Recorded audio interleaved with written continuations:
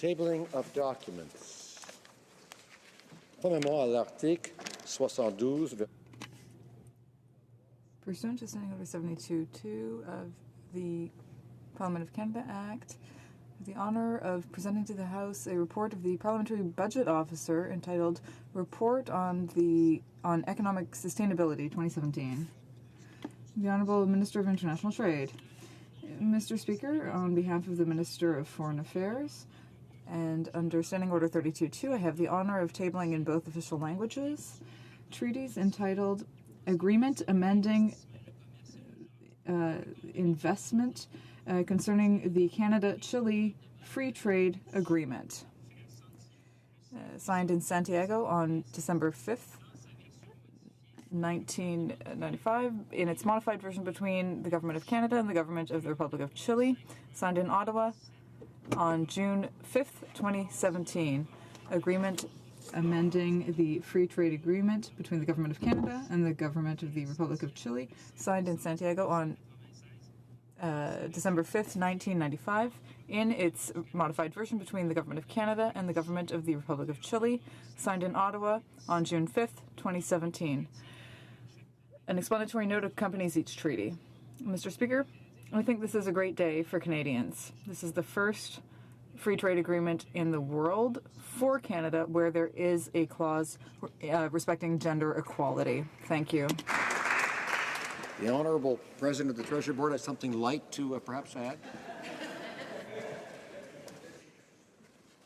Mr. Speaker, it's an honour to table today in both official languages the Public Accounts of Canada 2017.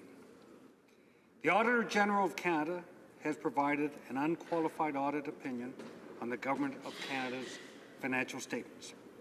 The Government is committed to sound financial management and to monitoring the use of public funds to enhance accountability and transparency. Thank you, Mr. Speaker.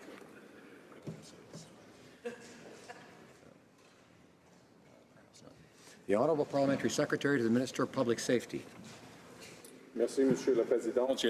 Thank you, Mr. Speaker. I have the pleasure of tabling in both official languages the annual reports for 2016-17 of the Intelligence Review Committee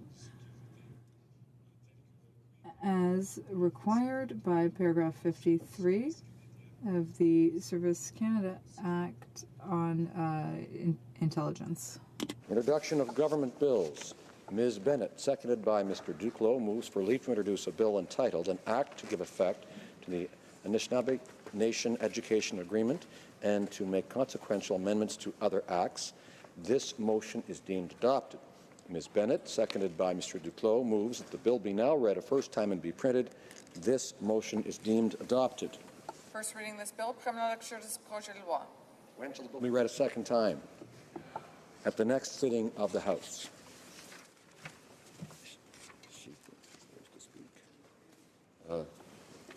Statements by ministers.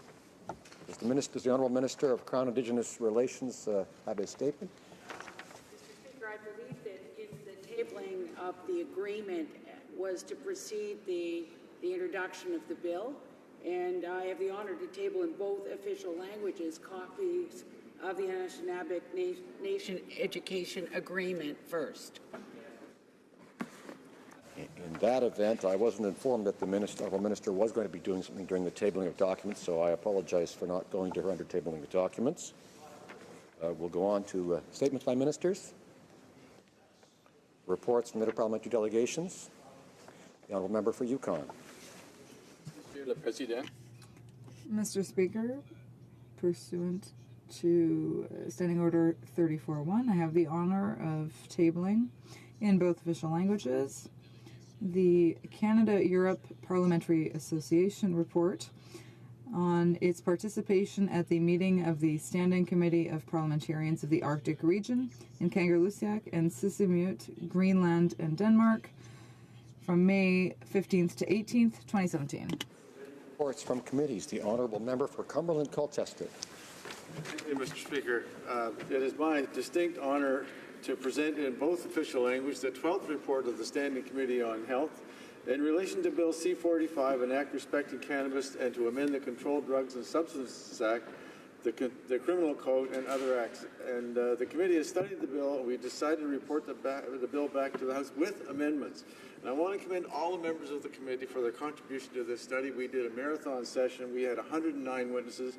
We did a lot of work, and with the amendments that we have made to the bill, I believe we've made an improvement. It provides for 2 more steps, 1 in 1 year and 1 in 3 years, and I do think it's an improvement. I want to thank all the members of the committee for their good work. Thank you. Humber River, Black Creek. Thank you, Mr. Speaker. Mr. Speaker, I have the honour to present in both official languages the 15th report of the Standing Committee on Transport, Infrastructure and Communities in relation to Bill C-49, an act to amend the Canada Transportation Act and other acts respecting transportation and to make related and consequential amendments to other acts. The committee has studied the bill, and I can say, Mr. Speaker, that we had great cooperation from all members of the committee on all sides of the House. I think it was an example of how to deal with legislation in a proper and effective way in the House. So we have decided to report the bill back to the House with amendments. Dépôt de projet de loi. Introduction of private members' bills. First reading of private members. First reading of Senate public bills. Motions. The Honourable Member for Hochelaga. Mr. Speaker, there's been discussion among the parties, and I believe you will find consent for the adoption of the following motion.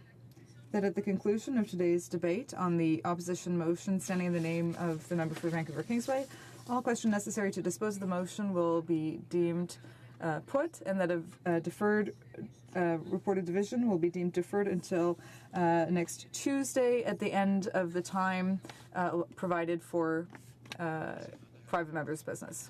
Does the honourable member have the consent of the House to move this motion? The House has heard the motion. Is it the pleasure of the House to adopt the motion? Adopted. Motion. Motion. Yes. Motions? Presenting petition. Présentation de pétition. Questions on the order paper. The Honourable Parliamentary Secretary to the Government House Leader. Thank you. Mr. Speaker, I would ask that all questions be allowed to stand this time, please. Agreed? Agreed, and so ordered. Orders of the day.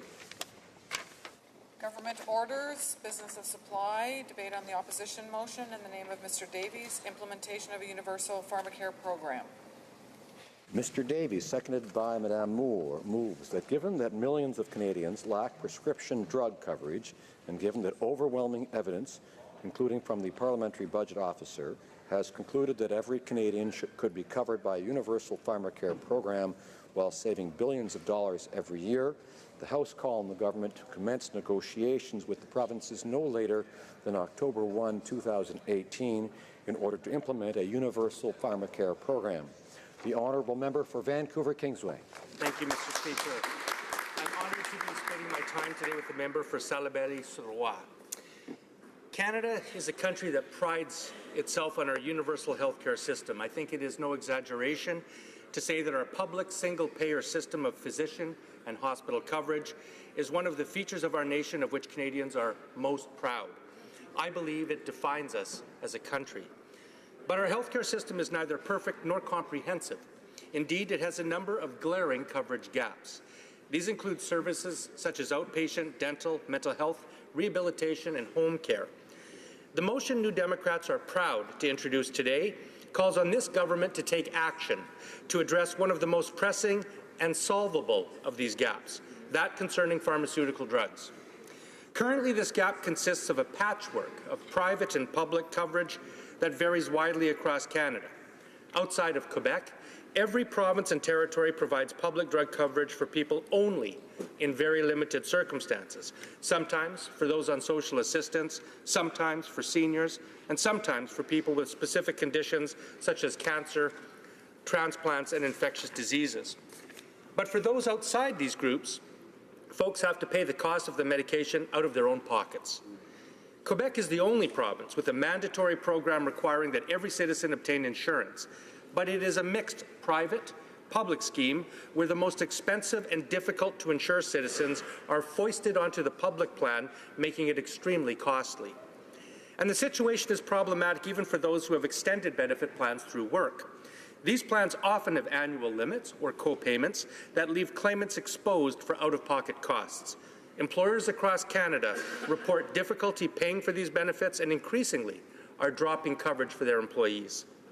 Now, the consequences of this omission are present in every community and every demographic. They are real, they are pressing, they are serious. Here is a typical example, one recently described in an article written by two physicians from Alberta. They described the real case of a 60-year-old Calgary woman with high blood sugars and very high blood pressure. She paid for medications out of her own pocket each month.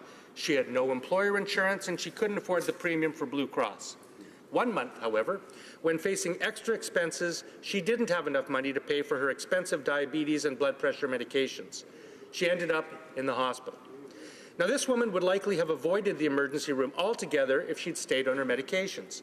Ironically, by having to access hospital care, she ended up costing our healthcare system much more than the cost of her medication itself. Unfortunately, stories like hers are all too common. A number of studies have established that 10 to 20% of Canadians have no pharmaceutical coverage whatsoever. This means that 4 to 7.5 million Canadians are living every day without the medicine their own doctors prescribe for them and they need to stay healthy and sometimes even alive. 1 in 5 Canadians report that they or a family member neglect to fill prescriptions due to cost. In fact, Canada has the second highest rate of skipped prescriptions among comparable countries. And this particularly hurts seniors and the poor. 1 in 12 Canadians over 55 skips prescriptions due to cost. Low-income Canadians are 3 times more likely to experience financial barriers to accessing essential medication. Shamefully, Canada stands virtually alone among developed countries in this regard. We have been identified as the only developed country in the world with a universal healthcare system that does not provide some sort of universal prescription coverage. Canada is one of only 5 OECD nations whose public health system doesn't provide publicly funded drug insurance to all citizens. Even as millions go without coverage, Canadians pay among the highest prescription drug prices in the industrial world, second only to the US. And these costs are growing at an alarming rate. And here's the absurdity. If you cut your finger, you go to the doctor who stitches you up, you leave, and you never see a bill. But if you go to a doctor and your ailment needs to be treated by medication, you're at the mercy of your ability to pay. This is irrational, it is unfair, it is not consistent with the modern universal healthcare system, and it is also unnecessarily expensive. However, there is a solution. In fact, it is a solution so clear, so established, and so patently feasible that there is no reason why we should not begin to implement it at once. And that is what this motion and New Democrats are urging this government to do. Begin to implement a universal pharmacare system in Canada. By implementing a universal public pharmacare system, we can cover every single Canadian, every man, woman, and child, and save anywhere between $4 and $13 billion a year. Wow. Let me repeat, just like with universal health care, we can make sure that every Canadian can get the necessary medicine they need when they need it, and we can collectively save billions of dollars as a nation. Here's how and here's why. A universal public system would save money in a myriad of ways. It will establish a national, independently monitored, evidence-based formulary that covers drugs that are the most effective and cost-sensitive. It's estimated that more than $5 billion a year is wasted because private drug plans pay for unnecessarily expensive drugs and dispensing fees. By reimbursing drugs only when they represent value for money, public plans are much better equipped to rein in such costs. Second, it will allow for the effective national bulk purchasing of drugs, a proven method that reduces drug costs by an average of 40% for brand-name drugs, as has been the experience in New Zealand, the U.S. Veterans Administration, and countries throughout Europe. A year's supply of atorvastatin, a widely used cholesterol drug, costs about $143 in Canada, but only $27 in Sweden and $15 in New Zealand. It will allow for the negotiation of exclusive licensing agreements with pharmaceutical companies to achieve the best prices for widely used medications. It will streamline administration costs, reducing thousands of duplicative administrative systems, perhaps to one per province and territory. The administration costs of for-profit private plans average 15%, while administration costs for public plans are less than 2%. It will avoid cost-related non-adherence, the technical term for the increased costs that come when folks don't take their medicine and become more seriously ill. We heard evidence at the Health Committee that one diabetic patient who ends up in intensive care because they couldn't afford to take their insulin costs more money than providing them with free medication for life. But you don't have to take my word for it. The Parliamentary Budget Officer's report on the federal cost of a national pharmacare program released September 28th confirms what health policy experts have been saying for years. Canadians can have a pharmacare system covering everyone for billions of dollars less than we pay now for prescriptions. The PBO found that in 2015, Canadians spent $24.6 billion on pharmaceuticals that would have been eligible for coverage under a national pharmacare plan. Accounting for pricing and consumption changes, the PBO estimated that Canada would have instead spent $20.4 billion in 2015 under national pharmacare.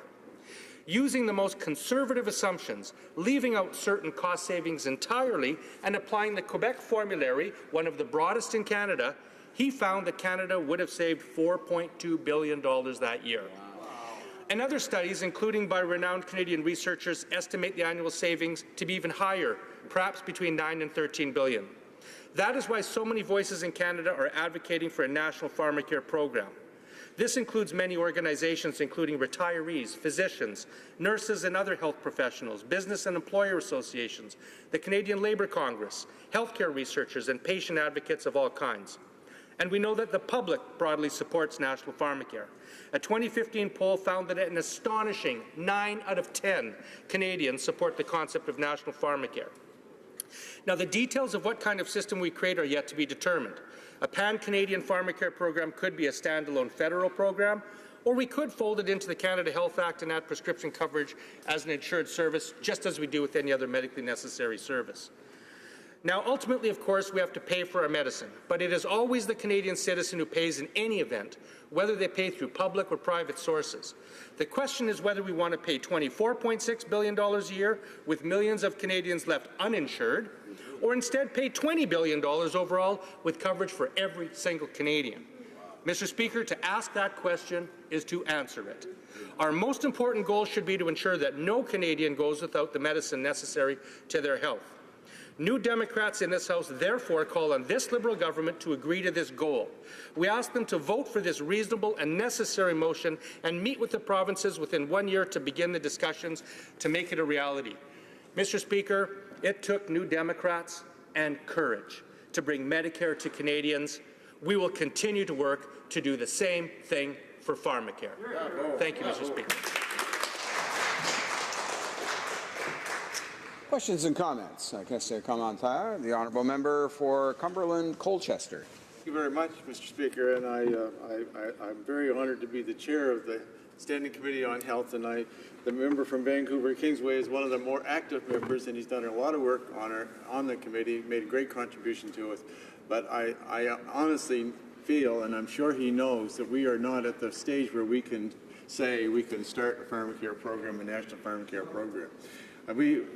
He said that the PBO brought the study forth. It's an excellent study. We asked for that study, and we were very grateful for having the study. But there's so many questions left unanswered. Like the member just said that we'll spend $20 billion under a national pharmacare program. He said, I wrote it down, Canada would spend $20 billion in pharmacare if we had a national pharmacare program. And we don't know whether that $20 million would come from the federal government, from the provinces, or from who.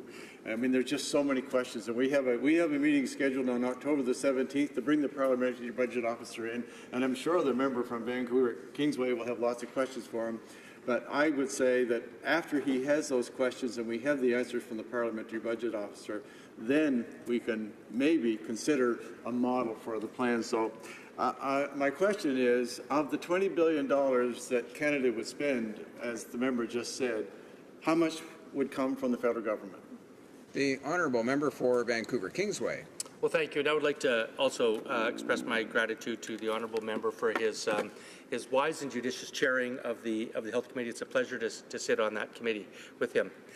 Well, of course, as I said in my speech, the mechanics of how this system will be delivered is a matter for negotiation between the federal government and the provinces, and that's why the motion clearly says it calls on this government, the Liberal government, to commence negotiations with the provinces no later than October 1, 2018, in order to implement Universal Pharmacare program. So what the New Democrats are calling for is we're calling on this government to take action. There's been a lot of words by this government. I think it's a government of good intentions, but it's a government of, frankly, no action. So we're asking them to take action, and sometime within the next year, which I chose that date because I think it's a reasonable amount of time to schedule a meeting between the federal government and the provinces to discuss, do we want a national standalone federal program?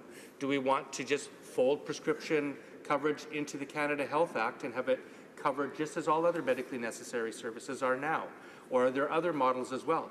But what we do know, Mr. Speaker, is we know without a shadow of a doubt that millions of Canadians right now cannot get the medicine they need, and we also know without a shadow of a doubt that a national, universal, single-payer pharmacare system will save billions of dollars. What more should this government, what more does this government need to spur it to actually start the process of taking action? Questions and comments? The honourable member for Yellowhead. Mr. Speaker, there's discussion about $20 billion for the cost of health care, and I'd like to ask the honourable member, you know, the statistics that we have from 2014 was the cost in Canada was $28.8 billion. My concern is, if the federal government is to look after this program, where's the money coming from? The Liberal government have put enough loopholes in it that Energy East has gone south now. It's not happening.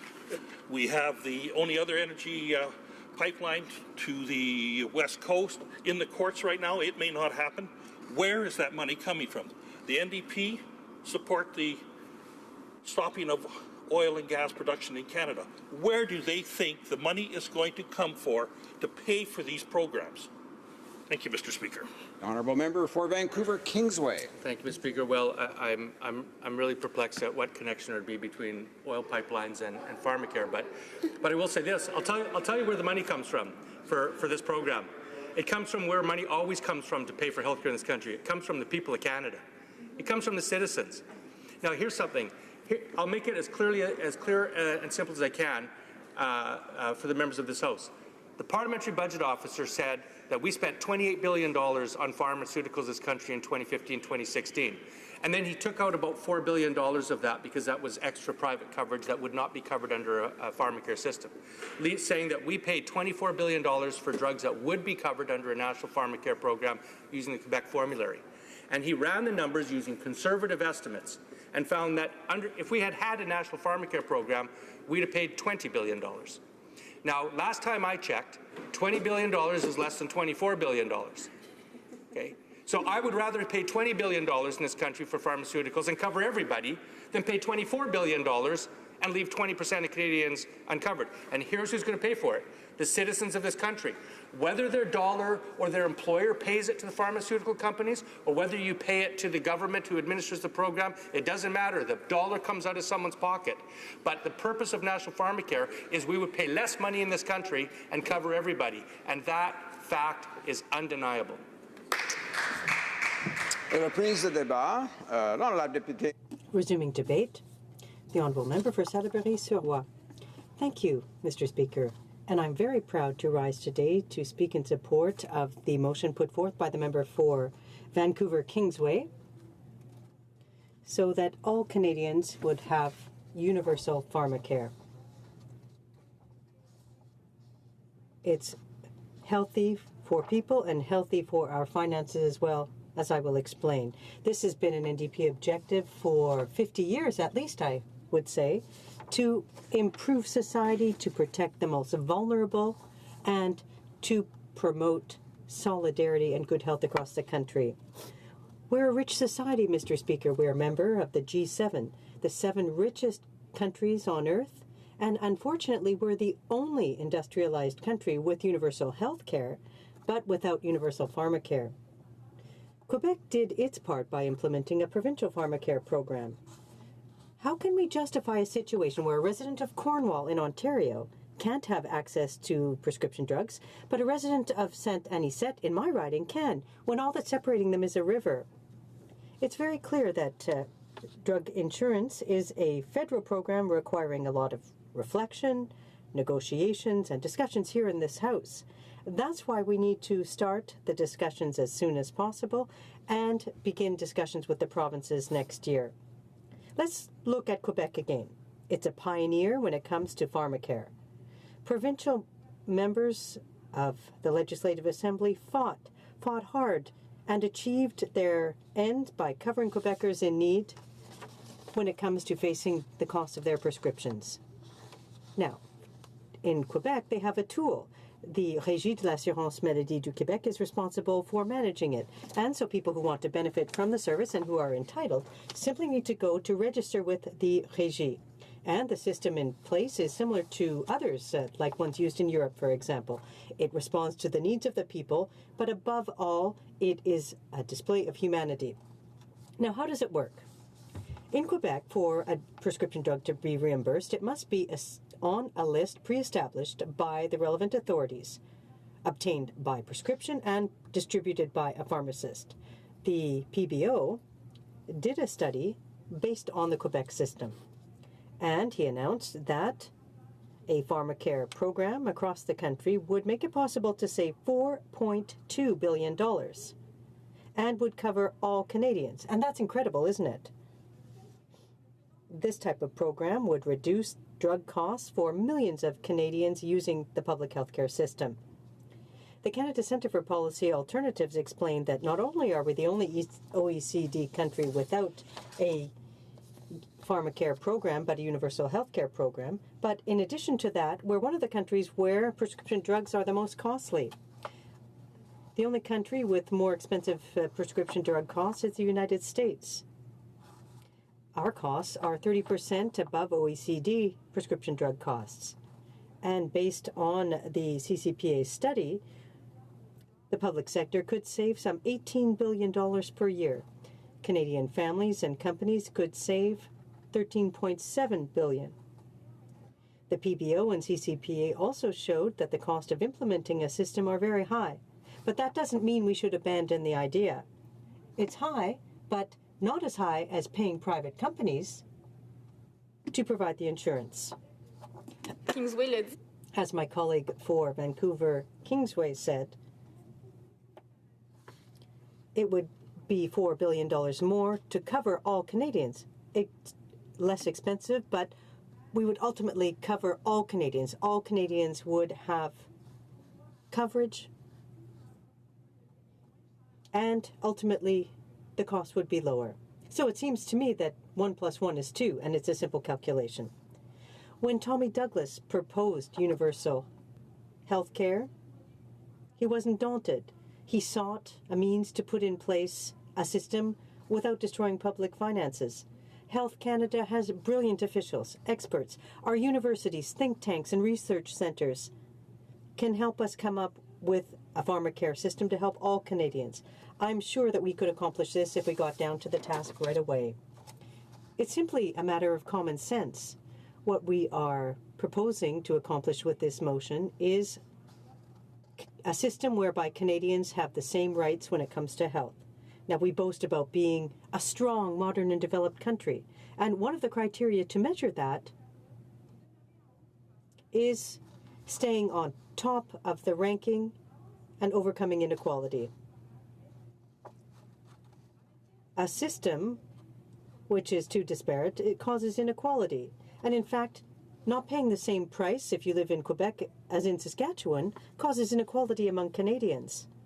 And people who are affected by this unjust system are the people who need it the most, our young people, our seniors. Are we really going to try to save money on the backs of our children?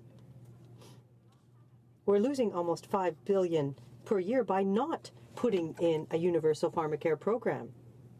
And we're talking about our seniors, seniors who worked hard to build this country, to improve society. We need to leave more for our children as well.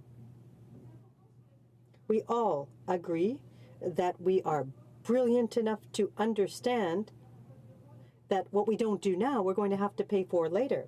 It's time to invest in our future, in our health, in the future of our young people and the country.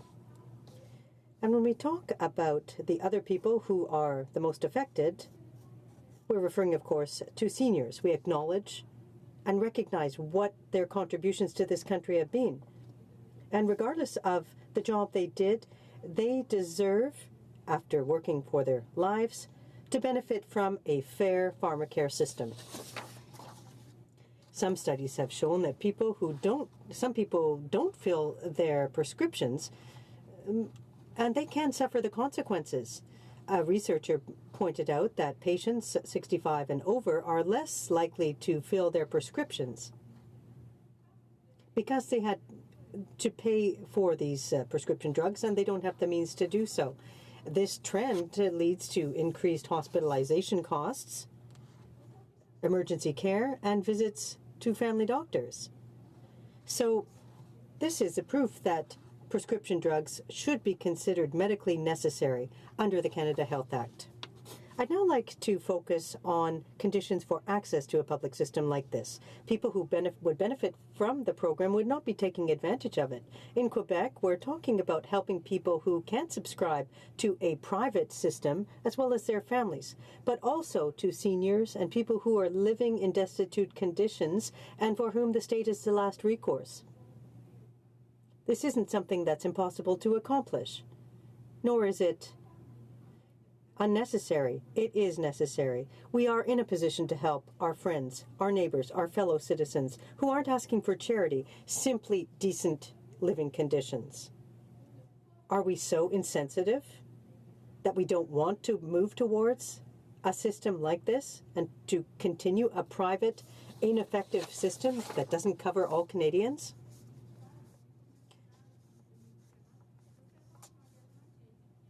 We need to focus on and look into a national pharmacare system. If we don't, it will be breaking a commitment we have to our fellow citizens. But when you have to choose, when a person has to choose between eating and care, that in fact isn't in and of itself a type of violence. In conclusion, a universal pharmacare system must accompany the universal health care system. And it would be less costly to cover all Canadians than to continue living in a current system where 1 out of every 5 Canadians can't afford their prescription drugs. This is an ambitious project that will be beneficial for public health, public protection, and public finances. In all sincerity, I ask you, how, in 2017, in a country as rich as Canada, a G7 country, can we force retired people to choose between eating and filling their prescriptions? How can we leave a former worker in an industrial environment who's inhaled chemical products and their whole life, working life, and who may be receiving a disability pension but has too little income to pay for prescription drugs? How can we tell our children that our society doesn't take care of its most vulnerable? We need to complete and finish what Tommy Douglas started. Let's offer a pharmacare system to all. And I hope that the financial arguments will win over those people for whom the economic aspect is of the utmost importance. Thank you. Comments. Question commentaire. The honourable member for Yellowhead. Thank you, Mr. Speaker. And through you, Mr. Speaker, I'd like to ask the member, according to a study done by Commonwealth Fund, about 8% of Canadians had to skip doses of medicine because of costs. Although there's room for improvement, Mr. Speaker, this is on par with Germany, which is about 8% of people skip drugs, and is notably better than France, which is 11%, Australia 14%, and New Zealand 18%, all countries with national pharmacare programs. Yet here we have a number of provinces with pharmacare programs, and we have one of the smallest percentages of people that are missing out. And I wonder if she can explain why she thinks there's a difference between Canada and the countries that already have national pharmacare programs. Thank you. The Honourable Member for Salaberry-sur-Roi. Well, thank you, Mr. Speaker, and I can't believe that the Conservative member considers that 20% of the population not having access because they can't afford it is a small or meager percentage. That's 1 out of every 5 Canadians who can't take care of their own health, and that's serious. It's because the federal government hasn't been able to put in place a universal pharmacare program. I'm not the one saying that it would cost $4 billion less. It's the parliamentary budget officer who has made those remarks. Now, another statistic: over the past 12 years, drug cares have gone from or have exceeded all other countries, including the U.S., with a 184% increase. So over the past 12 years, there was a government in power, the Liberals, but the Conservatives were also in power. Why didn't they do anything? And now they talk about the economy. That's what's important. It takes precedence. But for the economy, well, I point out that we would be saving a minimum of $4 billion per year, between 4 and 11. Now, in terms of the arguments that are leading the Conservatives to make their points, well, why didn't they come up with a solution to reduce the cost of prescription drugs for the benefit of all Canadians? Because it seems to me that the health of Canadians should take precedence. It's the Honourable Parliamentary No? Questions and comments? The Honourable Member for Humber River Black Creek. Thank you very much, Mr. Speaker, and appreciate listening to the comments from my colleague on an issue that each and every one of us in this House know how important it is. Quite often we have been hearing about our seniors and those who suffer with various disabilities who struggle to be able to keep up with some of the high costs, especially cancer care. And so all of us are very committed to trying to find solutions. I think the government has certainly made some significant progress with the Pan-American, Pan-Canadian group together with the other provinces and moving forward on answers. And that there is no simple way to do this. It takes a lot of negotiations with a lot of provinces. So if the official opposition wasn't able to do it, we certainly have on this side of the House made significant progress since coming into office. And I wonder if the member would appreciate that and have a little bit more patience. But I want to applaud them for raising the profile, because the only way change is going to happen is when it continues to get raised. So is the honourable member having significant difficulties in her own riding with her own community members? Would she like to comment on that? The honourable member for Salaberry-sur-Roi. Thank you, Mr. Speaker. In fact, the Liberals, since they've taken power, have met the premiers of the provinces 4 times, and I congratulate them. But they need to continue. They need to continue negotiating with the provinces. It would be to everyone's advantage. If 1 out of 5 people cannot afford their own medication, I think we have a problem of awareness. We need to make sure that every Canadian can buy medication to take care of themselves. This should be part of the Canada Healthcare Act to make sure that we have a fair healthcare system for everyone. It would cost $4 billion less minimum. And this is part of Canada's values, to make sure that everyone is healthy, to make sure that everyone is treated equally. In the motion, it's indicated that we could, October 1st, 2018, in a year. We still have a year to think about this. We need to move towards action. There are seniors who can't afford their medication. Young Indigenous people that are being taken to court by the government for their health care costs. That has to stop. And really, it's time for the walk to follow the talk. Now is the time. We don't need to wait. Resuming debate. The Honourable Minister of Health. Thank you very much, Mr. Speaker. I rise today to debate the opposition motion calling for the government to commence negotiations with the provinces to implement a national pharmacare program. Our government, Mr. Speaker, is committed to protecting and promoting the health and safety of all Canadians. We are also committed to improving the affordability, accessibility, and appropriate use of prescription drugs within our country. As the member is likely aware, the Standing Committee of Health, or better known as HoC, is studying the development of a national pharmacare program as an insured service under the Canada Health Act. And as a part of this study, the committee asked the Parliamentary Budget Officer to prepare an estimate of the cost of a universal federal pharmacare program. The results of this study were published in September 28th of this year. Based on this, the member has called on the government to begin negotiations with the provinces and territories no later than October 1st, 2018, in order to implement a universal pharmacare program. Monsieur le Président, notre gouvernement... Mr. Speaker, our government is fully aware that access to necessary prescription medication must be improved, and they must be made affordable for all Canadians. We must improve the efficiency and the flexibility of the current prescription medication system before starting to discuss a national pharmacare program. Our government is taking bold measures to improve the system with the intent of reducing the cost of prescription medication and to better manage their use.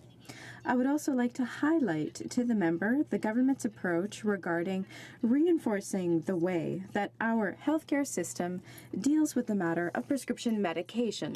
Directly to the health of Canadians, and we all know that. They can help to prevent, control, and cure diseases.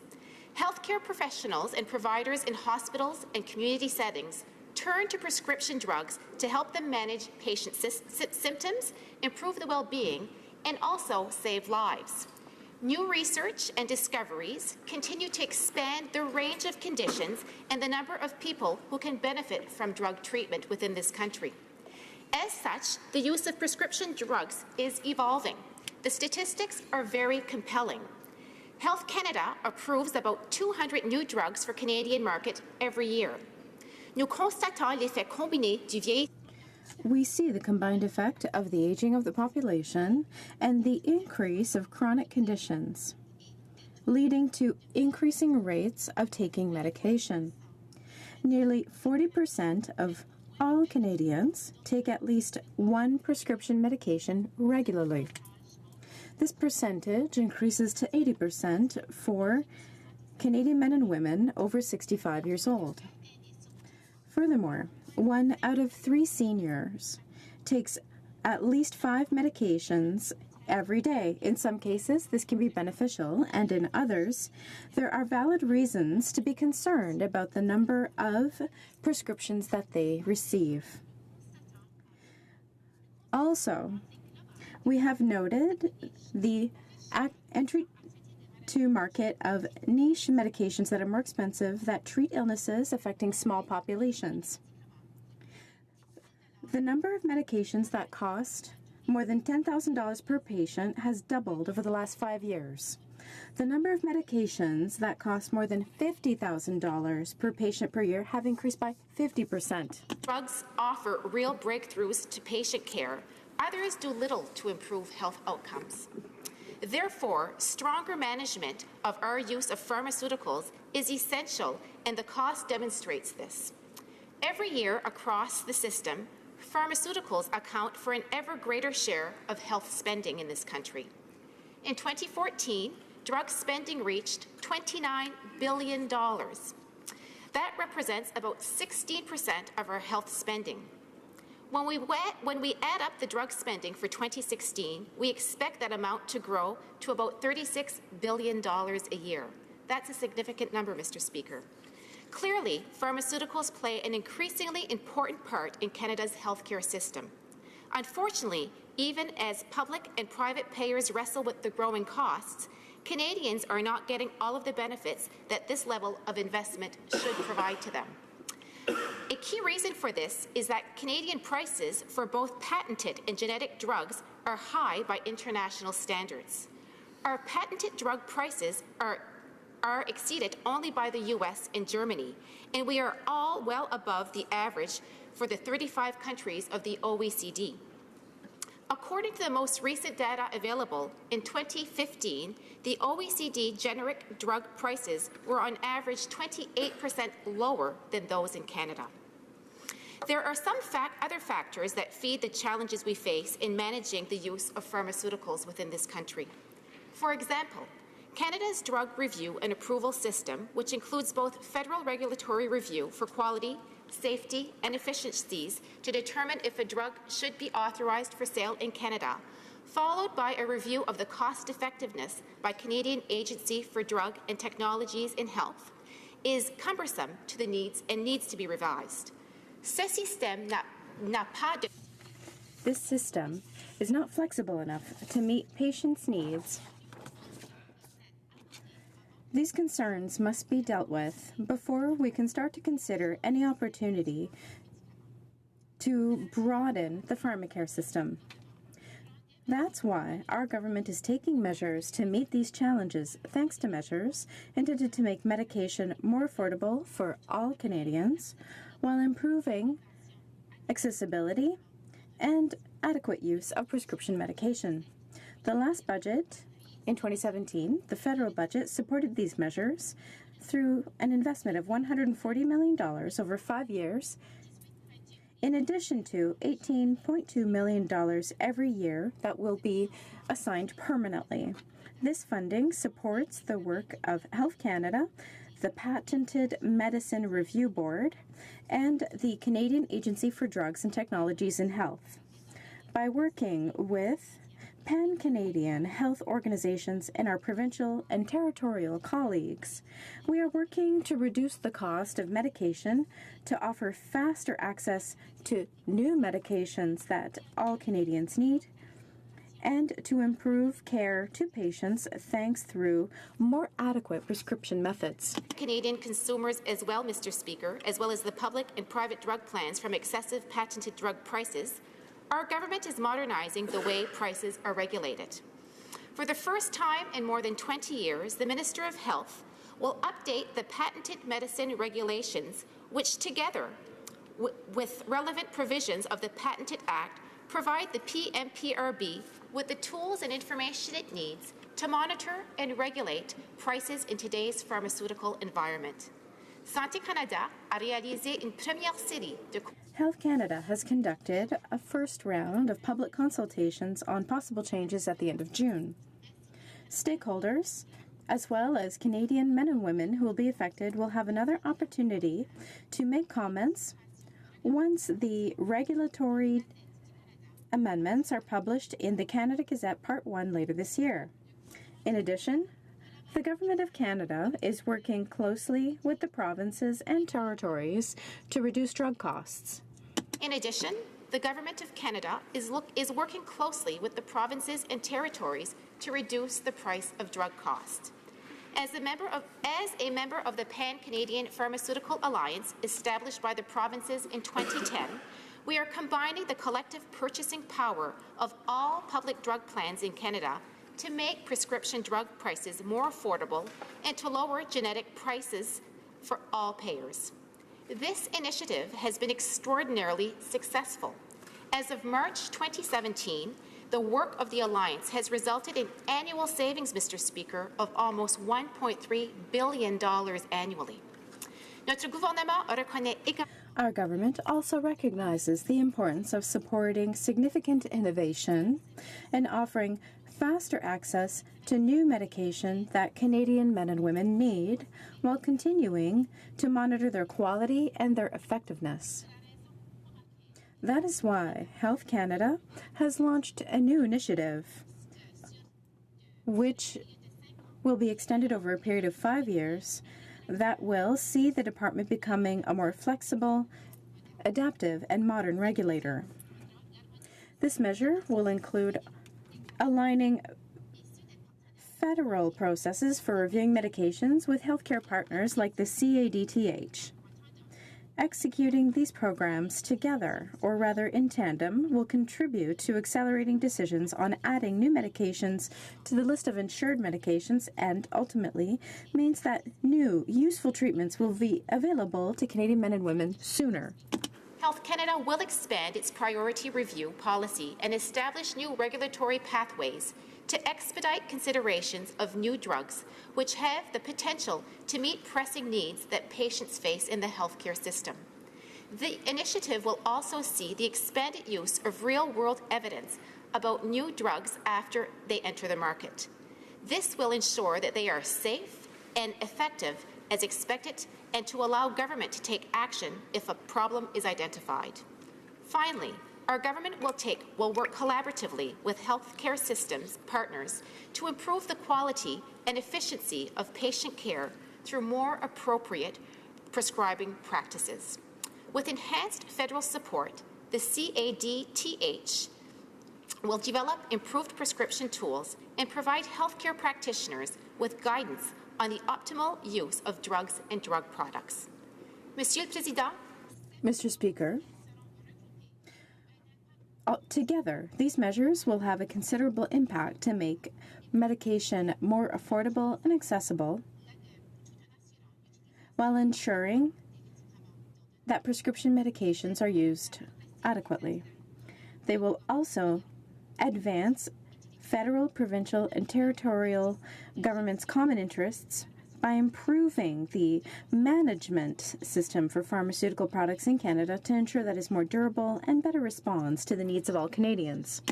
That the federal, provincial, and territorial governments are committed to making prescription medication more affordable and our health care more innovative as a part of recent discussions on health care funding.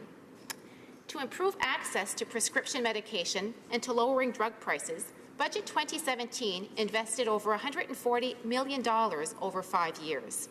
As I noted earlier, this will support work by Health Canada and groups like the PMPRP and the CADIF. To expand e-prescribing virtual care initiatives and the adoption and use of electronic medical records, we will invest over $300 million over 5 years to help support the Canada Health Infoway. Santé du Canada. The Canada Health Infoway creates, at a national level, a secured electronic prescribing system that will help to reduce prescription errors, advise pharmacists of potentially harmful interactions between medications, and help patients take their medications as prescribed. Furthermore, we plan to invest $51 million over 3 years in the Canadian Foundation for Improving Healthcare in order to contribute to accelerating innovation in our healthcare system. Invest $53 million over 5 years for the Canadian Institute of Health Information to improve decision-making and strengthening the reporting and health-related policies and outcomes. Mr. Speaker, I appreciate this opportunity to provide the House with this overview of the significant actions that this government is taking in this very important area that concerns us all. And I would like to underscore the important role that research plays in providing the kinds of evidence that will support our progress going forward. As I mentioned earlier, Mr. Speaker, our government is aware of the need to, first of all, improve the effectiveness and the flexibility of the current prescription medication system in Canada to ensure that it better meets the healthcare needs of Canadian men and women. We are also of the mind that measures that we take to improve the system will help us to reduce prescription medication costs and better manage their use. Our government is determined to reinforce Canada's healthcare system by making medication both more affordable and accessible while ensuring that prescription medication is used correctly. Look forward to reviewing the Parliamentary Budget Officer's analysis of the cost of a universal national pharmacare program. However, Mr. Speaker, the actions proposed by the member of Vancouver Kingsway, while very well-intentioned, would be premature. If we had not first achieved the related goals we are pursuing, goals such as bringing down prescription drug prices and improving management of how these drugs are used in our healthcare system. Les médicaments d'ordonnance. Prescription medication are an important component of Canada's healthcare system. They help Canadian men and women by preventing, treating, and curing illnesses. That is why the federal, provincial, and territorial departments of health have established as common priorities the importance of making medication more affordable and accessible while ensuring that prescription medication is used correctly in line with common priorities.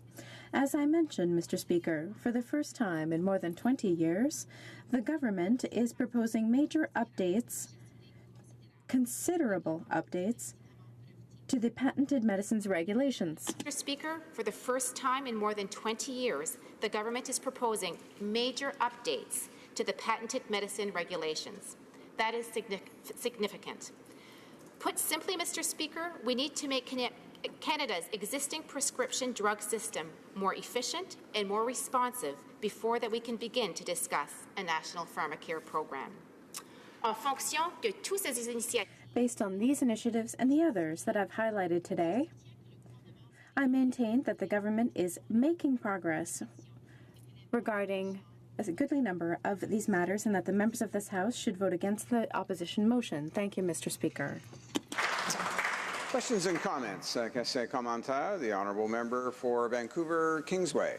Thank you, Mr. Speaker. Well, here's what is concretely established by every single researcher and healthcare professional in the country that study this issue. We know that there's 7 million Canadians who have no pharmaceutical coverage whatsoever today. That means that waking up in this country right now, someone will need medicine that can't get it. Second, what we know from a source as credible as the parliamentary budget officer who used extremely conservative assumptions, who didn't actually even account for all of the cost savings measures and used the Quebec formulary, the broadest formulary in this country, and found that if we had a national pharmacare system, we would save billions of dollars. Now, that's not surprising because that's consistent with every single peer-reviewed academic study. We know that with universal pharmacare, we can cover every Canadian and save billions of dollars. So I would ask this minister, as health minister, as someone charged with the responsibility of making sure that Canadians are healthy in this country, what possible reason would there be for not agreeing with the NDP motion to at least start a discussion with the provinces in the next year to begin the process of implementing universal pharmacare? Is she opposed to universal pharmacare, or is she simply opposed to action? The Honourable Minister of Health. Thank you very much, Mr. Speaker. And first of all, I'd like to thank the member for Vancouver Kingsway for his continued work and also his great work on the Health Committee. First and foremost, Mr. Speaker, we certainly recognize that Canadians are paying too much for drugs. That is absolutely, I think we all agree on both sides of this House that that is certainly a priority that we need to address. But I think what we certainly also need to address, we need to look at the issue of affordability and accessibility of drugs within this country. And our government is taking that work very, very seriously. Yesterday, I was very pleased that I received my mandate letter from our Prime Minister. And in my mandate letter that I've received, I simply want to read a quote from the letter, a part of the letter, that specifically speaks to exactly this.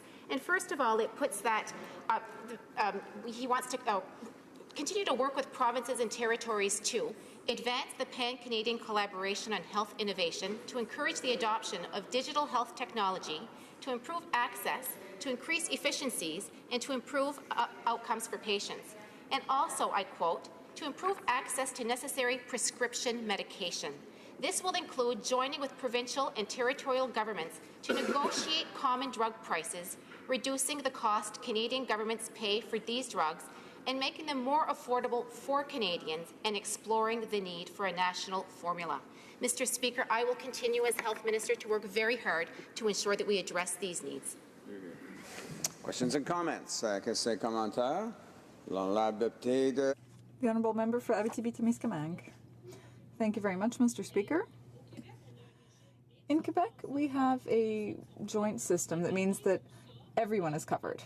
But despite that, and even though Quebec likes to protect its provincial jurisdiction when it comes to health, the minister is interested in talking about a universal drug coverage program because he knows that that can generate savings. So I wonder how she can question that this is urgent when the province that is the most advanced in terms of drug coverage feels that the idea of a universal drug plan is an idea that would generate savings and create better coverage for Canadians. The Honourable Minister of Health. Thank you, and once again, I thank my colleague for her question. Once again, to be very clear, Mr. Speaker, we recognize that Canadians pay too much for drugs in this country. And that's one of the reasons that this government is working in partnership with the provinces and territories to ensure that when we purchase medicines, that we come together to make significant savings.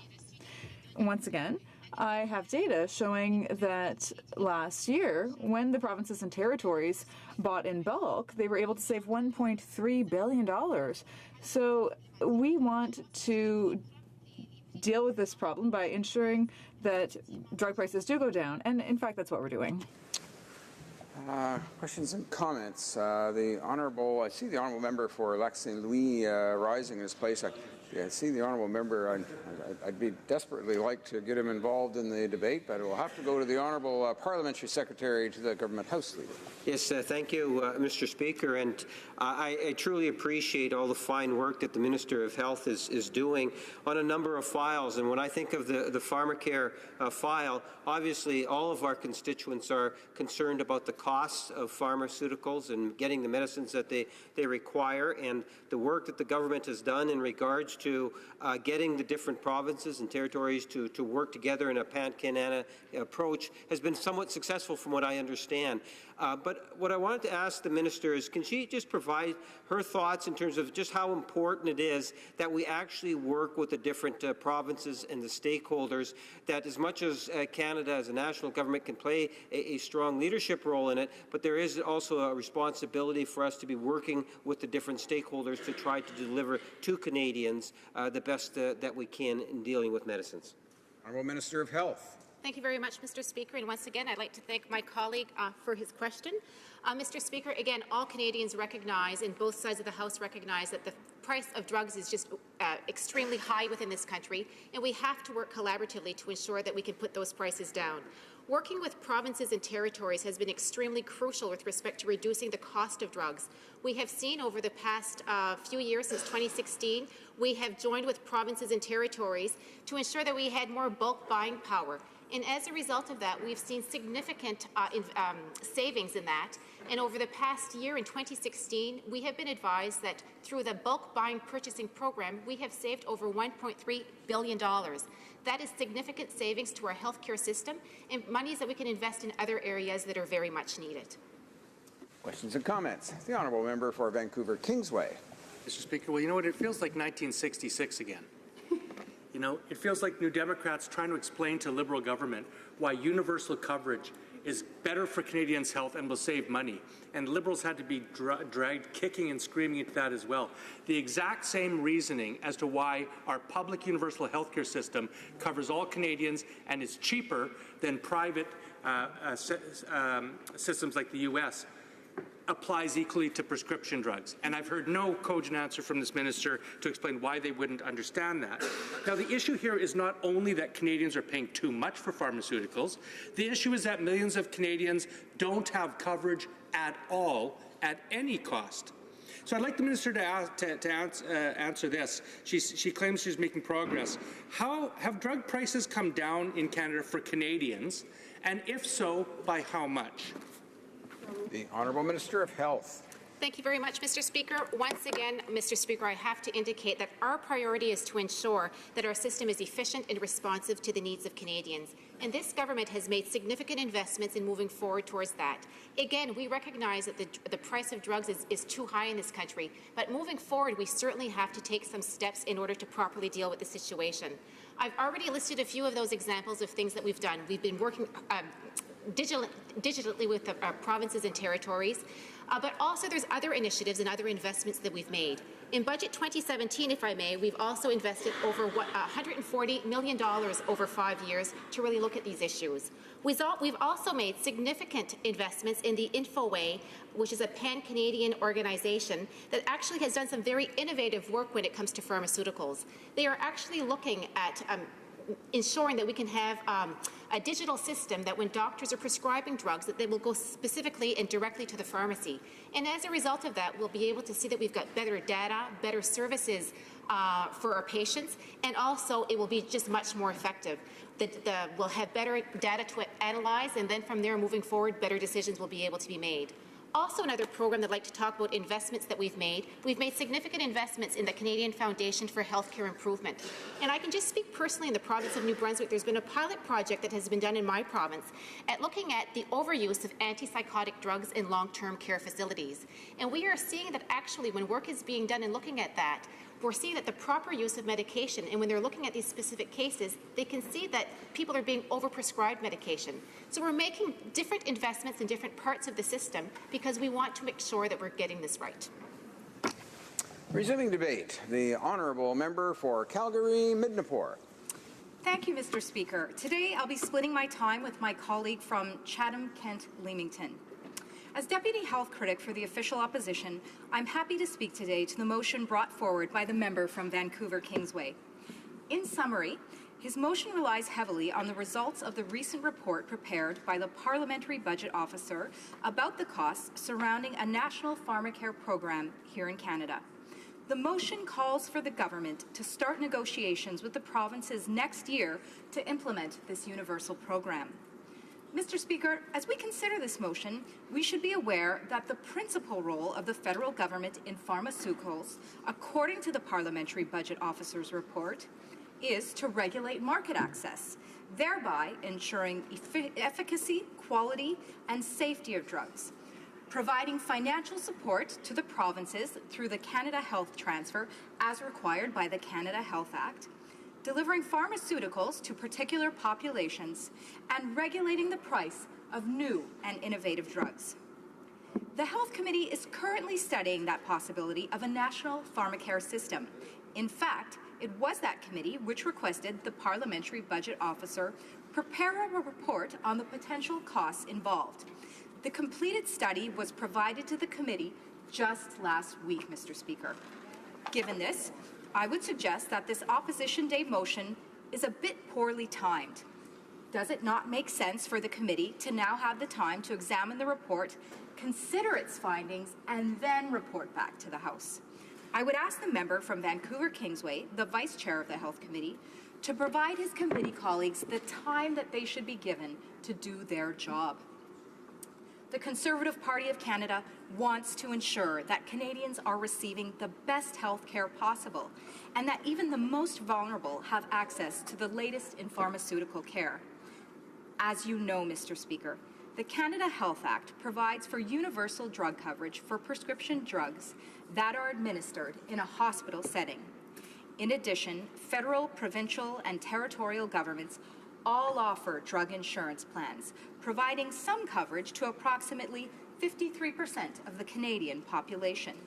If we are to consider an additional level of coverage, private drug insurance programs provide coverage to a total of 24 million Canadians. Mr. Speaker, I think our focus should be the result of a 2002 study by the Fraser Group, which estimated that 11% of Canadians face the risk of high prescription drug costs because they either had no coverage at all or were significantly underinsured. These are the Canadians who need this type of program. Therefore, I would suggest to begin the National Pharmacare Strategy that should be considered under the Health Committee study would be a more targeted approach. Let's look at the costs, the logistics, and the overall effect of a program focused on Canadians currently without any existing coverage at all. This would include seniors, those with low fixed incomes, people with uncertain work or low-wage jobs without benefits, the disabled, and others in need. Should the committee and this House agree to examine a plan such as this, We can receive feedback from the provinces, stakeholders, and indeed from Canadians themselves on whether it would accomplish what we want to provide quality health care to those who need it. Additionally, the information obtained in terms of actual costs compared to estimated costs would be invaluable for future discussions of a possible and potential expanded program. This brings me to the fact that my Conservative colleagues and I are concerned about the lack of data and the high initial cost of implementing a national pharmacare program here in Canada, considering the growing deficit Canadians are facing as a result of this irresponsible government. This motion, unfortunately, reflects what I would describe as typical NDP thinking. They somehow believe that there is an unending supply of tax dollars that can be accessed into infinity. The PBO has evaluated what it would cost to provide a national pharmacare program to all Canadians, even those with an existing plan, to be approximately $22.6 billion annually. And the PBO indicated that their initial study has a national program growing by 11% in just 5 years, from $19.3 billion to $22.6 billion in 2020. They also clarified that this number could be off quite substantially, as overall consumption of prescription medication could very well increase under a national pharmacare plan. The cost of prescription medications is the largest factor in patients not following prescribed treatments, and with the sudden implementation of a universal pharmacare program, individuals with newfound access could end up flooding the system, as these costs are unpredictable. Although the Parliamentary Budget Officer provided a budget based off the drugs listed in Quebec, they are quite different from other provinces, also making true costs unknown. The health needs of each province's populations, prescribing habits of physicians, generic drug pricing, and price negotiations vary. This creates differences in the consumption or even the coverage of various drugs to specific populations. To seriously consider pharmacare, we must determine the potential source of the funds, as our current government has well exceeded their proposed deficit, leaving us with little room for consideration of this plan. The Conservative Party of Canada supports a high-quality, sustainable healthcare system that ensures Canadians will get the best possible care. As previously mentioned, approximately 12% of Canadians are underinsured or are not covered by a plan already. Due to the fact that the majority of people are already covered, we should be targeting our limited resources on a more efficient way in an effort to cover those individuals who do not presently have coverage. This would be focusing on individuals such as seniors, those with low fixed incomes, people with uncertain work or low-wage jobs without benefits, the disabled, and others in need. The fact is, there are alternatives to reduce costs for Canadians, especially for those without drug coverage, as I discussed recently in regards to M132. Costs can be lowered through volume leveraging and generic versus brand purchases without the scope of a program as costed by the Parliamentary Budget Officer. Savings could result in upwards of $7 billion. Again, I would remind the House that the framework for the Parliamentary Budget Officer's report on funding healthcare is based on Quebec's inclusive list of drugs, eligibility requirements, co-payment levels, and eligibility requirements for co-payment exemptions. It is important to note, however, that Quebec runs a hybrid system where they established what is close to universal farm care by requiring that residents have drug coverage either through a private plan sponsored by their employer or professional association or through the government-run public plan. And even in that province, 7.2% still don't adhere to prescribed treatment due to cost. I would suggest that the Health Committee could look at how my home province of Alberta is handling this issue. Alberta works hard at providing publicly funded drugs to those who need it the most, such as seniors. They provide public drug coverage plans for individuals who have no other type of coverage but are not necessarily experiencing high drug costs relative to their income. And the number of people who don't adhere to treatment due to cost is only 0.4% higher than Quebec's numbers. But the key point is that, with similar results to Quebec, is that Alberta is able to do it for $209 billion less. In summary, I would state that while no Canadian should be without necessary pharmaceuticals, we must consider the most efficient and cost-effective way to achieve this. I would ask the member to allow the Health Committee to finish their work so that we may go forward with complete information as we consider the best way to achieve universal drug coverage for Canadians. Thank you. Questions and comments? The honourable member for Vancouver Kingsway. Well, I'd like to thank my honourable colleague for her speech. You know, it's interesting, at the Health Committee in our study of pharmacare, which the New Democrats created by moving the motion, we heard from a number of employer groups. And employer groups told us uniformly that they want a universal pharmacare system. And the reasons why is that employers across this country that provide extended health plans for their employees are finding it increasingly expensive. It's a cost of business for them to provide those benefits for their employees. And pharmaceuticals are among the highest rising costs in the healthcare system.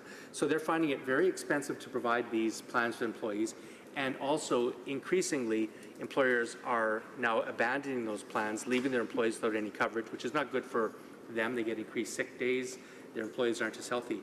And so they quite surprisingly said they want a universal pharmacare system where everybody can be covered and we can save money.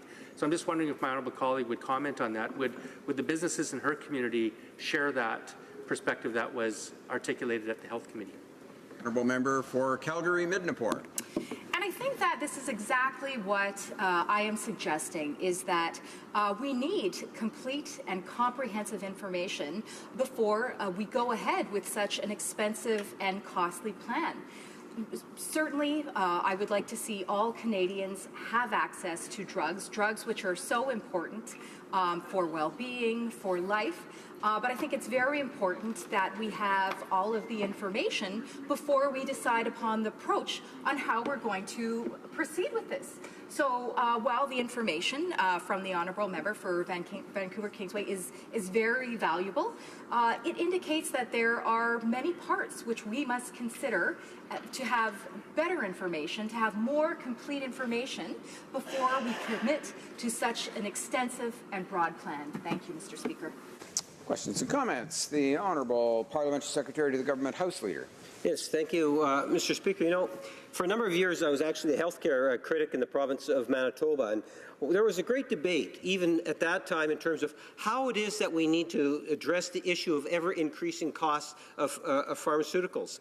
And one of the discussions was that, look, we have 2 tertiary hospitals, we have community hospitals, we have general hospitals throughout the province. And the idea was to try to get our regional healthcare authorities to work closer together in order to try to get better prices on drugs. We have a national government within 2 years calling together provinces and territories, looking at ways in which, again, we can deal with the issue of the prices on drugs. And the reason why I say that is I'm wondering if my colleague from across the way would not agree that this isn't something in which Ottawa can do alone. Ottawa needs to work with the many different stakeholders that are there, in particular our provinces. So there's a lot of goodwill on the government to address this issue because it is an issue of great concern to Canadians, but it's not quite as simple as the NDP tried to portray it, that in the Federation there is a responsibility to work with provinces. Would the member across the way not agree with that concept? The Honourable Member for Calgary-Midnapore. Well, I certainly would agree that provinces should also be involved in the consultation of the consideration of this national pharmacare plan. They are indeed one of the stakeholders that should be considered as we move forward. But as I indicated, it's very difficult at this time because of the horrific deficit that we have found ourselves within over the last 2 years as a result of the government spending. I mean, this is certainly while there is a will, there must always be a way. And this way is absolutely being impeded by the difficult position that we are being put in at present. So certainly, while I would agree that we all share the objective of universal pharmaceutical coverage in one capacity or another, it would seem to me, when it comes to spending, I and the Conservative Party of Canada, my respectful colleagues, would certainly disagree on how this is to be achieved. But I certainly will agree with my colleague that we must include the provinces as stakeholders, as part of the solution for drug coverage. Thank you very much, Mr. Speaker. Resuming debate, the honourable member for Chatham-Kent-Leamington. Well, thank you, Mr. Speaker. And today we will be discussing the motion by the NDP for a universal drug plan. Now, the Office of the Parliamentary Budget Officer released a report entitled The Federal Cost of National Pharmacare Program. This 88-page report sets out to give Canadians an overview of their findings and concludes that a universal pharmacare program will cost $22.6 billion. Now, there was a time in this House that governments would explain how they were going to pay for new programs. I understand the NDP are not the current government. However, there is a responsibility that falls on all of us in this House to save for the future and to take responsibility. I want to tell you a great story. It's a story I heard from the former Speaker, Mr. Milliken. And we would sometimes have the privilege of entering his chambers in the back, and he would point to this wonderful, Mr. Speaker, you've seen it, this wonderful chandelier. And there was a great story attached to that. And what he told us was that there was a former Speaker who felt that the office was such, and they would invite important dignitaries and people that they needed a proper light. Guess there was just some plain looking light up there. And so he went out and bought himself a beautiful chandelier.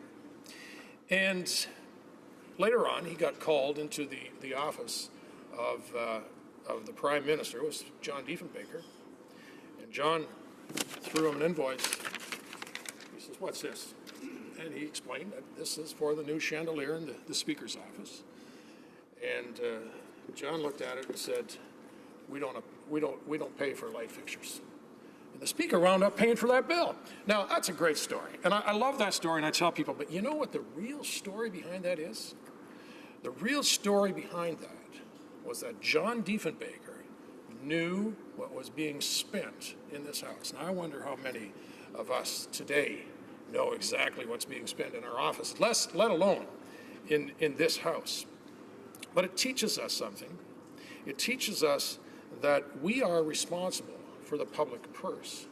I want to talk about that a little bit today. I'm going to talk about some other things too, but you know, I want to talk about the Liberals and what they've seemed to have done. They have this new approach to governance, as witnessed by their reckless spending. Just in this past budget that was just passed, $30 billion deficit. No sign of changing that trajectory in the foreseeable future. Now, they adopted a budget that was balanced, and yet they set out to indebt future generations, my children, your grandkids, my grandkids, saddle them with that debt. Now, they had a great explanation. They have a wonderful program that they're and you know, I got to tell you that I've got kids with kids, and they do receive this child care, this monthly check, and it's nice to receive, but they recognize, as do most Canadians, that somebody's got to pay for this. Now, in all fairness, and I want to be fair with my colleagues on the other side, they have been telling Canadians how they're going to pay for this and how they're going to handle their reckless spending. It's through higher taxes. And we have just had a series of debates and pleading with this government and putting pressure on this government to please to stop what they're doing, because, well, they're going to put a tax on businesses, and they're going to start to to take away some of the benefits that businesses and farmers and ordinary Canadians that are trying to balance their books, and they want to take this money and pay for their reckless spending. Now, we know in the Conservative Party that businesses hire people. As a matter of fact, it's the SMEs, and the SMEs, of course, are the small and medium-sized businesses that account for most of the hiring in the private sector today. Make no mistake about it. All of us get real excited when we hear about a big multi-corporate corporate organization or company that's moving into our riding, and we're excited, and those are great things when they happen. But the vast majority of jobs in this country are created by small, medium-sized businesses, and they account for the wealth that's generated. They are the ones that fill the coffers of the government through taxes, so that we can give back to the people what they're expecting to receive. And they do expect to receive good health care. And they expect to receive education, and they expect to be defended by our military. The list goes on. And I think that, all in all, we have done an admirable job of doing that as a society in this country. However, there's a troubling trend, and that trend is that we've forgotten that we got to pay for what we want. Now, the Conservatives, because we understood about markets, we opened markets for our businesses and for our farmers and for our resources. As a matter of fact, it always surprises me. I served in the Trade Committee, and I served in finance as well, too, but it always surprises me when I look again and I see the number of free trade agreements that the Conservatives were responsible for. Countries like Colombia, Honduras, Peru, Panama, Jordan. These are small countries, and you think, wow, what's that? We're going to get up to the bigger stuff. Israel, South Korea, Ukraine. The work was done by this government, or by the Conservatives when we were in government, and this government, to their credit, have finalized that as well too. There was a Canada-European free trade agreement that was made before the famous CETA one. I'll just talk about that in just a second. But that's a number of small countries in Europe that aren't part of CETA. And then, of course, CETA, the largest trading agreement that has ever been entered by any two countries, two groups of countries, Canada, of course, and the CETA.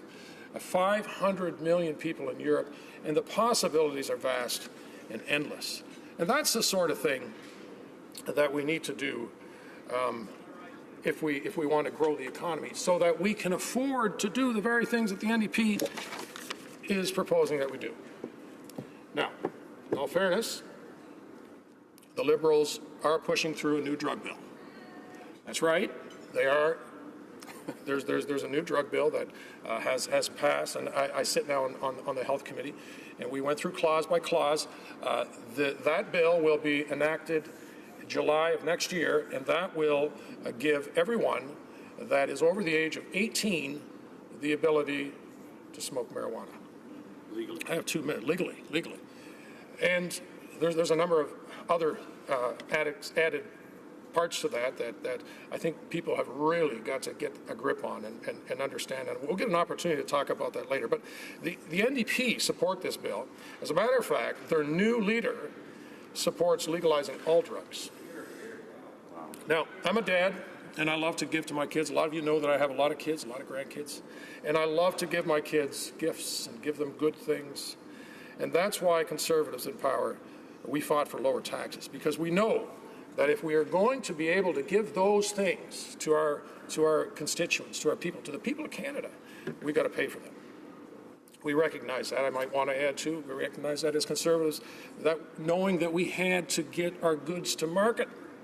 And so we began the process right to the door of completion of the Gordie Howe Bridge, so that our largest trading partner we would have access to at the busiest port. And I would encourage the government to make sure that now I'm telling you these things, and for those folks at home too, we got to pay for what we do in this place. And it's our duty.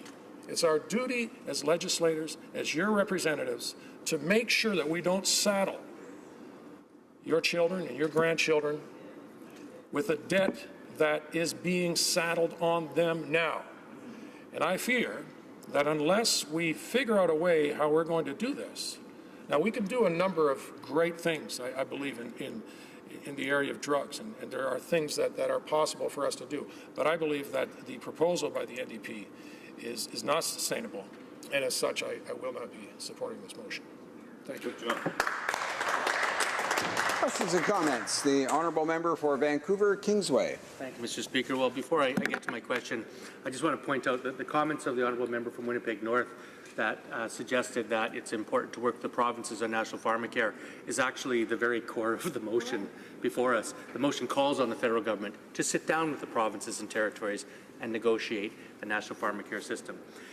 More to the point of my honourable colleague, who I have the pleasure of sitting on the Health Committee with, I just want to clarify one thing. The leader of the NDP has called for the decriminalization of drugs, not the legalization of drugs, and of course that's a very important distinction, the decriminalization and regulation as opposed to legalization. But my question is this: I know that he wants to save money. In fact, you opened up his speech with a story of Mr. Diefenbaker and the importance of frugality.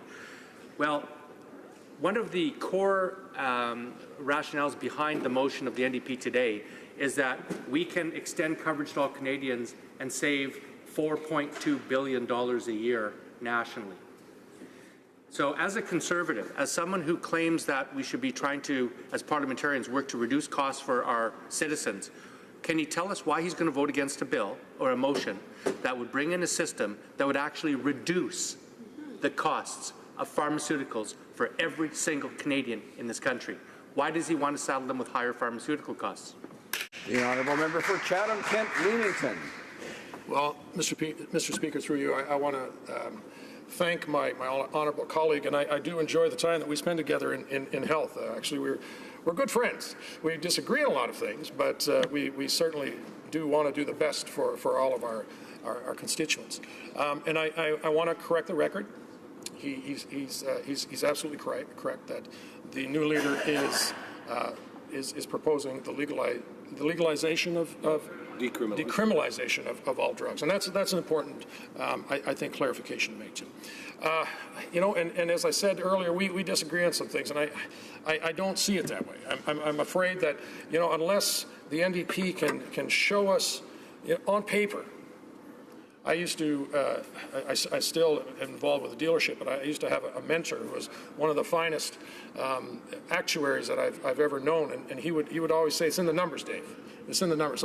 So we hear this repeatedly, oftentimes when there's a new project that's being proposed that this is going to save us money, and I'm starting to trod the soil a little bit longer than most. I'm going to be 62 this week, and I just find that all of those promises that I hear, the opposite becomes true, that it costs us more money. And so, we want to do the right thing. We want to do what's good, but we've got to, I can't say that enough. We've got to pay for what we plan to do.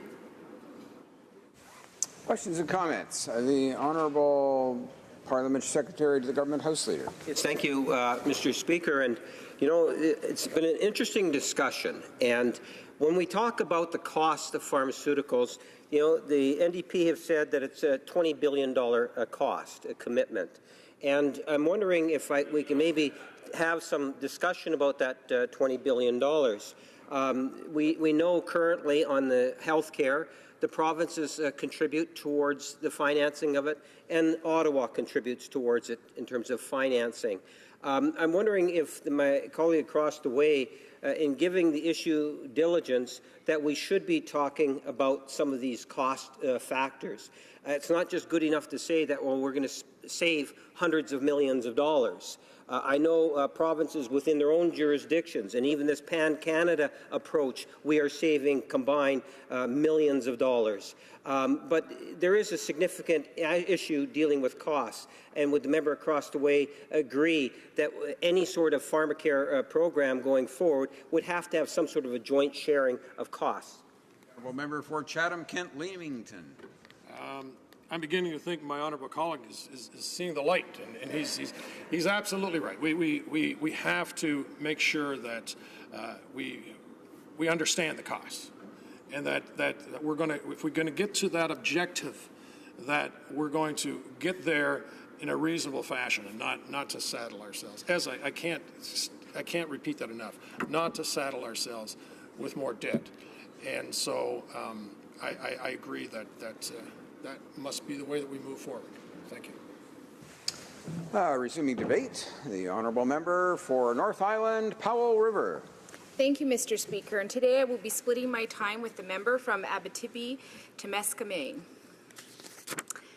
So, Mr. Speaker, as the seniors critic for the NDP, I'm sadly too familiar with the cost barriers of medications in our country for the most vulnerable of us. I'm pleased that the House of Commons is taking the time to discuss the implementation of a universal pharmacare program. Without the hard work and dedication of our health critic, the member of Vancouver Kingsway, I'm not sure we'd be in this position today to address it in such a credible fashion. I've consulted with seniors across my riding and heard from many across Canada. I hear too many disheartening stories. Too many of them are focused on the high costs of prescription drugs. Mr. Speaker, too many senior Canadians are sharing the realities that they are facing with increasing poverty. Affording the essential medication they need as they age is a barrier that is only increasing. I've heard from seniors who are taking their medication every second day to make it last, from healthcare professionals who are desperately working to find the most affordable medication because too many of their patients are not able to afford the costs and therefore not taking what they need to support their health. Sadly, Canada is the only country with a universal health care system that does not have universal coverage of prescription drugs. I think it's time to change that. Seniors 65 and older are the heaviest users of prescription drugs in this country. The majority of seniors are using multiple drugs. In fact, 62% of seniors on public drug programs are using 5 or more drug classes. This gets very expensive, very fast. There's a reason I believe we need universal pharmacare program. The statistics paint a crying need for the federal leadership. Here are a few examples. British Columbia shows the highest levels of barriers to access to medication problems at 29%. 1 in 5 Canadians report that either they or a family member neglects to fill prescriptions due to cost. In fact, Mr. Speaker, we heard evidence of this reality at HuMA Committee, where we're studying a national senior strategy this week from Ms. Wanda Morris at CARP, who confirmed this very clearly. Canada currently has the second highest rate of skipped prescriptions due to cost among comparable countries. This ends up costing our healthcare system much more in the long run as untreated conditions get worse, resulting in preventable hospital stays and doctor visits. The Centre for Policy Alternatives estimates that between 5.4 and 6.5% of hospital admissions are the result of non-adherence, resulting in costs as high as $1.63 billion. Mr. Speaker, in a country like Canada, this is a horrifying statistic. Spending is also increasing. Public drug spending on seniors increased from $603 million in 2002 to $1 billion in 2008. By 2036, the number of seniors will double. How many more billions are we going to spend before we actually take action and do something? In September 2016, the House of Commons Standing Committee on Health asked the Parliamentary Budget Officer, the PBO, to provide a cost estimate of implementing a national pharmacare program. The committee provided the program's framework, including the inclusive list of drugs to be covered by pharmacare. The PBO costing found out that in 2015-2016, Canadians spent $28.5 billion on pharmaceuticals. Of this, $24.6 billion would have been eligible for coverage under a national pharmacare plan. Accounting for pricing and consumption changes, the PBO estimates that Canada would have only spent $20.4 billion in 2015-16 under a national pharmacare program. The reality is, Mr. Speaker, this place would have saved $4.2 billion in 2016 if action was actually taken. The PBO is not the only credible source to suggest a universal pharmacare program is sound economic policy. In 2015, there was a report authored by Canada's leading health policy experts published Pharmacare 2020, The Future of Drug Coverage in Canada.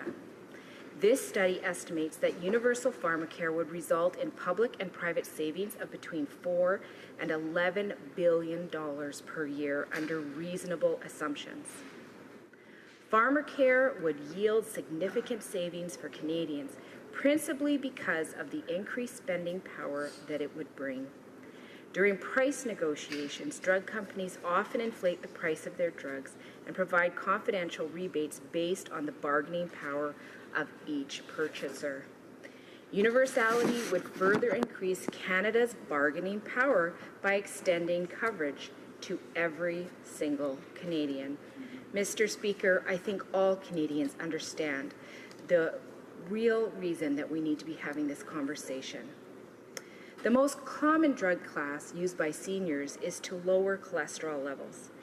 Is it normal that a year's supply of a widely used cholesterol drug costs about $143 in Canada, but only $27 in the United Kingdom and Sweden, and under $15 in New Zealand?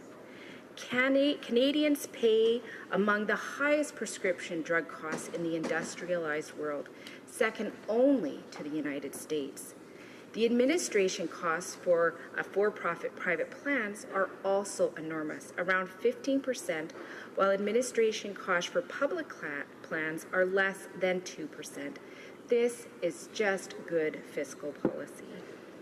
So replacing private plans by a universal public plan would not only reduce wasteful spending, it would save Canadians an additional $1.3 billion a year in administrative costs.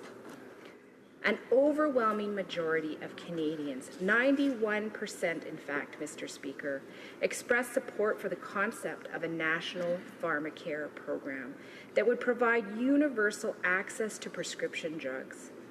Mr. Speaker, that's not a surprise when millions of Canadians can't access the essential medication they need when they need it, and that is simply not right.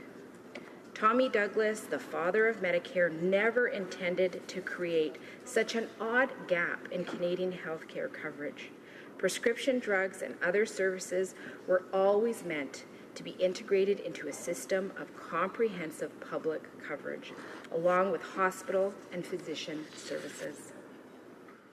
So today I stand before this House, as we Democrats have for over half a century, to proudly proclaim our belief that healthcare in Canada must be a right and not a privilege.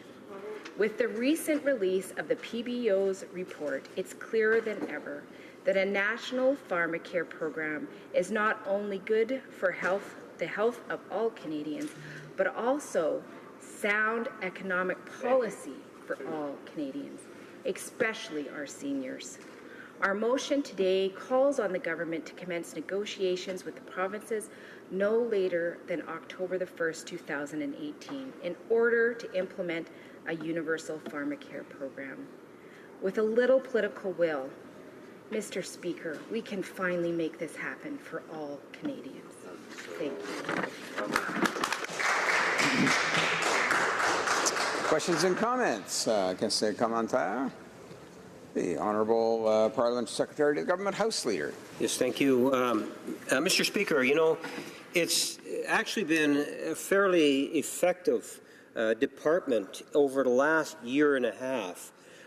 When I was sitting in opposition, we objected to the fact that the Stephen Harper government chose not to renew the healthcare accord. And what we've seen is a very proactive government in terms of just trying to deal and deliver on the important issue of healthcare. And we actually achieved a new healthcare accord. My province was actually the last province and territory that actually signed on to that particular agreement. We have seen a national government, through the Ministry of Health, assist in providing that pan-Canadian agreement working on pharmaceuticals. We have now been in government for almost 2 years. It's getting close to 2 years. The NDP are trying to give the impression that this pharmacare plan could be virtually put in immediately. And my question to the member is twofold.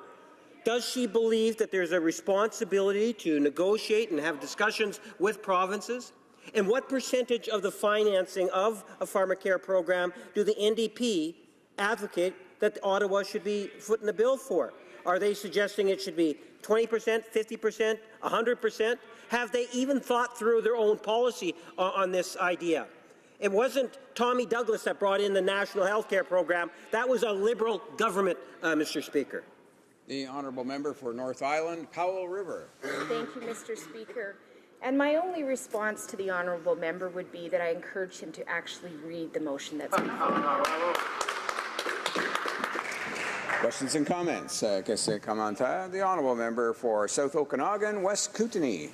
Well, thank you, Mr. Speaker. I just wanted to ask through you, my friend from North Island, we've heard a lot of comments today, especially from the Conservative side, about increased taxes and the increased costs that government policy is putting on Canadians and businesses especially. And yet, one of the biggest payroll taxes, something that the Conservatives are always going on about, one of the biggest sources of payroll taxes is the cost of extended health care benefits. And I just wanted to ask the member if she could expand on that situation. Member for North Island, Powell River. Thank you, Mr. Speaker, and I want to thank the member for this very important question. You know, the reality is this motion is asking this government to take leadership and actually have a conversation with the provinces and territories so that they can create something much more meaningful. We have on paper information, results that tell us that this will save significant amounts of money. And in fact, isn't it the job of governments to come together where we can make things better for all people, rising up the opportunities for all people, and make sure that there's equal access? In my speech, I talked about the fact that healthcare and pharmacare should be a right of every Canadian, not a privilege. And we are still in a system that it has accessibility for some and accessibility highly barriered for others. And this motion and this action, if the government is willing to take forward something that their own the PBO has already told them will save significant amounts of money, it would make such a profound change in this country, and it's certainly time for that. Bravo. Questions and comments? The Honourable Member for Vancouver, Kingsway. Thank you. I'd like to congratulate my honourable colleague for a brilliant speech, and it's well reasoned. You know, in this House, it's quite clear that the Liberals haven't read the PBO report or the motion, and it's clear that the Conservatives haven't read the PBO report or simply are blinded to the findings there. I'd like to ask my honourable colleague about ordinary Canadians who I think are far ahead of the government on this. About 69% of Canadians disagreed with the statement that overall the current system is working well enough and doesn't need to be changed. And 91% of Canadians support the concept of a national pharmacare program that would provide universal access to prescription drugs. So my question to my honourable colleague is this, what does she think Canadians' response will be to the Liberal government voting against a motion calling on them to simply start a discussion with the provinces within a year to begin the process of implementing universal pharmacare, which 9 out of 10 Canadians want. The honourable member for North Island, Powell River. Thank you, Mr. Speaker, and I want to thank the honourable member for this important question and also for the hard work that he has done on this file, fighting for Canadians and accessibility to healthcare and pharmacare. I think the results are in. Like he said, 91% of Canadians think that this is an important next step for our country. I know that in my riding, I've had conversations with constituents who have chosen to live in a van because of healthcare issues and they can't afford rent and their medication. These are the decisions that Canadians are making. So when I have to talk to elderly people in my riding who, as soon as January hits and they have to get to that, spend that amount of money before they start getting the subsidy and the support, who are saying, don't worry, Rachel, you know, I'll just eat a little less this month and I'll wear more sweaters because I can't keep the heat on. I mean, this is not a joke. This is seriously happening in communities across Canada. So I think the action needs to be taken. I think that Canadians are going to be extremely disappointed if this government does not support this motion. Resuming debate. The Honourable Member for Abitibi-Témiscamingue. Thank you very much, Mr. Speaker. I'm pleased to speak to my colleague's motion, my colleague from Vancouver Kingsway, because this is something that is extremely important to understand and would allow us to move so much more on matters that are important to Canadians. In the previous speeches, it's clear that there is no doubt that this would allow us to save billions of dollars by implementing universal pharmacare in Canada.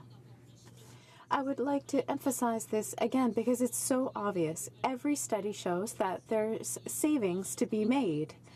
Nobody has said so far that it would cost more compared to the current system that we have.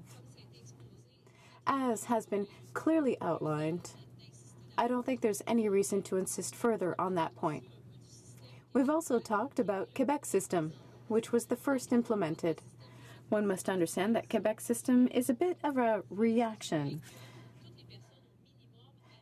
The goal was to make sure that everyone had minimal insurance. It is far from a perfect system, and even the Minister of Health agrees that it is not perfect, and that is why he demonstrated interest in a system that would be truly universal, that is open for discussion. This doesn't necessarily happen often in Quebec, that the Minister of Health is interested in a national program. If he is interested, it's because there's savings to be gained and it's more efficient than the system we currently have. The limits of Quebec's system, I will try to explain them clearly. If one does not have access to insurance through one's employer, one must take the government's plan. But if one has access to pharmacare through one's employer, one must take that one. The problem is that some employers have really increased the cost of medical insurance for different reasons. These are contracts that are negotiated individually from employer to employer. That means one workplace that might be in a more at-risk field, well, often those employees will require more medications, and that increases insurance rates because risks are higher. That leads to the fact that some people have to take on Medicare that costs more than the government's plan, but they have to take it because it's the only one that they are allowed to have access to. They have to take that insurance plan even if they don't have the money to pay it. For example, if an employee is just starting in a private workplace, they might make a certain amount every week or every 2 weeks at the beginning, depending on turnover. They will have to fill in. Sometimes they might have a week where they'll earn $100. But if the insurance their insurance costs $60, well, essentially their entire salary is going to paying the insurance that they have to take. When one talks about insurance from employers, there's no sliding scale based on someone's ability to pay. That's one of the significant limits of Quebec's system. The minister is aware of it. It's not a perfect system, and that is why he opened the door to universal health care insurance. I also want to talk about the other savings that we can make with universal access. They're hard to calculate, but they're just as interesting to look at. Often, because of a lack of Medicare, we don't always know how much it costs to go to the hospital.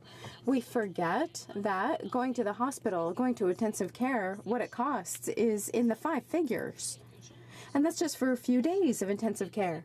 Hospitalizing someone is very expensive, as we have a tendency to forget it because we don't see the bill at the end.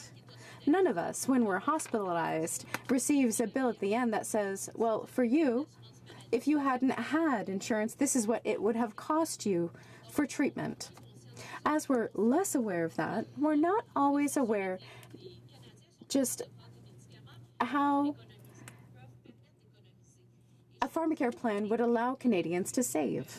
One of the bits of evidence of this is that when we see people who aren't covered, often they will wait before going to get medical care. And when they finally do, their case becomes so complicated they need advanced care that costs a lot more.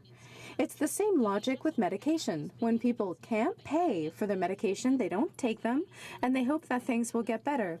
Their health situation degrades, and finally, we end up in a situation where their situation has become so serious that it's going to cost a lot more than if they had been able to afford their medication in the first place.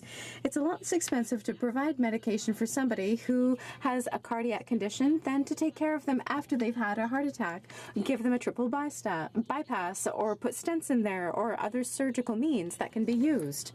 And the hospitalization that would be required after, that needs to be understood. This is not necessarily as quantifiable as calculating the cost of medication, like the method used by the Parliamentary Budget Officer, but it's possible to do it, and there are savings to be made. When people see their health situation becomes less difficult to take care of.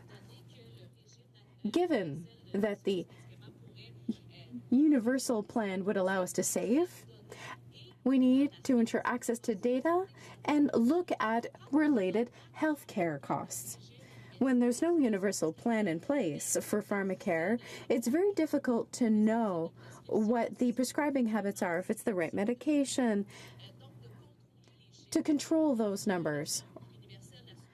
If we had universal pharmacare, we'd have access to data that will allow us to have a much better idea of the healthcare landscape and to intervene more effectively when it comes to prevention, for example, or when it comes to doctors, to stop overprescribing.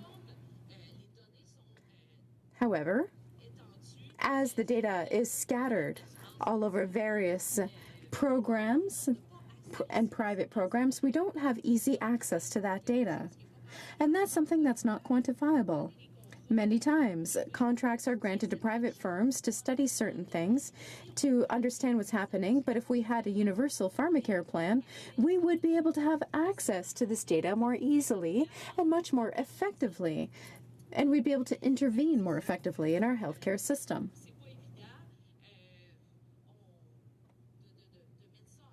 It's not easy to implement something like this, but with the openness that the provinces have demonstrated,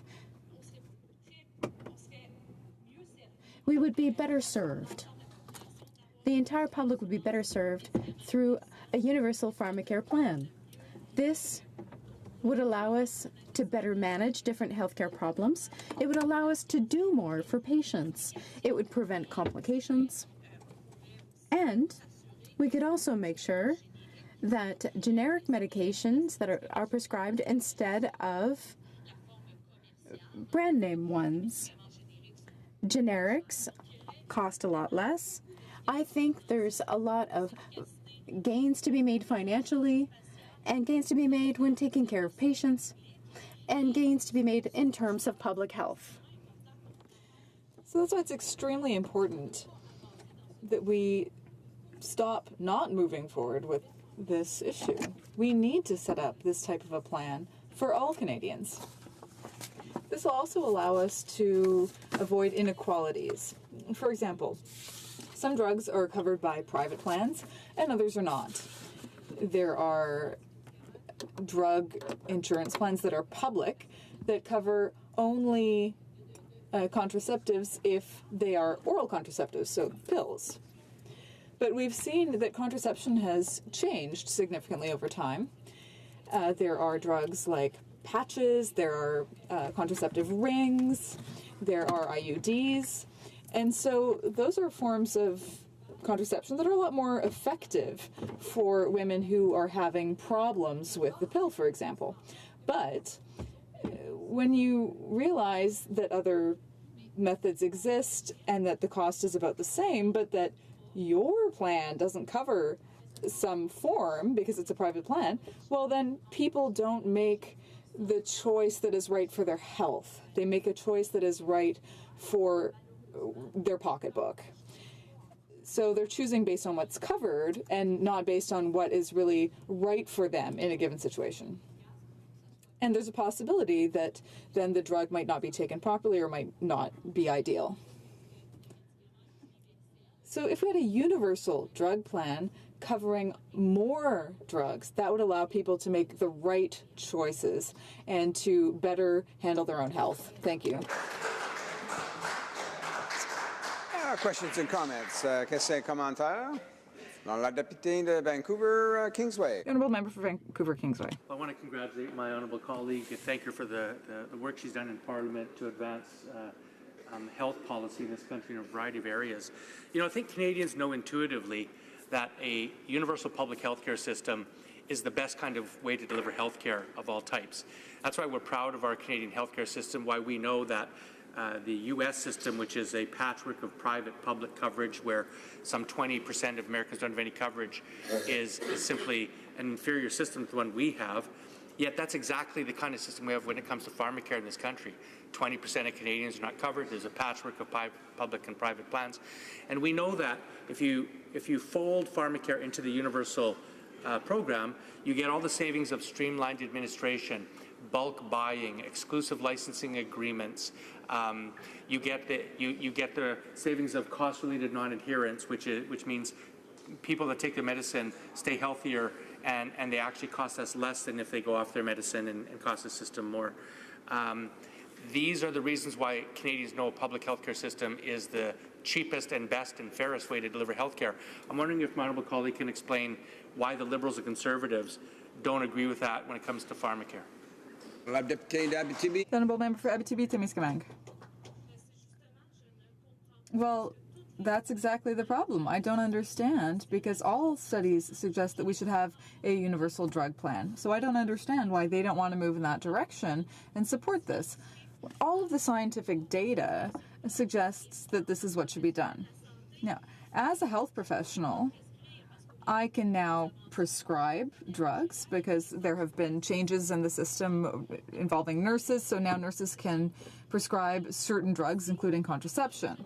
Now, if as a health professional I have an interview with a patient to help her choose the best drug for her situation and for her health, but then I have to change my decision and try to guide the patient differently because I have to take into consideration what's going to be reimbursed, well, that really goes against the whole professional principle of making the best decision for your patients.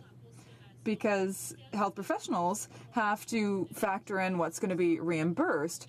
So they're not making the best choice for people's health, they're making the best choice for people's pocketbooks. And that means that sometimes treatments aren't as effective because health professionals have to make choices based on cost and not based on efficiency. Questions and comments? Questions et commentaires?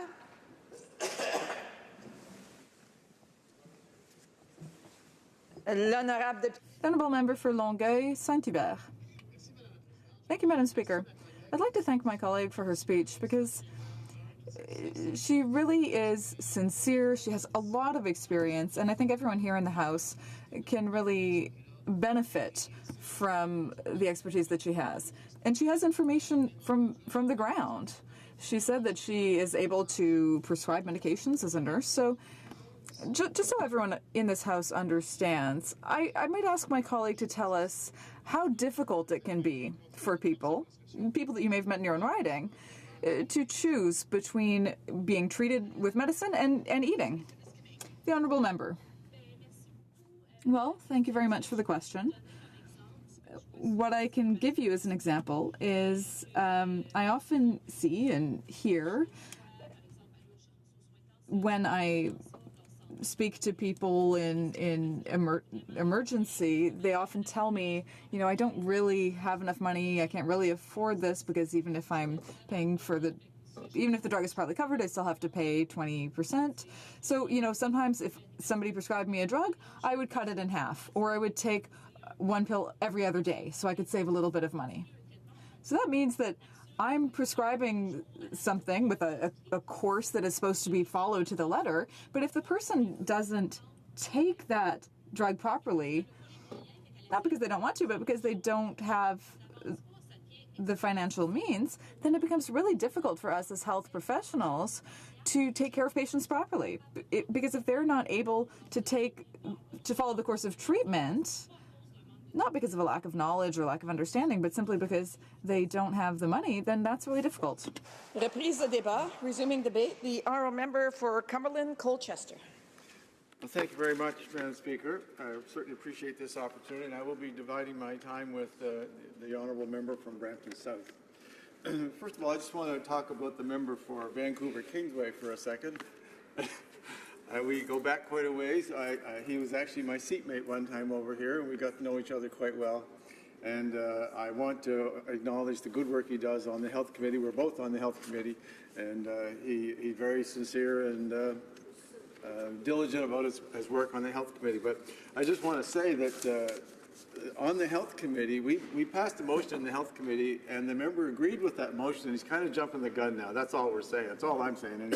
But the committee accepted the decision of the steering committee, and the honourable members on the steering committee is on the regular committee, but the motion was to undertake a study on the development of a national pharmacare program as an insured service for Canadians under the Canada Health Act, and to report the findings to the House.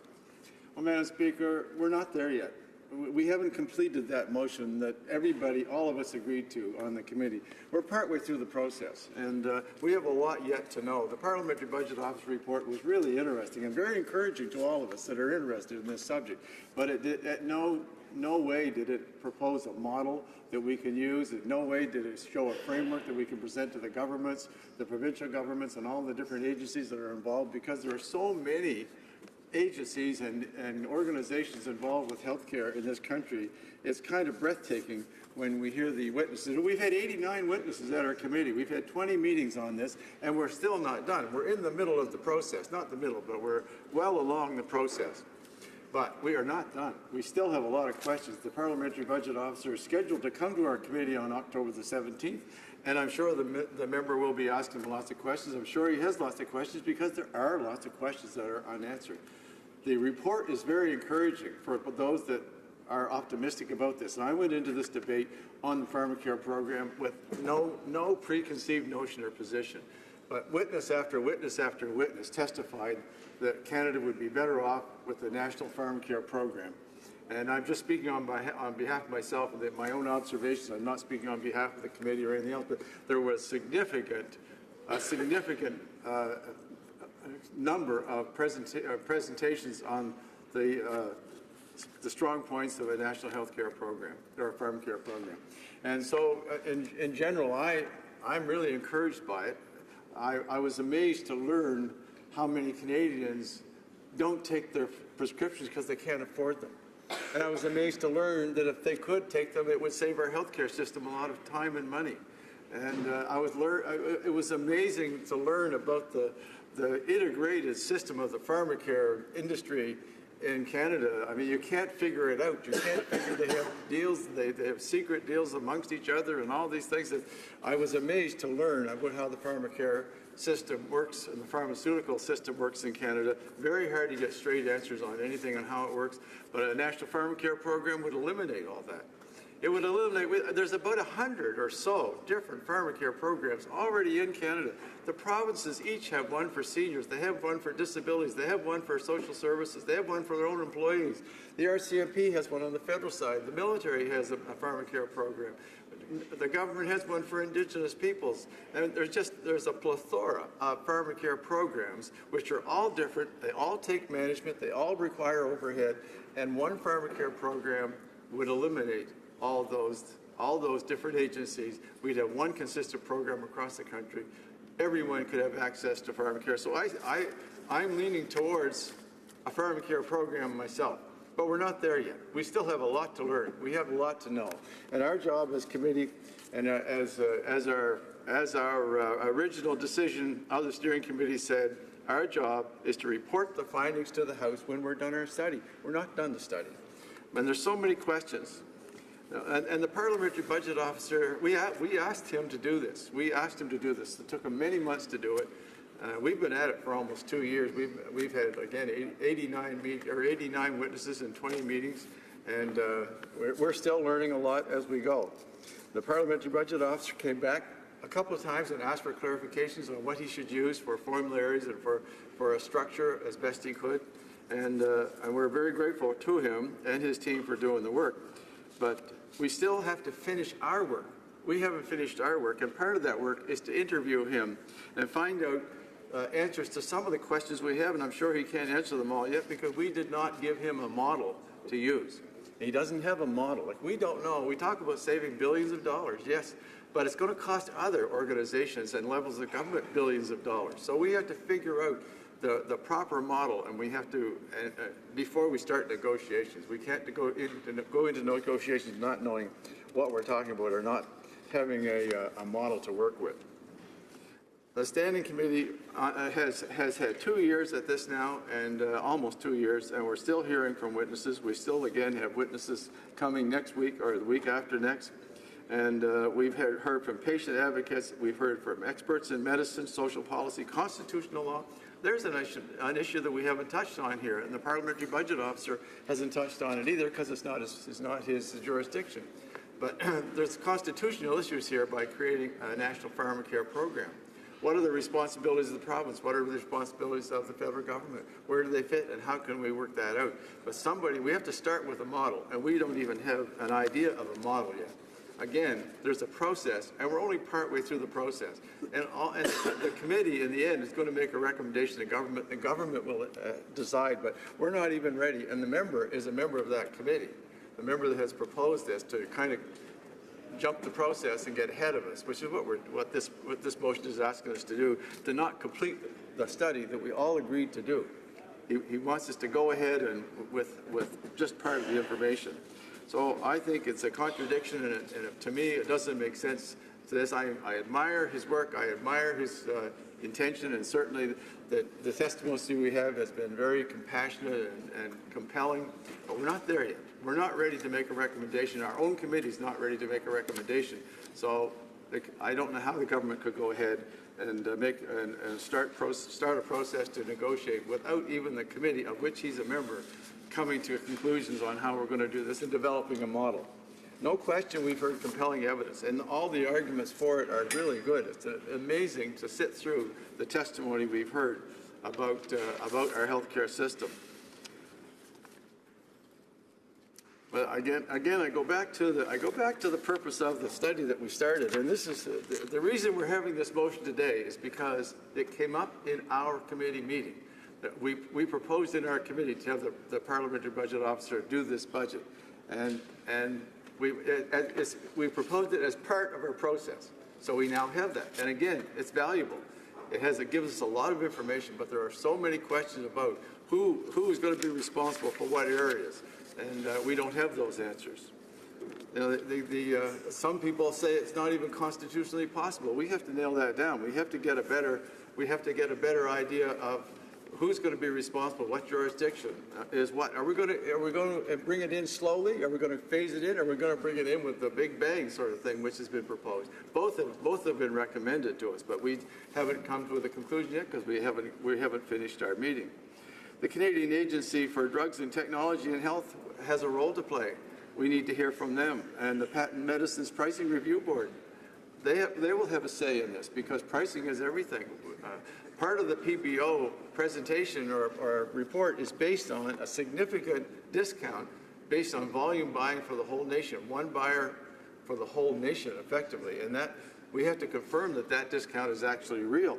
And right now the Pan-Canadian Pharmaceutical Alliance gets a discount, and we have to confirm with them that this could be applied nationally and so on and so forth. But there's still just, the point I'm making is we have a lot more work to do. And what formulary will be used? Everybody has a different formulary. Some approve these drugs and some approve different ones and so on and so forth. We don't even have a formulary that we've agreed on. So, Madam Speaker, although I admire the member and I can't blame him for leaning towards a national pharmacare program based on the testimony from the 89 witnesses we've heard. You couldn't come away with any other leaning, I don't think. Then at least we have to look at it as a country. But again, we have not finished the report. We've not drawn our conclusions. We've not reported back to the House as we've all agreed to do. So we're not ready to go ahead with this. Thank you very much, Mr. Speaker. Questions and comments? Questions et commentaires. The honourable member for Vancouver Kingsway. I'd like to thank my honourable colleague for his kind words and for his speech. And I want to thank him for his leadership on the committee. It won't come as a surprise to him that I may disagree respectfully with some of his points. First of all, we've had 20 meetings on of our study. We've heard from witnesses for 20 meetings going past better part of a year and a half, and we have 2 more meetings to go. So we're not halfway through the study. We're 20 seconds through the study. And of course, we have, I think, what is can only be described as crystal clear conclusions. And that is that we know, and I think the government can't deny, that we have millions of Canadians who are not covered whatsoever by pharmaceutical coverage, and their health is deteriorating because of that. And second, we know that a universal pharmacare system would save billions of dollars. We know this because we called the PBO to do a report, because every other report that had been referred to at committee that had been done by academic researchers had showed that we would save billions of dollars. And so we wanted to confirm that with an objective independent study by the Parliamentary Budget Officer. He tabled that report last week, and his conclusions, using conservative assumptions, leaving out cost savings measures, and using the broadest formulary in the country, Quebec's, that we would save $4.2 billion. I don't hear anybody on the government side denying any of that. But what I hear them saying is, well, we don't go forward because we don't have the details. Madam Speaker, that's what the motion calls for, is for the federal government to sit down with the provinces over the next year to work out those details. And I must say that, and the question I would put to my honourable colleague is, bringing in health care was complex in this country. We did it in the 60s. What is the difference that he sees in terms of the federal government working with the provinces to add to that by simply extending the universal health care coverage of this country to pharmaceuticals? Why is that unconstitutional or complex when we actually have already done that for health care generally in this country? The honourable member for Cumberland Colchester. Well, thank you very much. Well, it is more complicated because when we brought in healthcare, there were no healthcare systems. But now in the country, we have over 100 pharmacare systems. Each province has a whole whack of them. They have one for seniors, they have one for people with disabilities, they have one for Indigenous people, they have one for social services and so on. Every province, every territory has an array of pharmacare programs. The federal government has one for the military, they have one for the RCMP, they've got one for the for Indigenous peoples and so on and so forth. So it is much more complicated. And the honourable member refers to little details that we haven't straightened out yet. But here's one little detail. We're talking about somebody spending $20,000 million a year, and we don't know who that person or organization is going to be. So I think before we can go any further on any plan for pharmacare, we have to finish our study, and then we have to find out and agree who is going to pay the $20,000 million a year for the program. Yes, Canadians are paying $24 to $30 billion a year, but under pharmacare, there'll be one payer. And who's going to pay it? Where's the money going to come from? We have to figure that out. Thanks, Madam Speaker. Questions and comments? Questions et commentaires. The honourable member for Topic-Mactaquac. Well, that's pretty close. Sorry. We'll say Fleetwood Port Kells. Call it a wash. Fleetwood Port Quells. Thank you, Madam Speaker. You know, the one thing I take from the member from Vancouver Kingsway's point is a sense of urgency with respect to the people who don't have the coverage, who are having to make some difficult choices in terms of providing the pharmaceuticals they need to maintain a quality of life and hopefully recover from some, you know, some things that are difficult for them. And I would ask my honourable member about the timeline. You know, if there is a sense of urgency to ensure that people have this coverage, what is the timeline for the process, the deliberations that you're undertaking right now, and when might we expect some relief for these folks who right now are being left out? I just want to remind the member that I'm not undertaking that and that he's to address the questions to the chair. The honourable member for Cumberland Colchester. Perhaps it would be better if you did undertake that, Madam Speaker. But in any case, no, we don't have a time frame because we don't have the answers to how complicated this is and how the provinces are going to react, how the different agencies that already have a pharmacare program, how they're going to adapt, how they're going to, like there's a lot of private industry involved here. A lot of private industry pays right now. Provinces pay, the federal government pays, patients pay. A lot of different payers now. We're talking about having one payer in the end. Our committee report will hopefully develop a model to work on.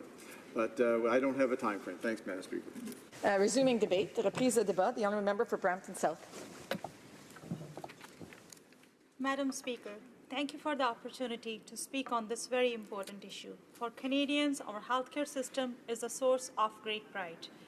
As opposition has moved at the House call on the government to enter into negotiations with the provinces to implement a universal pharmacare program, I would like to talk about a very important part of our healthcare system and the connection it has with improving the accessibility, affordability, and suitable use of therapeutic products in Canada. Our government is committed to advancing this important work in collaboration with Pan-Canadian Health Organization and our provincial and territorial partners. Since 1989, one of those Pan-Canadian Health Organization, the Canadian Agency for Drugs and Technologies in Health, or CADTH, has been a vital part of our healthcare system. CADTH delivers evidence, analysis, advice, and recommendation to healthcare decision makers so that they can make informed decisions. As part of the reforms this government is implementing to ensure prescription medicines are more affordable, accessible, and properly prescribed, the role CADTH plays is going to be expanded. Canadians deserve the best healthcare in the world.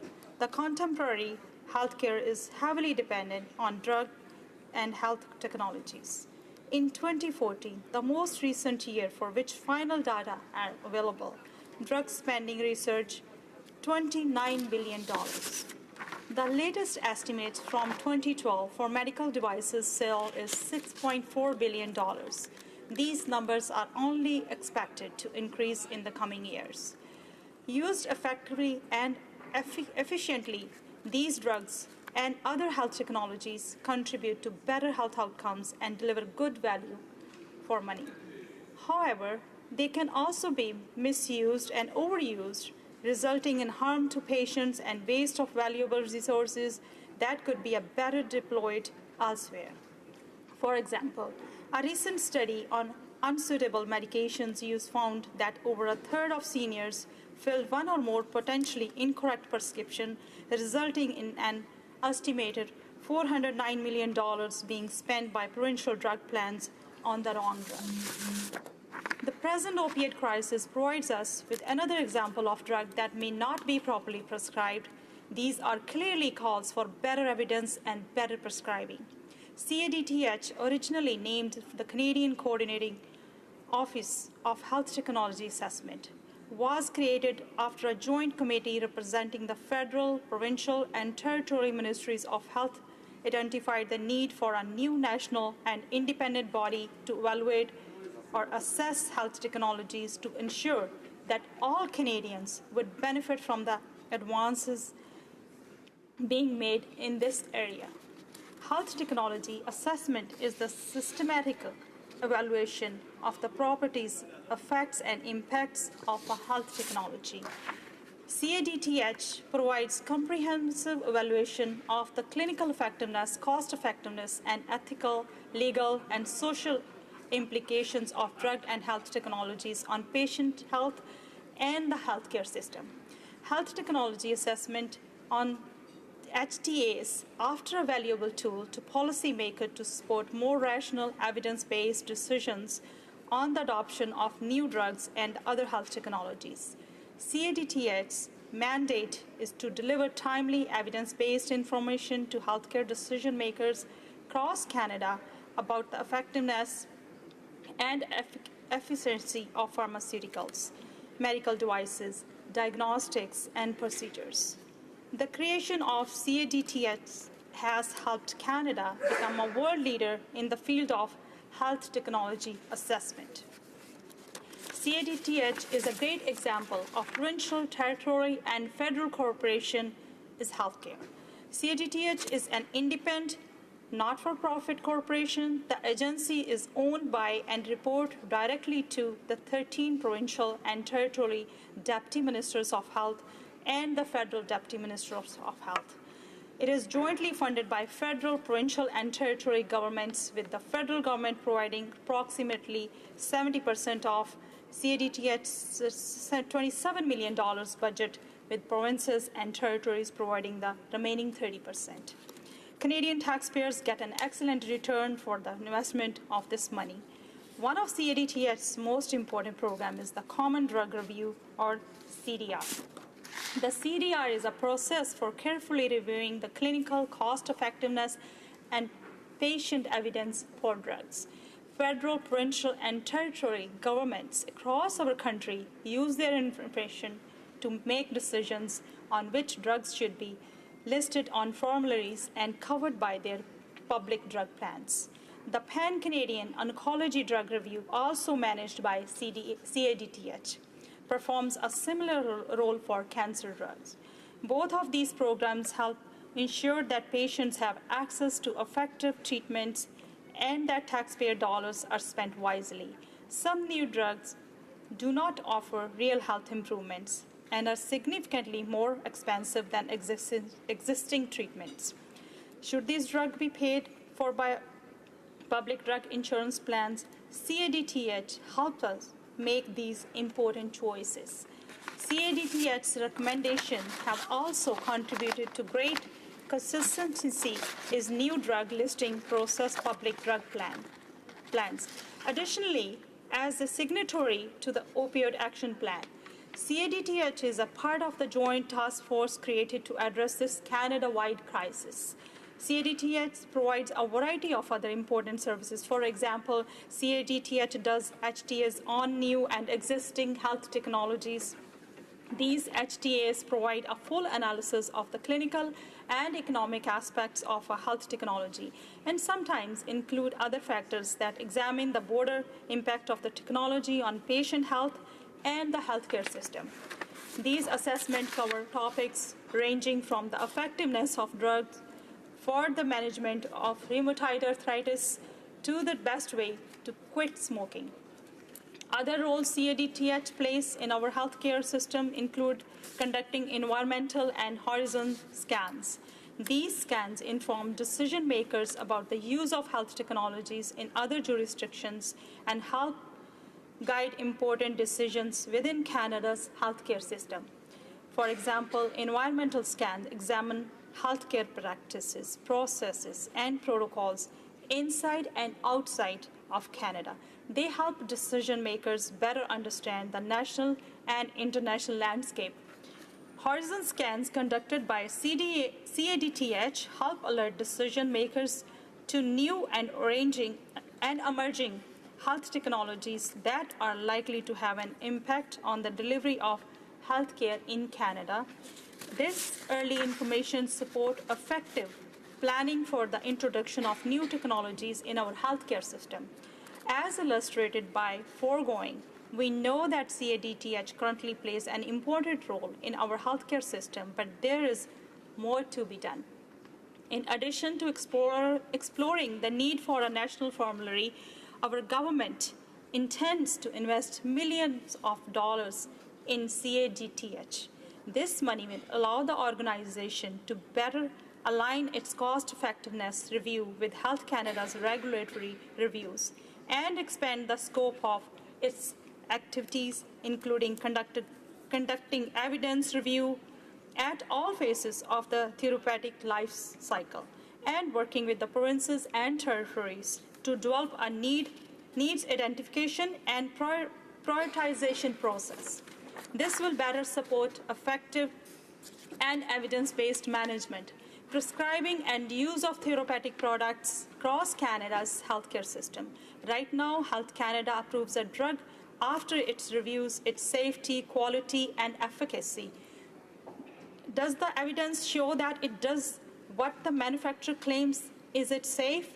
And does the manufacturer meet quality standards? In most instances, drug sponsors begin the process of applying for their drug products, get listed on provincial and territory formularies by submitting information to CADTH for review only after the Health Canada approval. That could mean a delay of 6 months or more. Or CADTH works for a recommendation to public drug plans about whether a drug should be covered in a part on the basis of its cost effectiveness and in a part on clinical and patient evidence. These two processes should be aligned. If possible, that should be run at the same time so Canadians can get faster access to new worthwhile treatments. We are presently pilot testing the alignment of these processes. This improved coordination will better support effective and evidence-based management, prescribing, and use of therapeutic products across Canada's healthcare system. Additionally, we will allow... Sorry, the time is up, and maybe the member will be able to finish up her speech during the questions and comment period. Questions and comments? Questions et commentaires? The honourable member for New Westminster, Burnaby. Thank you very much, Madam Speaker. I thank the member for her comments.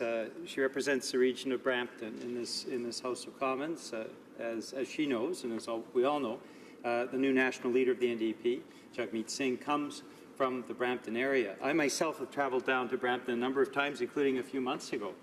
And speaking with people in the Brampton area, they have raised the concerns around the lack of a national drug plan. Now, we have the PBO that has said that it is absolutely cost-effective to put in place a national pharmacare plan. In fact, Canadians will save money and governments will save money in putting into place national pharmacare.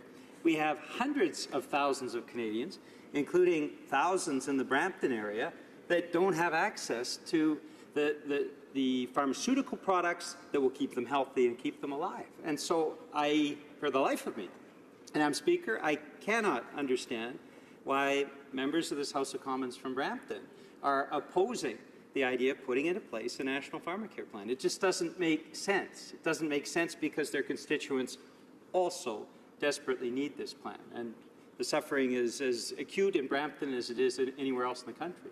So I guess my question to the member would be very, very simple. Given that we know it's cost-effective, given that we know the needs, why are representatives from Brampton, like yourself, and why are Liberals opposing putting into place national pharmacare? The honourable member for Brampton South. Madam Speaker, I want to thank honourable colleague for the questions. As a member of Health Committee, we are working hard on the committee in this national pharmacare plan. This is the first topic we took it, and member know that the PBO budget, PBO's report is coming next week, and our government is also working hard on that issue. We know this is a Canadian pay too much the prescription drugs, and our government is taking bold steps now to save Canadian money and improve the affordability of the access to prescription drugs while exploring the need for a nationally formulary. We know that we need to make Canada's existing prescription drug system more efficient, responsive to the need of Canadian, and that is exactly we are doing. We heard 89 witnesses, over 20 meetings, and then PBO's report is coming next week. This is the very important issue. That is why working on that. And next week when PBO's report coming and we are digging more in, we all know we have to work on that important issue. That's what we are working on it. We are making a plan, so it's best for all Canadians. That's what we are doing. And we want to deliver best results to all Canadians. Thank you, Madam. Questions and comments? Questions et commentaires. The Honourable Parliamentary Secretary. Thank you very much, Madam Speaker. First of all, I want to thank the member from Brampton South for her remarks, but also for her very hard work on the Health Committee. I wanted to commend all the members of the committee, Madam Speaker, for their work in examining this area and the careful, thoughtful way in which they have approached it. And I just wanted to give the member opposite an opportunity to clarify, contrary to the remarks made by my friend from Burnhambury, New Westminster, I think it's amply been demonstrated that the Health Committee has approached this with great seriousness, and they've listened to countless witnesses, and they are the ones that actually sought the report from the Parliamentary Budget Officer. And I just wanted to give the member from Brampton South the opportunity to clarify that commitment that the Health Committee has made to serving all of Canadians and addressing this very legitimate concern about the affordability and the accessibility of pharmacare. The honourable member for Brampton South has about 50 seconds to respond. Thank you, Madam Speaker, for my honourable colleague.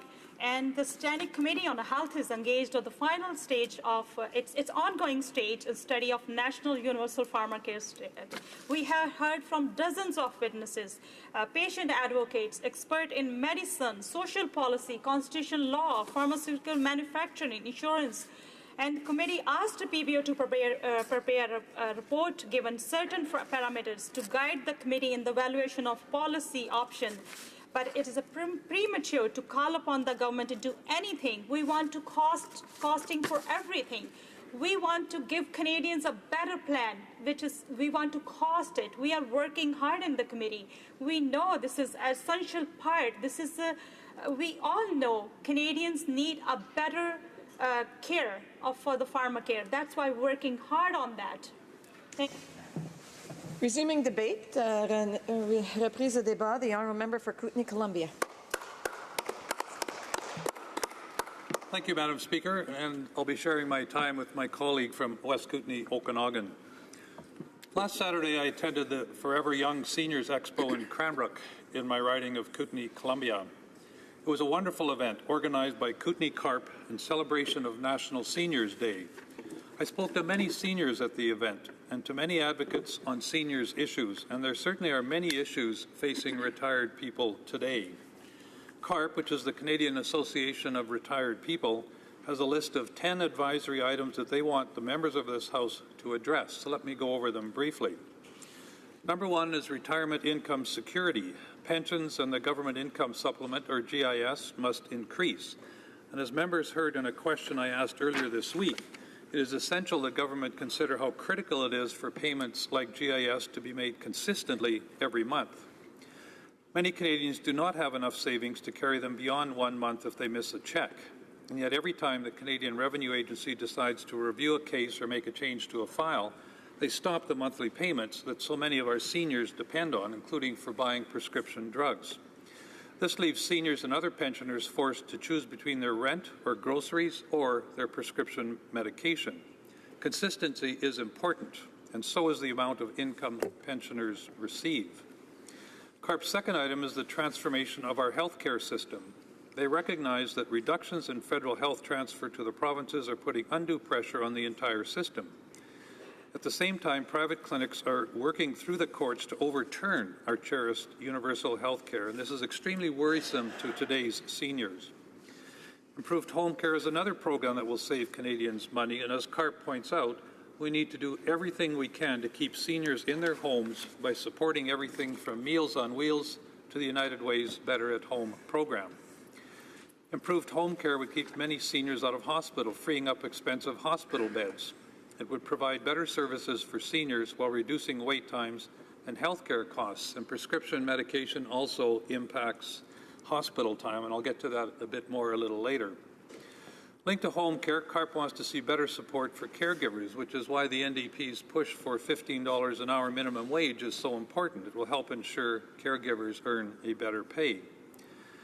CARP's sixth point is for better opportunities for older workers other than running for political office, of course. Seventh on the list is to make our cities more age-friendly by improving accessibility for people who use wheelchairs and walkers. Investor protection is also on CARP's list. They give the example of a 93-year-old woman who was able to negotiate a mortgage, but the bank refused life protection insurance. And that is simply not acceptable. And the NDP has spoken often of the need for improved end-of-life care. We support a national palliative care strategy to accompany the current physician-assisted suicide laws, and we are pleased to see that CARP has made end-of-life care a priority. Similarly, and as part of a national mental health strategy, CARP asks for a national dementia care strategy. As Canada's seniors population grow larger, the incidence of dementia grows larger as well. Now is the time to respond better to this healthcare crisis. I skipped over one of CARP's top priorities, but it is the issue that brings us here today, the need for a universal pharmacare program. Let me take just a quick minute to read our motion again for those that may have just tuned in at home. That given that millions of Canadians lack prescription drug coverage, and given that overwhelming evidence, including from the Parliamentary Budget Officer, has concluded that every Canadian should be covered by a universal pharmacare program while saving billions of dollars every year, the House call on the government to commence negotiations with the provinces no later than October 1st, 2018, in order to implement a universal pharmacare program. Now, many of my NDP colleagues have already covered the basic issues, that we are the only nation that has universal health care that does not include universal pharmacare, and that a pharmacare program will save money. The Parliamentary Budget Officer made that very clear this week with a groundbreaking report that said, and I will repeat this, that Canadians can have a universal pharmacare system for billions of dollars less than we pay now for prescriptions. In fact, the PBO estimates conservatively that Canadians will save $4.2 billion a year with the National Pharmacare Program. $4.2 billion each year. But here's the kicker, Madam Speaker. I think the PBO got it wrong. When I read the PBO's report, they missed an important reason why pharmacare will save money. Let me explain. We know that many doctors will keep patients in hospitals longer, including seniors, because they need to take prescription medications. And patients in hospitals get their meds for free. It's covered under health care in every province. But the moment a patient is released, they have to buy their own medications. Doctors know that many patients don't have private insurance to pay for meds, and that even programs for seniors' medications don't bear the full cost. So a patient getting released from the hospital may or may not keep taking the life-saving medications they need. And as a result, doctors often keep these patients in the hospital longer than they would otherwise need to be. And there is a cost to this. According to the Canadian Institute for Health Information, hospital care costs about $63 billion a year in Canada. On average, the cost of a hospital stay per day is about $6,000. This is a significant cost, and it could be a significant savings. Introducing a national pharmacare program will lower the health care costs for taxpayers, while at the same time freeing up hospital beds and reducing wait time for patients. That's a win-win-win situation. The PBO's excellent report did not include these savings, so we can assume that the $4.2 billion each year that they estimate Canadians will save would actually be higher. PBO's report wasn't the first to state the benefits that Canada would receive if we adopt a universal healthcare pharmacare program. So I'm speaking lightly when I suggest that the PBO got it wrong. The report they completed is incredibly well thought out and extremely important. It tells us that pharmacare will have significant savings for Canadians because of the increased spending power that it would offer. A single buyer for all medications in Canada would be able to negotiate with the drug companies to push the cost of meds down. The report estimates that Canadians can negotiate savings of 25% over what we are now paying for drugs. But in Quebec, that province just negotiated a 40% savings. The cost savings to Canadians may prove to be much more than the PBO estimated. And there is a need for pharmacare, Madam Speaker, an urgent need. And yesterday I met with some of my constituents from Cranbrook and Nelson here in Centre Block. Some of them are nurses, so one of them is on multiple medications, and they all said how important this was to them. Canada currently has the second highest rate of skipped prescriptions due to cost among comparable countries. And 1 in 5 Canadians report that either they or a family member neglects to fill prescriptions due to cost. My home province of BC in past has had the highest levels of problems accessing prescription drugs, with 29% of citizens, mostly the young, the elderly, and the poor, unable to afford necessary prescriptions.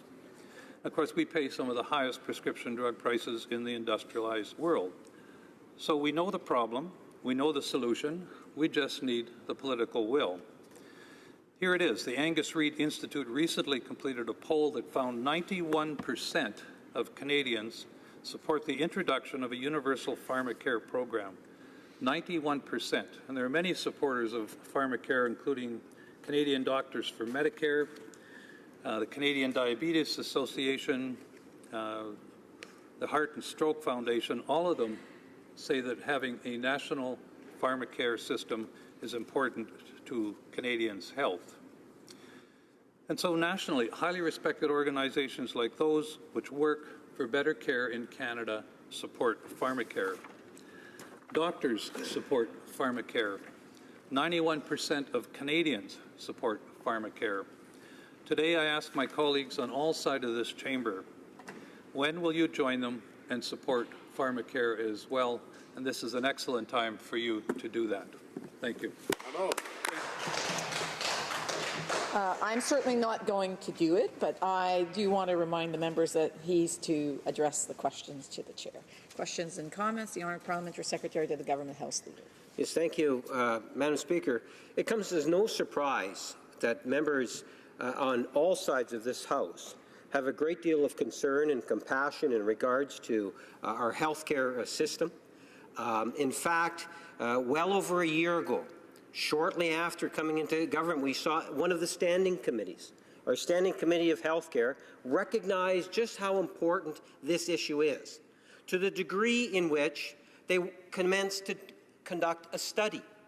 A part of that study was to ask the PBO to come back to the House, or to go back to the committee with some actual numbers, some thoughts on this very issue.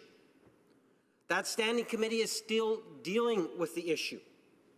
And I can tell you, not having participated firsthand, but knowing members like the member from Brampton and others that have put in so much effort in presenting possible options for the House of Commons to look at, you have one party now trying to capitalize on an idea in which the Standing Committee, all members are trying to contribute to it. And my question to the member is, does he not believe that the Standing Committee should have at very least received the report in which they're basing their Opposition Day motion on? As opposed to saying, oh, here's a report, it's trying to take credit for something that's not due to a political party. If anything, it's due to the Standing Committee, Madam Speaker, and their efforts. Some of those members include a member from the New Democratic Party. Why not, and my question to the member is, why not allow the Standing Committee to continue to do the fine work that they have done on such an important issue that Canadians are looking for some guidance on? Why not allow the Standing Committee to do the fine work it started? The honourable member for Kootenay, Columbia. Yeah, thank you, Madam Speaker. I very much appreciate the question, and it's been an interesting discussion today from my colleagues from across the floor and down the way here, looking for reasons not to support this particular motion. It's been, well, we're not really sure that the parliamentary budget officer got it right. We're already looking at this in the standing committee, but I haven't heard anything put on the floor from any other party that would give a reason not to support this motion. I mean, if the committee is heading in this direction anyway, and you talk about wanting to take a collegial approach to a resolution, supporting this motion would give a collegial approach to this resolution. It really is. Quite simple, I think. I want to again remind the member, maybe he might not want to use the word you, and that would prevent me from getting up and asking him to please address his questions to the chairs. Questions and comments, questions et commentaires. L'honorable député de Hochelaga. The honourable member for Hochelaga. Thank you, Madam Chair. The argument that we hear regularly from the Liberals and Conservatives, and that we've heard yet again, is that the motion is premature. The opposition motion is premature. But what I'm asking my colleague is that, isn't it important to start a discussion now with the provinces about a national pharmacare program that would be universal? There are elements that have not been raised in committee that could be useful for eventually setting up a pharmacare program. For Kootenay, Columbia. Thank you, and I'd like to thank my colleague for her question. And, I'll go back to, again, just bring attention to what the Opposition Day motion actually says, right? It says, given that millions of Canadians lack prescription drug coverage. Nobody disagrees with that. Agreed. Given that there's overwhelming evidence, including from the Parliamentary Budget Officer, we hear a lot of interesting facts presented in the chamber here over the course of a couple of years. And I like to think the PBO is about as good as it's going to get for reliable information, has concluded that every Canadian should be covered by a universal pharmacare program while saving billions of dollars every year. And then it says the House call on government to commence negotiations with the provinces. And we've heard earlier a question around, well, shouldn't the federal government be negotiating with the provinces? I think I read that right there. No later than October 1st, 2018. That's a very generous date. In order to implement a universal pharmacare program. I think everybody's on board, they just don't realize it. Resuming debate, reprise de débat, the honourable member for South Okanagan, West Kootenay. Well, thank you, Madam Speaker, and I'm happy and proud as a New Democrat to speak today to our motion on the need and the great opportunity for a national pharmacare program that would provide free access to prescription drugs for every Canadian. And just as I'm proud to stand up for that belief, Canadians are proud of their healthcare system. It's something that defines us as Canadians. We don't think that healthcare is something that should only be available to those who can afford it. When Tommy Douglas brought the concept of universal health care to Canada, it was always intended to include the cost of necessary medicines. But unfortunately, this was not implemented when universal health care came into effect in Canada. And now Canada is the only country in the world with a universal health care plan that does not include the cost of drugs in its coverage. How can we consider our system to be universal if it excludes the very drugs that bring us back to health and indeed save our lives? So we have the nonsensical situation where I can go to my doctor and get my cut foot stitched up at no cost, but then have to go out and pay for the antibiotics necessary in that situation. And if I can't afford to pay for that prescription, I may well end up at the emergency room, needing the free medications that I get in hospital. It doesn't make any sense. And that added pressure on our healthcare system adds cost to all levels of government. The Canadian Centre for Policy Alternatives estimated that about 6% of hospital admissions are the result of people not filling their prescriptions, not taking their medicine. And that results in an annual cost as high as $1.63 billion across the country. To say nothing of the loss of quality of life for those people who try to get by without proper medication, who end up housebound or bedridden because of that inaction. And this is a clear case of how unfair our present system is. Why should people with the financial means to buy their medications be afforded better health care than those who cannot afford them? Now, in the debate today, I've heard several members ask, where are we going to get the $20 billion to fund pharmacare in Canada? Who will pay for those medications? Well, Madam Speaker, we will all pay, just as we do now. The good news is that if we had a universal pharmacare plan, we would be paying at least $4 billion less than we do now, according to the report produced by the Parliamentary Budget Officer last week. And that's a highly conservative estimate. The savings could be as much as $11.5 billion, as reported by other very credible studies. Now, let me repeat that. We could have a universal pharmacare plan in Canada where everybody is covered, everybody gets free medications, and end up paying billions and billions of dollars less every year. So getting back to the question of who pays for our present system, the answer is individuals, businesses, governments. The Conservatives are always talking about the effects of payroll taxes on small businesses across the country. Now, extended health benefits that include prescription payments are one of those payroll taxes, and one of the most expensive ones, and the costs are rising steadily for Canadian businesses because of that. And I'll add here, I think it's perhaps just a little hypocritical of members here to denounce a national pharmacare plan when their own medications, our own medications, are already paid for by the people of Canada. Like many Canadians with good jobs, we here in the House of Commons have most of our drug costs covered by private insurance paid for by our employer. I was covered by a similar plan under my previous employer before I was elected, but millions of Canadians lack that coverage. Also, like many Canadians, I take cholesterol-reducing medication to reduce the chance that I will have a serious heart attack or stroke. If I had to pay for that medicine myself, it would cost me well over $100 a year. If I was still self-employed, I would probably choose not to take that drug, putting myself at risk, risking higher costs for our healthcare system.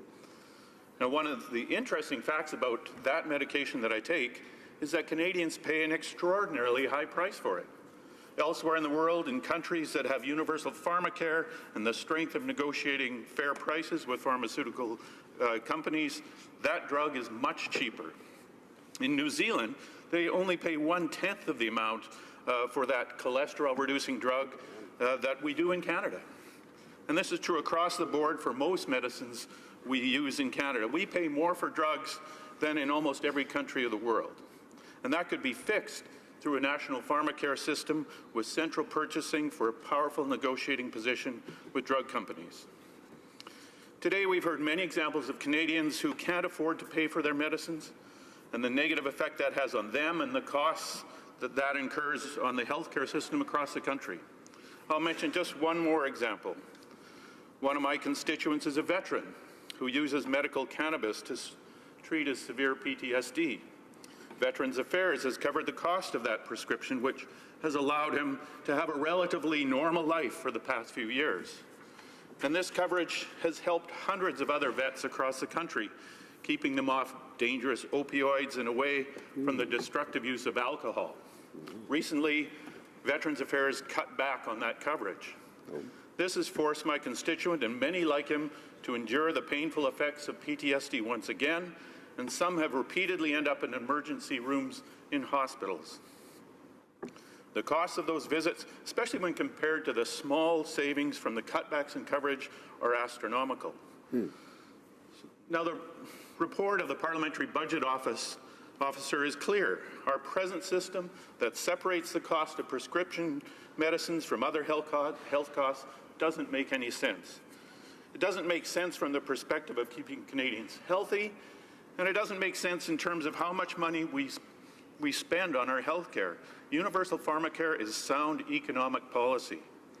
And if you don't believe the PBO, you can listen to the Heart and Stroke Foundation of Canada. It's time for Canada to fill a gap, and this is a quote directly from them, to fill a gap in our healthcare system and truly provide universal health care for all. The Heart and Stroke Foundation believes in the values of universality, equity, and equality in our healthcare system. All people living in Canada should have equitable and timely access to necessary prescription medications based on the best possible health outcomes rather than their ability to pay, close quote. Or the Canadian Diabetes Association, who believes that, quote, the universal access to necessary drugs is critical to the health of Canadians and a sustainable healthcare system in Canada, unquote. Madam Speaker, universal pharmacare will save Canadians billions of dollars. Everyone in this House should be happy to hear that. It will save individual Canadians money, and it will mean significant savings for business owners across the country. It will also relieve pressure on our healthcare system, saving billions of dollars there as well, and it would keep us all healthier. This motion simply asks the government to begin talks with the provinces about how a universal pharmacare program could be structured in Canada. It gives the government a whole year to organize those talks. Now, the government side says the time is not right for this. Well, we've all heard the saying that the best time to plant a tree was 50 years ago, and that the second best time is today. You know, we should have included pharmacare in our healthcare system 50 years ago, but we have the opportunity to make that bold step today. Thank you. Questions and comments? The Honourable Parliamentary Secretary to the Minister of Justice. Yes, thank you, Madam Speaker. And I'd like to thank the member from South Okanagan, West Kootenay, for his remarks. And I just, as a point of clarification, he said that he has heard members of this House denounce a national health care system or national pharmacare system. And I just wanted to have a better understanding on how he came to that conclusion, because that's not at all what I've heard today. What I've heard today is an all-party commitment for our Health Committee to examine this issue, to inform the government of their examination, and I've heard about the remarkable amount of work and the witnesses that they've called, and in fact it was the Health Committee that asked the Parliamentary Budget Officer to report back to them, and so it seems to me that they identified this as an issue worthy of examination, that they've taken extraordinary steps to hear from witnesses and to gather information so that they might complete a report, and what you have heard from our government is a tireless effort from the outset of our mandate to reduce the cost and to increase the accessibility of pharmaceuticals for all of our citizens, and our work with the provinces and territories to try to come to better agreements to bring greater efficiency, affordability, and accessibility to the pharmacare system. And so I just seek clarification. He said that he heard from in this room somebody denouncing this notion, and frankly, I've not heard that, so I'd ask him to perhaps clarify his remark. The Honourable Member for South Okanagan, West Kootenay. Well, I perhaps was speaking of comments I've heard from the Conservative side here who are saying we can't afford this. Where would this money come from? We can't afford more taxes, et cetera, et cetera. Whereas the Parliamentary Budget Officer in his report has clearly said that this would save us all money. And I'm very happy that the Health Committee is studying this. I think that was the result of the NDP member from Vancouver Kingsway who initiated those studies. So I'm proud that he took that action, and I'm glad that you're studying it. The point of this motion is to move from talk to action, and we want to set a date. We give them a full year to begin negotiations with the provinces to see how we can get this pharmacare system up and running in Canada. It is long past due. Thank you. Questions and comments? Questions et commentaires? The Honourable Member for Oakville. Thank you very much, Madam Speaker. So I heard the Honourable Member make a very strong case for national pharmacare, which I fully support. He spoke about the need, and he spoke about the affordability. As a member of the Health Committee, affordability is a critical piece of it, but it's not enough. There is a lot of complexity. We've heard from many witnesses. There is great complexity. Will there be a provincial, will there be national formularies? Who will decide what drugs go in those formularies? So we heard from so many different constitutional, science, consumer groups, evidence-based groups, that it isn't just about affordability, it's how do we do it right? How do we make sure if we launch this final, such important step to make sure that all Canadians are covered for pharmaceutical prescriptions, why would we not wait? Let the committee that has addressed that those complexities, they have recommendations, they have thoughts on these. Let the full report come to the committee, and let the committee finish its work with the PBO. No one's actually examined the PBO yet on this report. It's premature. So how would you address these complexities? Well, I'm not going to tell the member how I'm going to address those complexities, and I would just remind the member that he's to address the question to the chair. The Honourable Member for South Okanagan, West Kootenay.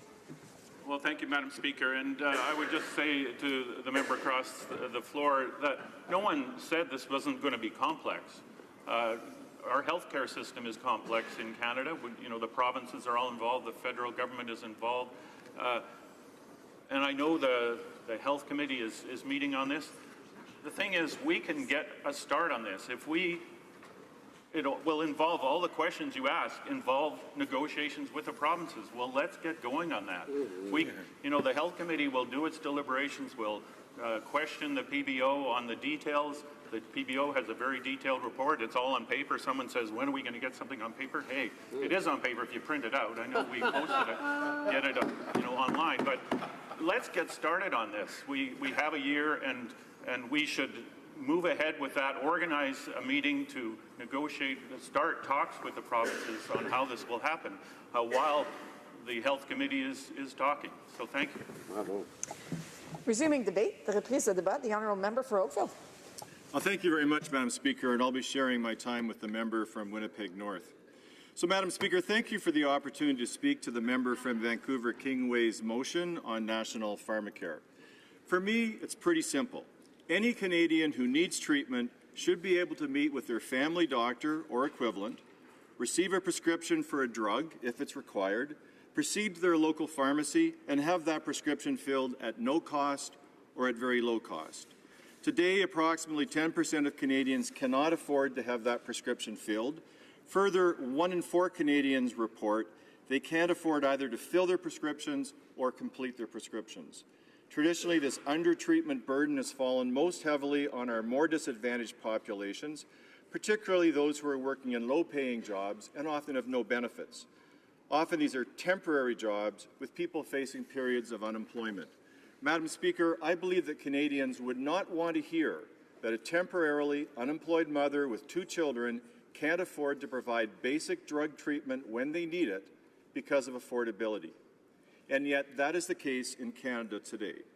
Increasingly, even with full-time jobs, many of us are experiencing difficulty affording prescriptions as employers are reducing their percentage coverage to lower levels, increasing the self-pay burden. And new treatments for rare and uncommon diseases are emerging, but they are very expensive. One of our most famous Canadians, Paul Henderson, who in the 1972 Russia Summit Series scored the winning goal, was diagnosed later in life with chronic lymphocytic leukemia. I understand the cost of the life-saving drugs to treat his conditions is over $50,000 a year, and that could last for the rest of his life. Who amongst us can afford this life-saving pharmaceutical intervention without all of us sharing in the cost? All of us and our families face the risk of not being able to access essential medicines because we can't afford them. We need to work together, pool risk, and support each other as we have in other important health services. Now, our government is already working to improve the affordability of and access to prescription drugs. Our current focus is on reducing the price of drugs, which will help improve access to necessary medications. We join provinces and territories as a member of the Pan-Canadian Pharmaceutical Alliance, which negotiates lower drug prices on behalf of public drug plans. And in a year and a half since joining, we've been able to use the bulk buying power to negotiate 60 agreements that are already saving Canadians money. We continue working collaboratively with the provinces and territories in other ways to make prescription drugs more affordable and accessible for Canadians. Through the Patented Medicine Prices Review Board, the Government of Canada regulates the maximum allowable prices of patented drugs. And the board recently completed the first phase of a consultation with Canadians on changes to its guidelines that would enable it to better protect consumers from excessive patented drug prices. So, Madam Speaker, while much has been done to make pharmaceuticals more affordable for Canadians, and I believe more can be done, I don't believe that lowering the cost of drugs will make them any more affordable for that single, temporarily unemployed mother or 2. Madam Speaker, the problem is that prescription drugs outside of hospital care are not covered by the Canada Health Act. As Canadians, we are proud of our national health care program. Today, our national program covers doctor care, most diagnostic services, hospital stays, and prescription drugs while in hospital. It does not cover the $28.5 billion that was spent on pharmacy-filled prescription drugs in 2015. The Standing Committee on Health, which I'm a member of, began a study on the development of a national pharmacare program in 2016. We have heard from dozens of witnesses, including patient advocates, experts in medicine, social policy, constitutional law, pharmaceutical manufacturing, pharmacists, and the insurance industry. In September 2016, the House of Commons Standing Committee on Health asked the Parliamentary Budget Officer to provide a cost estimate of implementing a national pharmacare program. The committee provided the program's framework. We included the inclusive list of drugs to be covered by pharmacare based on Quebec's gold standard formulary, eligibility requirements, co-payment levels, and eligibility requirements for co-payment exemptions. The committee received the report, which is a public document, on September 28th, a short week ago. The paper estimates the cost to the federal government of implementing this particular framework for pharmacare. It incorporates assumptions of the potential savings resulting from a stronger position for drug price negotiations, consumption or behavioral responses of providing universal coverage, and potential changes in the drug market composition. After accounting for pricing and consumption changes, the PBO estimates total drug spending under a national pharmacare program would amount to $20.4 billion if implemented in 2015-16. This represents savings of roughly $4.2 billion from actual expenditures, which I believe is a conservative estimate. Madam Speaker, in 2015-16, $13.1 billion was paid by public insurance plans for prescriptions, while private insurance plans, mostly through private employers, covered $10.7 billion. Madam Speaker, these two existing coverage streams will cover the entire population of Canada with a national pharmacare program and yield savings back to the employers. This is a win-win scenario. So I agree fully with my NDP colleague that Canada needs to adopt a national pharmacare program. As a caring society, I believe all of us are interested in ensuring that no one in Canada has to go without essential prescription drugs. Madam Speaker, why then, as caring Canadians, wouldn't we move immediately to adopt a national pharmacare program as proposed in this motion? As I mentioned earlier, the Standing Committee on Health has heard from many witnesses on this topic. We have heard that affordability isn't the only challenge. There are other complexities that need to be considered. Should there be a formulary to decide what drugs are insured? Should the formulary be set nationally or set by each province and territory? How do we ensure that research and development continues in Canada and provide patent rights while ensuring that we can all access generic drugs to make the program affordable? Should there be a single payer model, or would we continue with the multiple private insurance system? How would our model of federalism be applied? Madam Speaker, there are many complexities around this issue. For example, the UK has created the National Institute for Health and Care Excellence, whose role is to improve outcomes for people using the national health system and other public health and social care services. They produce evidence-based guidance and advice for health, public health, and social care practitioners, but most importantly, they advise on the use of new and existing medicines and treatments and procedures within the national health system. If we are to proceed with a national pharmacare model, we need a corresponding scientific and evidence-based body to advise on what drugs should be in the insured plan. The Standing Committee on Health is currently engaged in the final stages of its study of a national universal pharmacare system. We can bring recommendations on all these complexities and on the cost model. The committee asked the PBO to prepare a report given certain parameters to guide the committee in its evaluation of policy options, and we are looking at options. Mr. Speaker, Madam Speaker, we haven't even had the chance to meet with and to examine the PBO's work and ask about the assumptions and procedures they used to produce the report. We haven't finished that work as a committee on this report. I strongly feel it is premature for Parliament to call upon the government to act when the committee has not even drafted, let alone tabled, its report. I'm disappointed that a valued member of the Standing Committee would rush to the House to table a motion asking Parliament to direct the government ahead of his own committee's report. So I say to my fellow committee member from Vancouver Kingsway, let the committee finish its work. I also believe we need strong federal leadership to drive this change, starting with amendments to the Canada Health Act, and not just initiating conversations with the provinces and territories, as is proposed in this motion. We need federal leadership on this. For these reasons, I'll be voting against the motion. But, Madam Speaker, I want to be very clear on this issue to the residents of Oakville, to my colleagues here in the House, and to those across Canada who are championing a push for national pharmacare. I fully support this initiative. It is one of the primary reasons I entered politics, to do my best to help us see that all Canadians are entitled to receive prescription drugs. As I said earlier, all of us, and our families face the risk of not being able to access essential medicines because we can't afford them. We need to work together, pool risk, and support each other as we have on other important health services. Madam Speaker, I support national pharmacare, but it must be implemented appropriately and with thoughtfulness to ensure that Canadians receive the excellence in care that they deserve. Thank you very much for letting me speak to this. Questions et commentaires. The honourable member for Vancouver Kingsway. I'd like to thank my honourable colleague for his thoughtful remarks. See, for a second there, I thought he was a New Democrat. Madam Speaker, what an apology for inaction we just heard. It's a classic Liberal position here to say, oh, they believe completely universal pharmacare, but just not yet. Now, there was a number of errors that were made in his statement. For instance, he commented that this motion calls the government to move immediately or thoughtlessly. It does no such thing. For any Canadian watching, the motion calls on this government to commence negotiations with the provinces within 1 year. That's to start discussions within a year with a view to implementing national pharmacare. Now, that's not irresponsible. In fact, I drafted this motion specifically to give the government enough time. By that time, the report will be issued. The report of this committee will be out in a month or two. But you know what, Madam Speaker?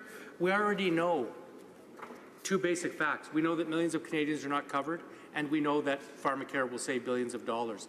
The details my friend refers to, working out what's covered on the formulary, whether it's a single-payer system or a standalone federal system, what the federal provincial cost-sharing details are. He's absolutely right. Those are details that need to be worked out. And how do those get worked out except at a federal-provincial table? Exactly. So really, this amounts to another statement of this government that has convinced Canadians they're progressive by talking a good line, but never actually doing anything. Right. We're not going to get pharmacare in this country, Madam Speaker, unless this federal government shows leadership and actually calls on the provinces to sit down, roll up their sleeves, and start talking about this. Because here's my question, Madam Speaker, to my honourable colleague. While this government dithers and delays, because it's a little complex, what does he say to those Canadians right now whose lives are being shortened and in some cases dying because they don't get access to pharmaceuticals because they can't afford it? The honourable member for Oakville. Thank you, Madam Speaker, and thank you to my honourable colleague for that question. I take some offence at accusing the government of dithering. It's the committee that's doing the work right now. It's the committee that is working on this report. If he's suggesting that the committee is dithering, then he should look at his own comments and help at that committee to make sure we move faster on this. But I come back to the point that bringing this motion to the House, asking members of Parliament to pass a motion when they haven't seen the full report of the committee, when the committee hasn't even challenged the PBO on those cost estimates that he is quite happy to recite, I think that's premature for the House. And I think we should take the time, let the committee finish its work, and bring a fulsome report for full discussion back to the House. I say again, I believe I share the same agenda and objectives with this member.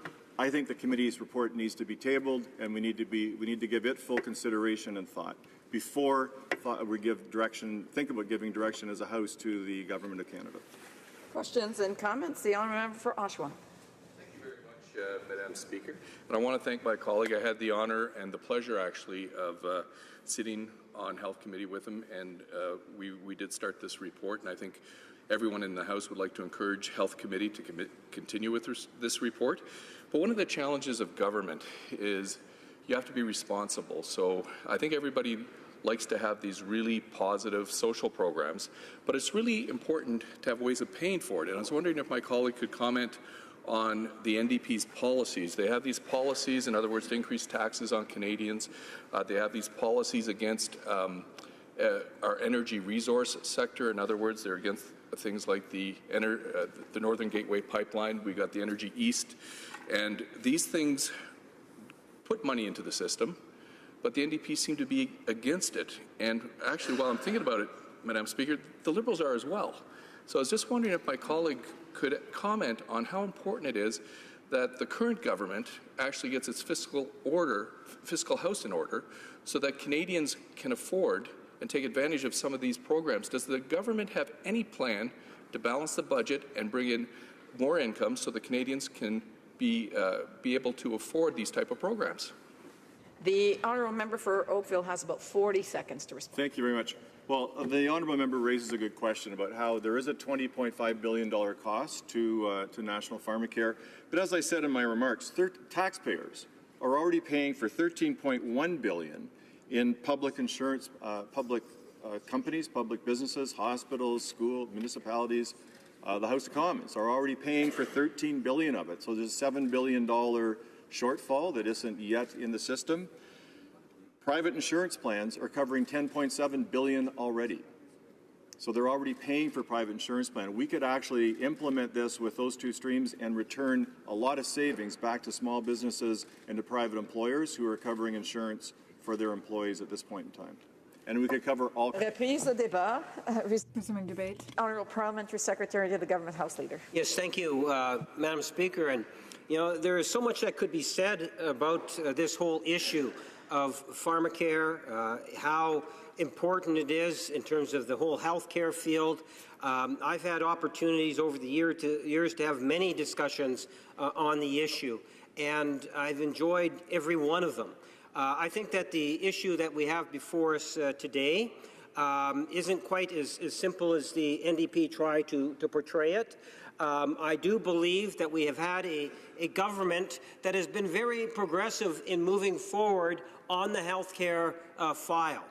And maybe that's a good way to start off my remarks, Madam Speaker, because for years when I was sitting in opposition, I challenged the government, as many others challenged the government, for example, to deal with the healthcare accord. I remember then ministers of Stephen Harper standing up saying, well, you know, we're contributing more money over to healthcare transfers, record highs, and all this kind of stuff. And in reality, it was a healthcare accord that was achieved by Paul Martin that had the increases that were embedded as a part of the accord. Understand that, you know, governments, liberal governments in the past and today understand just how important health care is to each and every Canadian, no matter what region, what province or territory they live in this country. It is a top priority for this government. In fact, within a year and a half, we had a Minister of Health that was able to come together with the different provinces on a one-to-one basis, working with the territories and so forth, and have a new health care accord put into place. And when we talk about health care, we talk about pharmacare. We should be talking about issues like home care services, hospice care. There's so many aspects to health care that are so critically important to all Canadians, Madam Speaker. I was a bit disappointed in one of the questions to my colleague that was from Brampton. You know, whether it's my colleague from Brampton or Oakville, or other members of the Standing Committee, they have recognized the true value of pharmacare and what Canadians' expectations are, and they were a part of a Standing Committee. When the Steering Committee said, hey, look, as a Standing Committee, what is it that we would like to be able to study, to talk about? Those were two of other members from other political parties also that participated, and they said, well, we want to talk about pharmacare. We understand and we appreciate how important it is. If you're the Standing Committee on Health Care, that is a very obvious thing to give consideration to. I was very proud of our Standing Committee in recognizing and coming into an agreement that that is something that they needed to work on. And I applaud their efforts that they have put in to date, Madam Speaker. To date. It hasn't concluded yet. They have met on many occasions. They have heard from many stakeholders and witnesses on the pros and the cons, many of the problems that are there. And I know there are a lot of problems because I used to be a healthcare critic in the province of Manitoba. There are serious issues and problems in healthcare, and the pharmacare is something that consistently came up, Madam Speaker. We would like to think that if an individual is leaving a tertiary hospital or a community facility, an access facility, that they are in a position in which they'll be able to take the medications that are necessary. The concerns that I have are reflective of the concerns of the constituents in which I represent, and I know full well what Canadians would like to see the government deal with. And that's why I applaud the efforts of the Standing Committee in terms of what it is that it's doing. It was the Standing Committee that actually requested the Parliamentary Budget Officer to look into and report back to the committee on this very issue. So, yes, there was a report that came out, just came out. It was asked because the Standing Committee wanted it, and then you have one member of the committee now trying to say, oh, Jesus, this is the NDP idea. It has nothing to do with an NDP idea. I know they're very few and far in between, Madam Speaker, but this is not an NDP idea. This is being driven by Canadians. It's the interests of Canadians on this very topic that has ultimately led to it being discussed in the Standing Committee. And the Standing Committee is the one that initiated the Parliamentary Budget Officer in order to conduct the study and then report back, or a report. The committee hasn't even heard the report yet. I believe it's going to be happening in the coming days or possibly week, where they'll get the report. And there's absolutely critical information that needs to be shared, discussed, talked about, debated within that report before it's in a position in which it could actually come back to the House.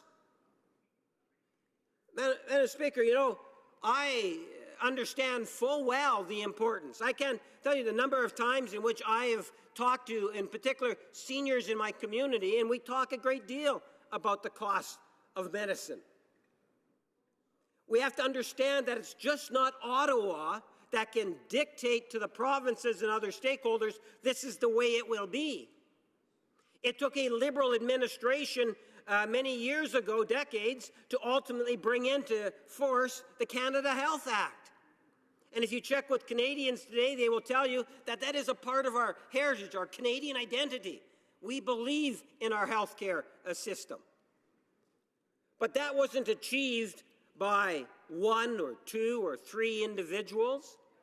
There was a consensus that was achieved within the public and parliamentarians at different levels, not only Ottawa. And that's what turned it into reality, Madam Speaker. We have a government that understands the issue, and that's why you'll find that there are government members that are exceptionally supportive of the idea that we need to move forward on this file. We don't need to be reminded or told something from New Democrats. We consult with our constituents. We understand what's important, but there's also a responsibility that we have, Madam Speaker.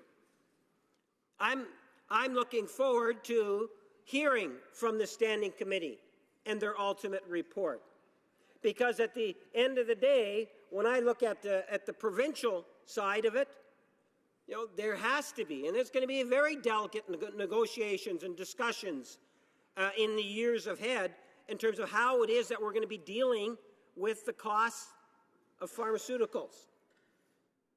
You know, when I was first elected back in 1988, I believe our health care expenditures was roughly about $1.5 billion. Now, that's just my best guesstimate at this time, Madam Speaker. But if you look at it today, it's well over $6 billion. And as some might think it's a laughing matter across the way, I can tell you, from a provincial perspective, it consumes over 40% of their budget. So before opposition members, in particular New Democrats, just start jumping saying, look, we want a national pharmacare program, they better understand in terms of how that program is going to be financed. Unless, of course, they're advocating that the national government pay 100%, coming from a party that vowed that they wouldn't have a debt, Mr. Speaker. They don't understand the concept, Madam Speaker. So I would suggest to you that there is a responsibility. There is a responsibility to work with the different provinces I cannot recall offhand in my many years, just under 20 years at the Manitoba legislature, where there was this push.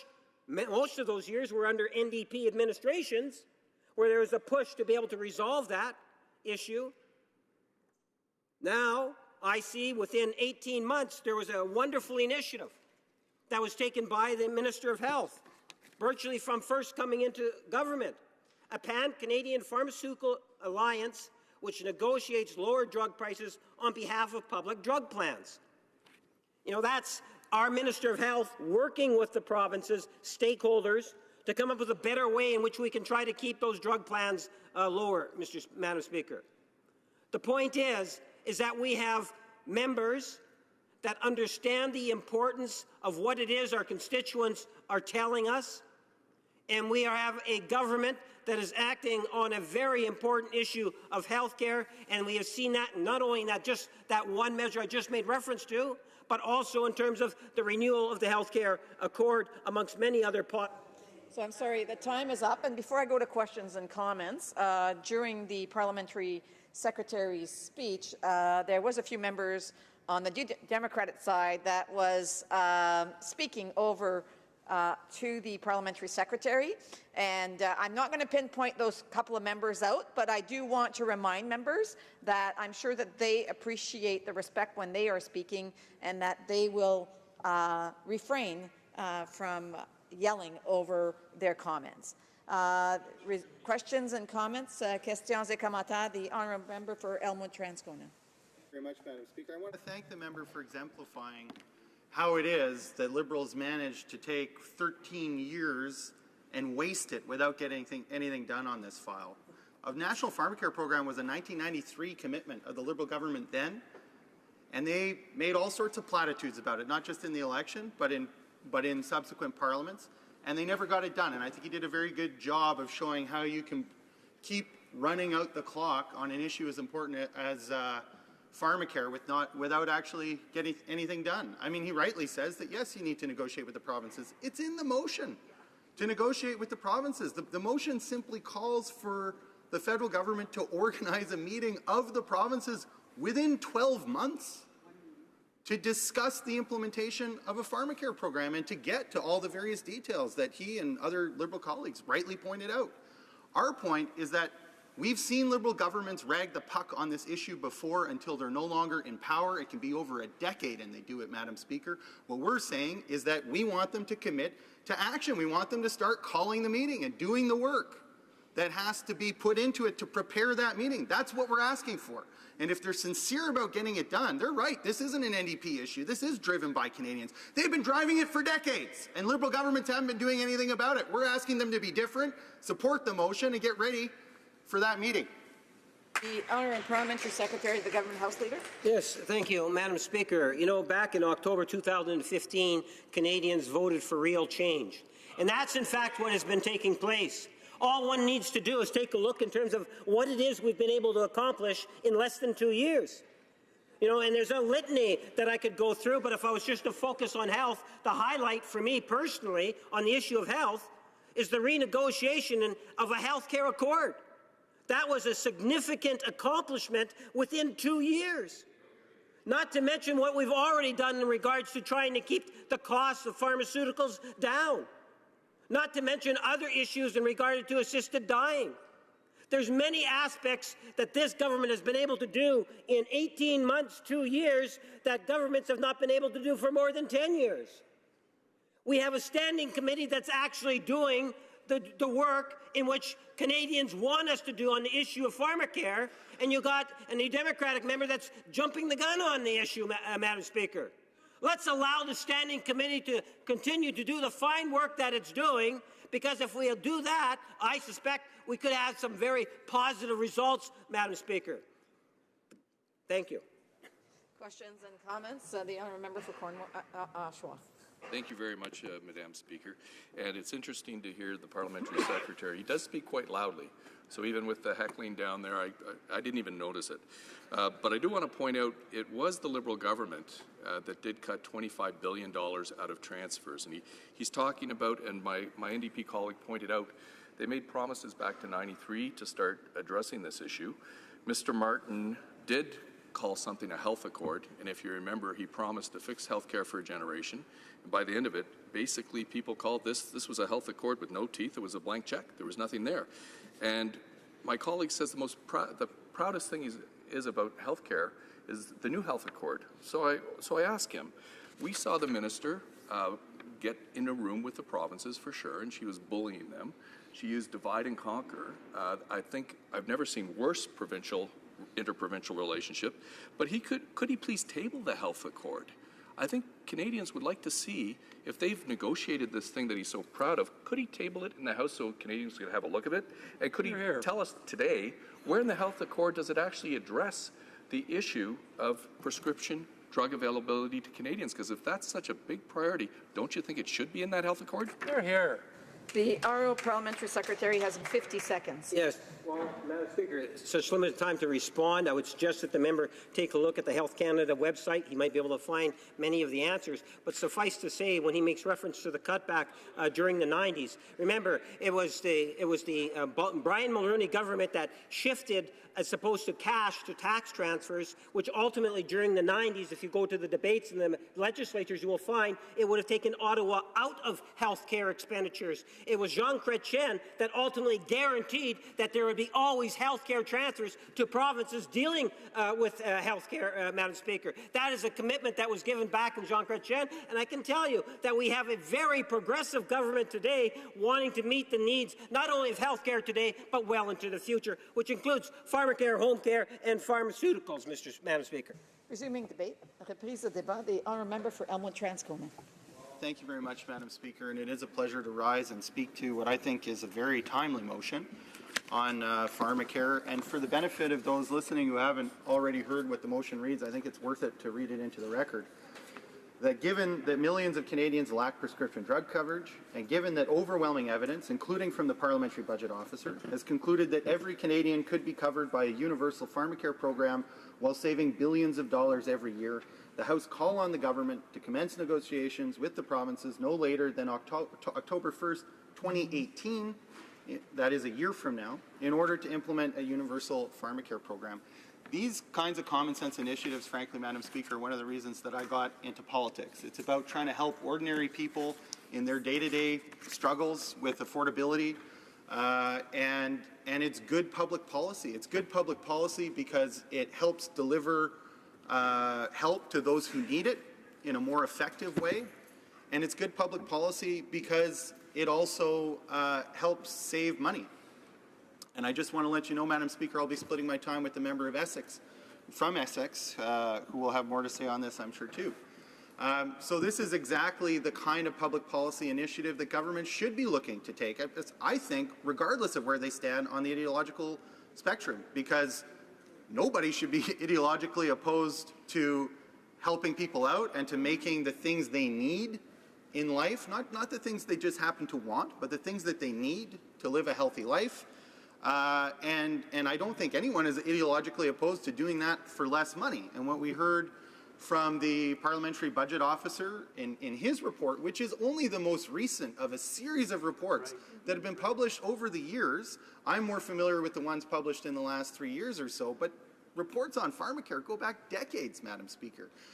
So when I hear the Liberals pretend that somehow this is a new issue and, you know, there's currently a parliamentary committee looking at it and, wow, isn't that great because it's the first time and we need to absolutely know what's in there in order to pass this motion, which only talks about beginning conversations with the provinces. So it's not a motion that would prejudge or preclude action on any of the recommendations of the report.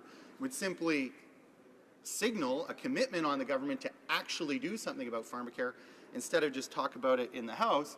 I can't really understand how they can get up in this place and make that argument and look at themselves in the mirror, because the need for pharmacare has been long-standing. I invite them to come to my riding and talk to seniors and young people, frankly, who need medication in order to go about their day-to-day life and are struggling to afford that medication, and tell them it's too soon for a national pharmacare program. And it's too soon to start a dialogue with the provinces about how it'll be paid for and what the details are. Those are important, but the bottom line is that whichever government ends up paying for it, they're funded by the same people. They're funded by the Canadian taxpayers. They're funded by the people who have to pay for those drugs. So when we hear from the Parliamentary Budget Officer that right now Canadians total are paying around $24 billion a year for prescription drugs, that those same Canadians, by having a different level of government pay so that it's more coordinated and whatever else, could be paying $20 billion instead. That is, for those who struggle with the math on that, $4 billion less per year spent by Canadians on prescription drugs. I'm baffled that it's a motion that doesn't enjoy the support, frankly, of the whole House, but particularly a government that styles itself as progressive and wanting to help people and wanting to help the middle class. I do want to raise a particular example of a woman from my riding. Carrie is a young woman. She says she's part of the Faces of Pharmacare campaign, and I would encourage people listening at home and members here to check out Faces of Pharmacare. Google it. It's stories of Canadians across the country that are struggling with prescription drug costs and calling for a national pharmacare plan. She says, the 4 asthma medications I take keep me relatively healthy, and being diagnosed with severe ADHD in my early 20s, ADHD medication has been positively life-altering for me. My medication is not fully covered by the Manitoba Pharmacare program, but with assistance from other programs, I'm able to cover the full cost of the name brand medications as my doctor has prescribed. This adaptation allows me to feel and function at my best, both in traditional employment scenarios as well as in self-employment. Without Manitoba Pharmacare, my prescriptions would have cost 24% of my income, nearly a quarter of an income which a totally healthy person would not have to pay.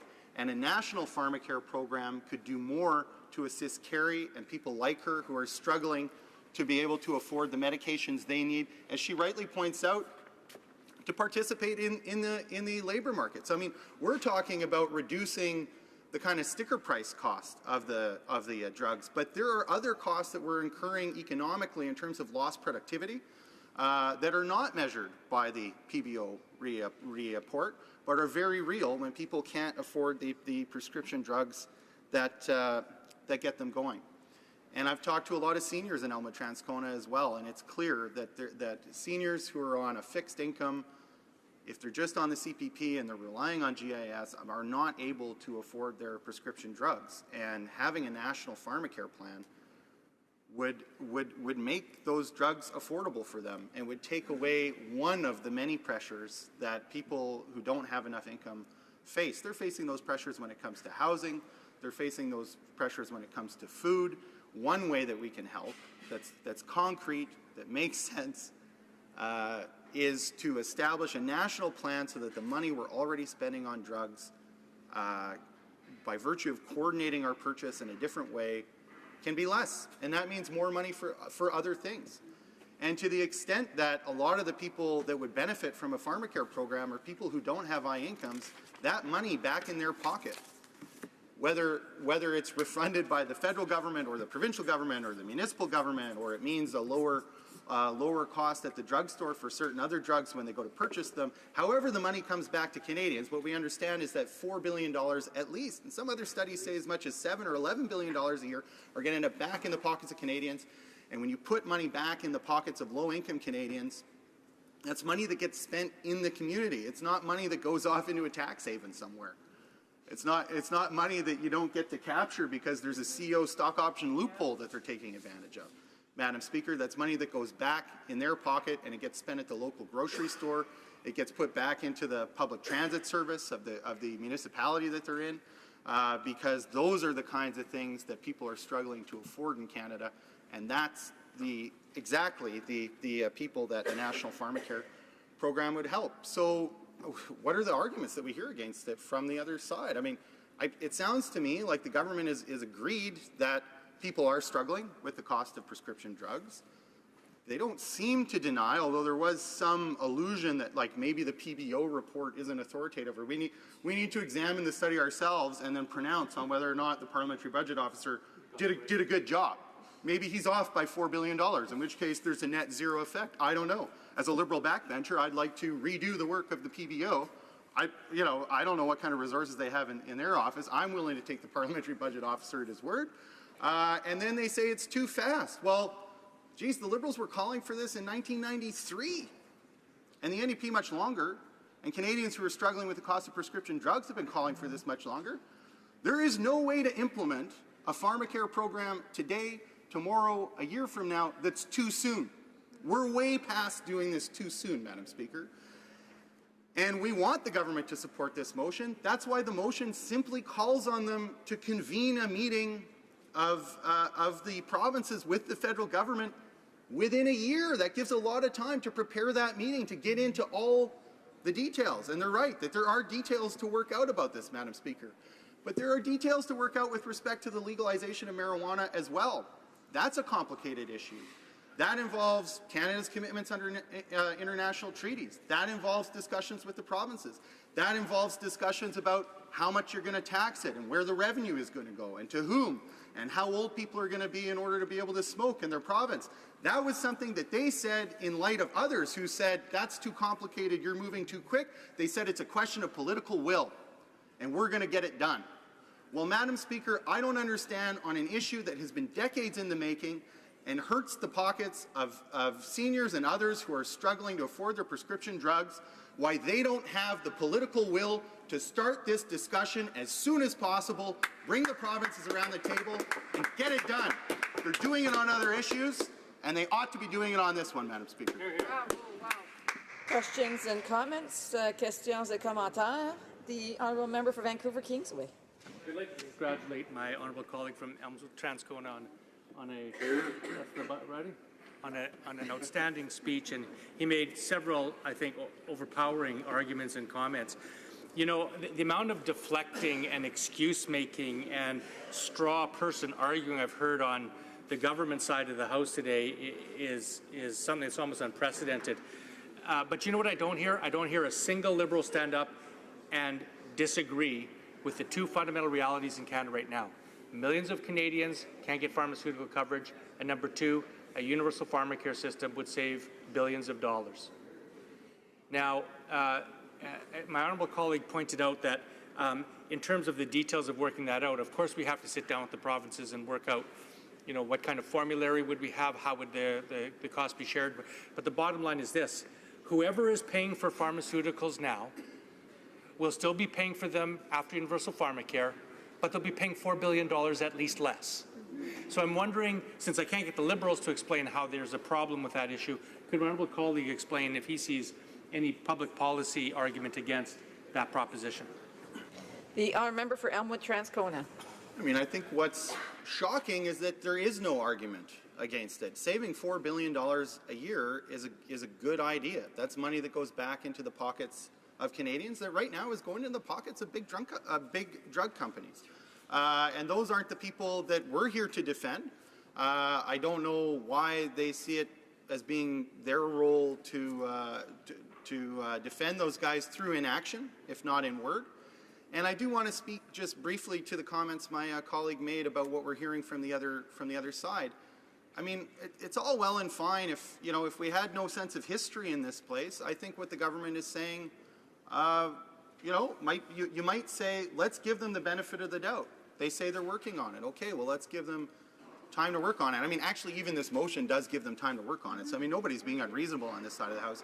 But the issue is, when you look at the Liberals historically, in terms of their commitments in '93 for a national pharmacare program, the fact that they had 13 years to do it and didn't even try, and then this particular government around other commitments like electoral reform, where they strung this House along until they ultimately said, yeah, we were never really committed to it in the first place. There's no reason to take them at their word when they say this is something that they're going to get around to. And comments, the honourable member for Oakville. Thank you very much, Madam Chair. So I wanted to thank the honourable member for his remarks. I'm a new politician. It's unfortunate that on an issue so important to so many Canadians that there would be such politicization of this issue across the ranks. I think if ever there's a time for parties to pull together and work together for Canadians, it's on an issue like a national pharmacare program. Having said that, one of the complexities we were dealing with at the committee was on, would there be a national or would it be provincial and territorial formularies? And that's a very important discussion, because provinces and territories may have very different decisions and thoughts on what they would include in their formulary. What concerns me is I noticed in the motion that the member took great care to read into the record they've decided not to include the territories in these discussions. And I think if the decisions are made by the provinces that there should be provincially unique formularies, I'm not sure that the territories are sufficiently ready to deal with formulary development. And I'm wondering why they chose to exclude territories from the motion. The honourable member for Elmwood-Transcona. Well, I acknowledge the member's point that discussion of a formulary is an important discussion to have, but there are actually great precedents for working towards a common formulary. So the common drug review that we had in this country for years actually served as an expert base. It was a federally run organization that provinces largely deferred to in the composition of their formularies. It wasn't binding, but that was a structure that was already in place. Some damage was done to that structure in the previous government. So it is a legitimate conversation that has to be had, but there are models for how to come to agreement.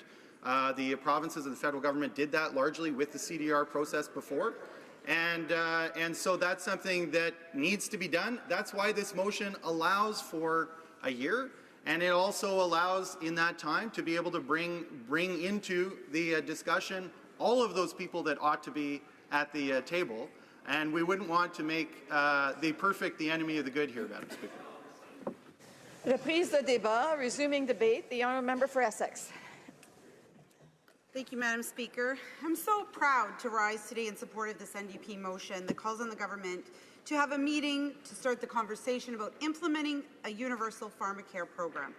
This is something that New Democrats have been fighting for since Tommy Douglas introduced and implemented public Medicare in our country. New Democrats refer to the amazing vision that Tommy Douglas had, and his vision of a social system that is accessible to us all still guides us today. It is a fundamental belief that we are all in this world together, and that the only test of our character that matters is how we look after the least fortunate among us, how we look after each other, not how we look after ourselves. And that no matter what, people should get whatever health services they require, irrespective of their individual ability to pay. Tommy Douglas never intended to create such a gap in Canadian healthcare coverage. Prescription drugs and other services were always meant to be integrated into a system of comprehensive public coverage, along with hospitals and physician services. Canada is the only developed country in the world with a universal healthcare program that doesn't include a universal prescription drug plan. This means that our multi-payer system has resulted in the second highest prescription drug costs in the world, second only to the United States. Our patchwork prescription drug system is inefficient and expensive. It has left Canadians with wildly varying prescription drug coverage and access, and many people are paying different rates for the same medications. Currently, people are not benefiting from our system. But do you know who is, Madam Speaker? The pharmaceutical and private insurance companies. Those same pharmaceutical and private insurance companies that make billions of dollars in profit every year. Did you know, Madam Speaker, that in 2016, Merck Canada made a $35.2 billion profit, and Bristol-Myers Squibb earned $19.2 billion? What about the fact that in 2016, Purdue Pharma reaped profits of $31 billion? Purdue sells OxyContin and other products prescribed for the treatment of pain, and Purdue has been found to have misled doctors about the safety and effectiveness of OxyContin. As we all know too well, Canada is facing a public health crisis where at least 2,400 Canadians have died as a result of opioid overdose in 2016. And what about the top private insurance companies?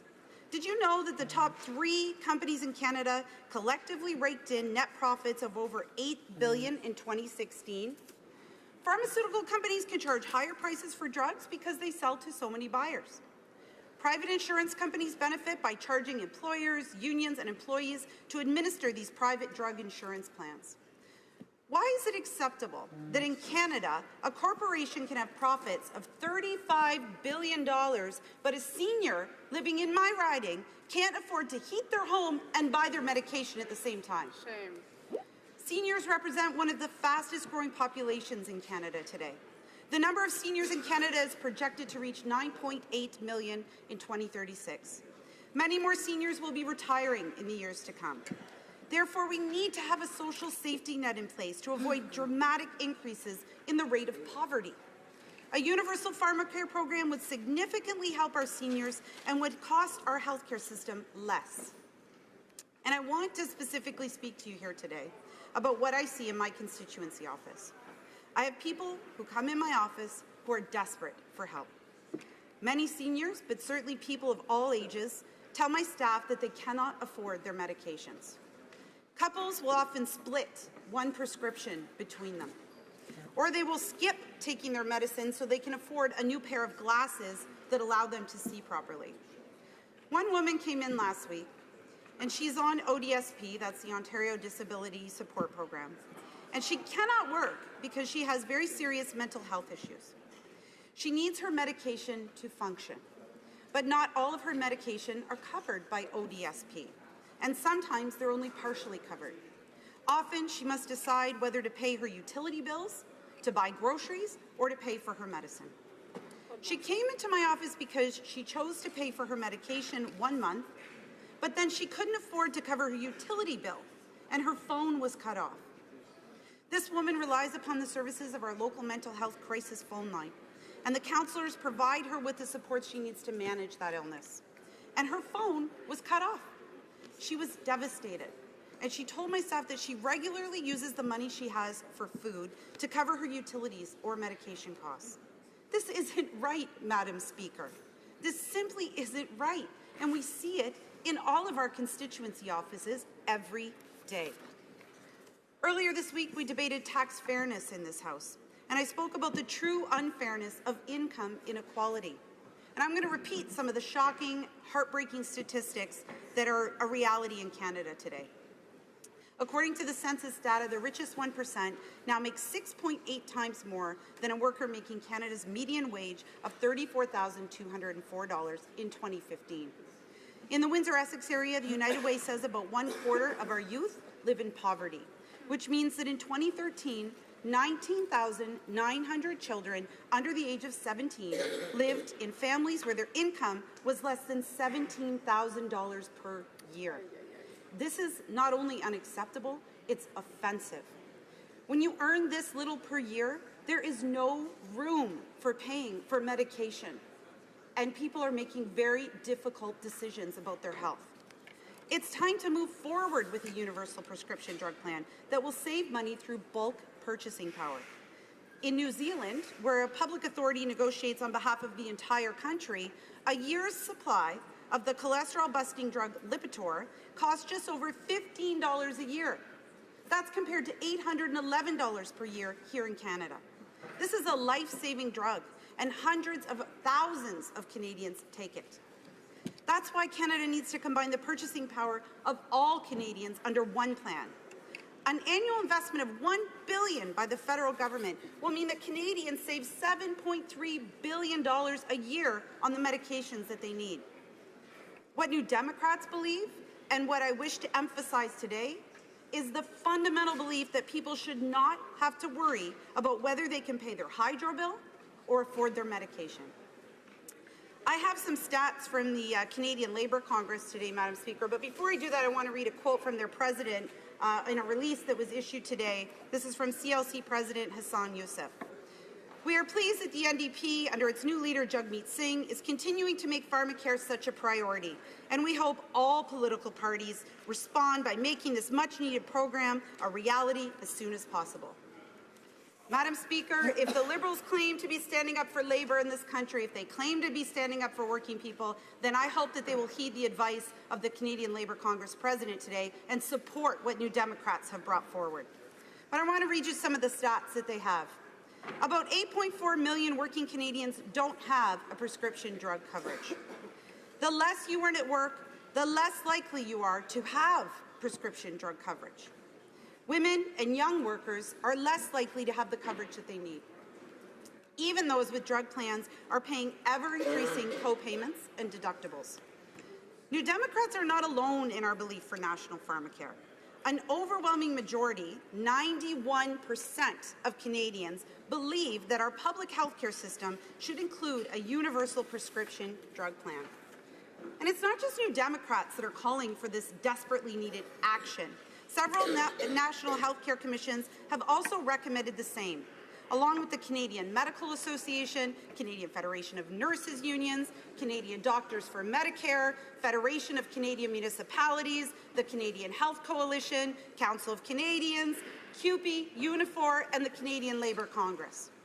If this government is a true friend to all of these organizations and Labour, it's time for them to stand up. Madam Speaker, we are calling for a meeting. Surely the Liberals can commit to one meeting to talk about where we're going in this country for pharmacare. All we're asking in this motion is that in 1 year, we have that meeting. It's time for action. Canadians have waited long enough. It's time to start the conversation. The honourable member will have 5 minutes for questions and comments after a question period. Statements by members. Déclaration de député. L'honorable député de The honourable member from Montcalm. Victory, Madam Speaker, victory. Despite the Liberal government's support and the support of the Harper government before that, despite the National Energy Board's laxity, Energy East will not come through where we live. This is a victory for citizens, a victory for Quebecers who are standing up for themselves. The Energy East saga shows that Quebec can never count on federal members to defend their interests. It shows that despite its sunny rhetoric, Canada is an oil-producing country that's prepared to endanger our lands, lakes, and rivers in order to sell its dirty oil. And yes, it showed that Quebec and Canada are two distinct countries with different values and different ways of doing things. The end of Energy East is a victory for those who actually think long-term and actually care about future generations. It's also a victory for the Bloc, which fought against this project for before and during and after the elections. It's a victory for Quebec and a great day for the planet. The honourable member for Marc-Aurèle-Fortin. Madam Speaker, this summer, I continued to travel around my riding in order to meet with and listen to my constituents. I kicked off the summer with 40 new Canadians who were taking their oath of citizenship on Canada Day. I was also very happy to participate in the federal government's and the Quebec government's announcement of an investment of over $30.4 million to support 29 public transportation projects in Laval. I also met with several organizations who receive funding from the Canada Summer Jobs Program and who are making a difference in my community. It was a privilege to meet with young workers in my riding and their employers. Madam Speaker, my greatest privilege is still representing my constituents. I will always be grateful to them, and I will continue to represent them with great pride. Thank you. Honourable member for Peace River Weston. Mr. Speaker, I rise today to draw attention to the Moose Hide campaign. 6 years ago, Paul Lacerte, a member of the Caribou clan, founded the Moose Hide campaign while hunting with his daughter Raven along the Highway of Tears. As they hunted moose, they were both touched by the violence that had happened all around them, and they decided to use the moose they hunted for the cause. After tanning the hide and cutting it into squares, they began giving squares to other men and encouraging men to stand against violence. Since then, the campaign has handed out 500,000 squares of moose hide. Today, the Moose Hide campaign is gathered in Ottawa, where men will fast together in support of ending violence against women and talking about what it means to be a man. Mr. Speaker, I join these men and women today and thousands across Canada in wearing this Moose Hide to signify our commitment to honour, respect and protect women and children in our lives and work together with other men to end violence against women and children. Thank you, Mr. Speaker. The honourable member for Brampton West. Mr. Speaker, I rise today to recognize another significant promise fulfilled by our government. We have heard loud and clear from Canadians about the significant hardship that they have faced on their journey to citizenship due to unnecessary barriers created by the previous government. Yesterday, I was proud to join my colleagues from Brampton and the Minister of Immigration, Refugees and Citizenship in Brampton to announce that effective October the 11th, changes will be implemented to ease barriers for future Canadians on their quest to citizenship. The physical presence requirement for citizenship will be reduced to 3 out of 5 years, and the age range for knowledge and Language requirements will be returned to 18 to 54 years. These changes, Mr. Speaker, along with those previously announced in Bill C6, will help residents of Brampton West and across Canada reunite with their families, contribute to our society, and reaffirm that a Canadian is a Canadian is a Canadian. Thank you. The Honourable Member for Trois-Rivières. Mr. Speaker, before having the honour of representing my constituents in this House, I had the privilege of being a teacher for 25 years. I'm pleased to say that I didn't completely leave the profession behind because I still use some of the skills that I acquired there every day. So allow me to acknowledge and celebrate World Teachers' Day by thanking teachers for their commitment to our young people. Their attention, commitment, and actions often speak louder than words, and they help these future leaders develop their critical thinking and develop their sense of agency. Teaching can be a challenging and often thankless job, so standing up to thank them once a year is the least that we can do, I think. If an apple doesn't seem like the right gift, maybe you can take a few minutes to write a heartfelt email to the teachers who work with our kids every day. To my former and current colleagues, you have my gratitude. The Honourable Member for Bourassa. Mr. Speaker, I am pleased to mark the 200th anniversary of the birth of Marie-Louise Angélique Clara. In my riding, we have a school, a hospital, and a foundation named after her. Born in France in 1817, Sister Marie Clara brought a passion for education and religion with her when she came to Canada. The Marie Clarac School has 1,300 students, and the hospital now offers palliative care to patients. She was the founder of the St. Mary's Sisters of Charity congregation, which serves patients in 12 countries on 3 continents. I'm happy, Mr. Speaker, to recognize the work of the congregation members who carry on Sister Marie Clara's work. Thank you. Honourable Member for Yellowhead. Thank you, Mr. Speaker. I want to thank the heroes who risked their lives to save strangers and the blood donors who waited for hours to help the wounded when word went out there was a shooting in Las Vegas this past weekend. This tragedy has impacted Canadians far and wide, including communities of Maple Ridge, British Columbia, Okotoks, Alberta, and Valley View, Alberta. Mr. Speaker, I have learned that a young resident of Jasper in my riding of Yellowhead was a victim of this senseless crime. Whether the recent terrorist attacks in Edmonton or the violence in Las Vegas, Albertans and all Canadians will not be divided. We will stand together as a nation, support each other, and grieve together. I want to offer my sincere condolences to all the families impacted by this tragedy. Thank you, Mr. Speaker.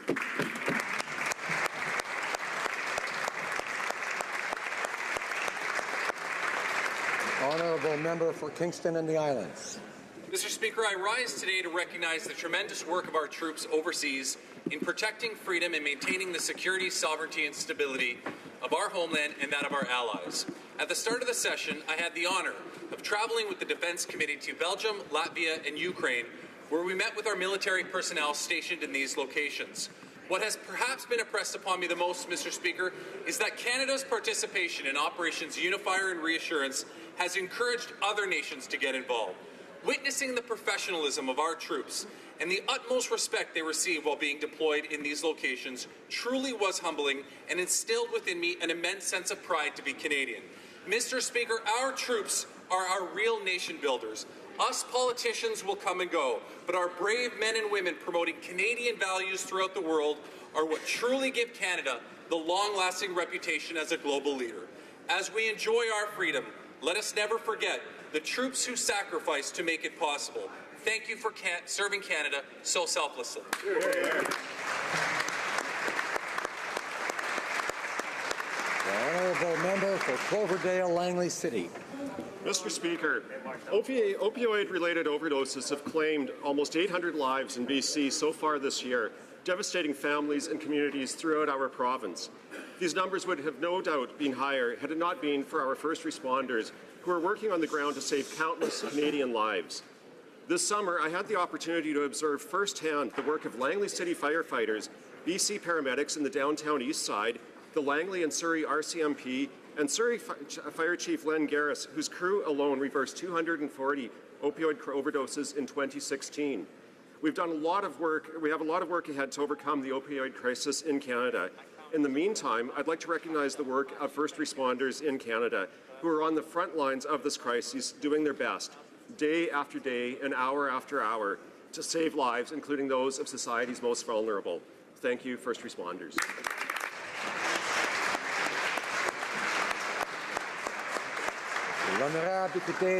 The Honourable Member for Montmagny-Lille, Kamouraska, Rivière-du-Loup. Mr. Speaker, 2017 is a particularly significant year for Rivière-du-Loup, which is celebrating several anniversaries this year. The famous bell tower at City Hall has watched over our citizens for over 100 years. The Princess Theatre downtown remains a cultural and architectural gem, especially now as it hosts the Vue dans la Tête Film Festival. Then there's L'Harmonie, which continues to host recitals that benefit local organizations. Many musicians have gotten their start there. Finally, the world-renowned Sœurs de l'Enfant Jésus de Chauffaille, located on the banks of the St. Lawrence River, set up their provincial location that now houses Les Sœurs Clarisses. To everyone who has helped these institutions flourish and to become a part of our history, thank you. And happy anniversary to everyone. The Honourable Member for Brossard-Saint-Lambert. Mr. Speaker, in the week of October 15th, we celebrate cooperatives. Co-op Week celebrates the members of Canadian cooperatives, and it coincides with International Savings and Credit Unions Day, which is the third Thursday in October every year. The House recognized the importance of cooperatives by unanimously adopting my motion to promote and support Canada's cooperatives. The purpose of motion M100 is to provide for the development and implementation of a strategy enhancing this sector so important for our economic growth. It was with great emotion and pride that I received unanimous support of my colleagues for this motion, inspired by the outstanding work of my former colleague, the Honourable Mauriel Bélanger. I firmly believe that cooperatives also play an important role in the betterment of our communities. Cooperatives can help support the government's priorities, including the Inclusive Innovation Program, social economy, and the transition to a low-carbon economy. Happy Co-op Week. Thank you. The Honourable Member for La Salle-et-Marne-Verdun. Mr. Speaker, today I'd like to mention two very important priorities for me, two aspects of public life that push me to commit to serving the people around me. First of all, today is the second annual Hill Day for citizens of my riding, La Salle-et-Marne-Verdun. Welcome. Then, Mr. Speaker, I had the honor of spending 25 years of my life working with brilliant young minds at McGill University. Over the years, as a teacher, I had the rare opportunity to support young adults in their quest for knowledge and a better understanding of the world. Teachers, Mr. Speaker, in La Salle and Marne-Verdun at many levels, and I can attest their dedication, their intellect, and their pedagogical creativity. They inspire, as good teachers do. On cette journée, to mark Hill Day for my riding, and to mark World Teachers Day, I'd like to thank you for helping keep me humble and committed. Thank you. The Honourable Member for Durham.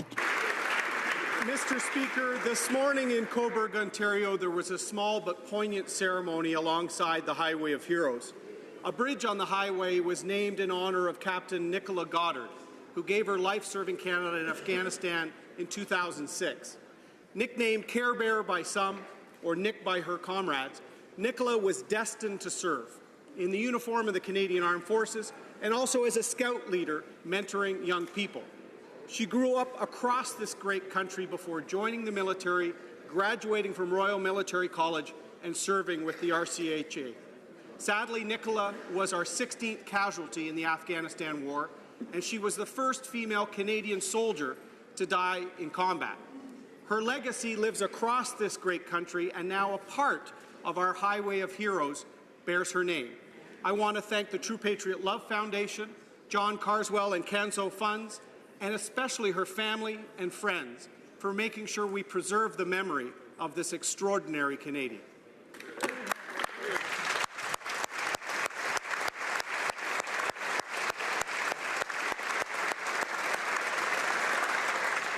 Honourable Member for Burnaby North Seymour.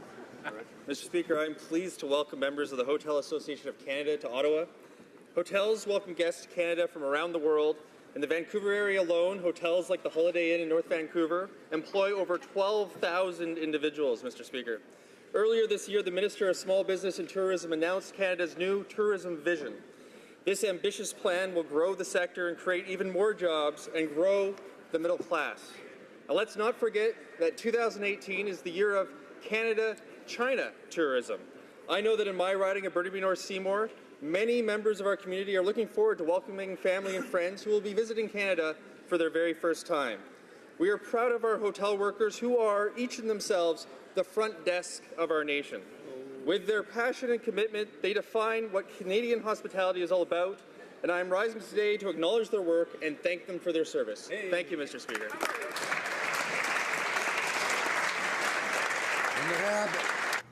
The Honourable Member for Berthier-Masquinongé.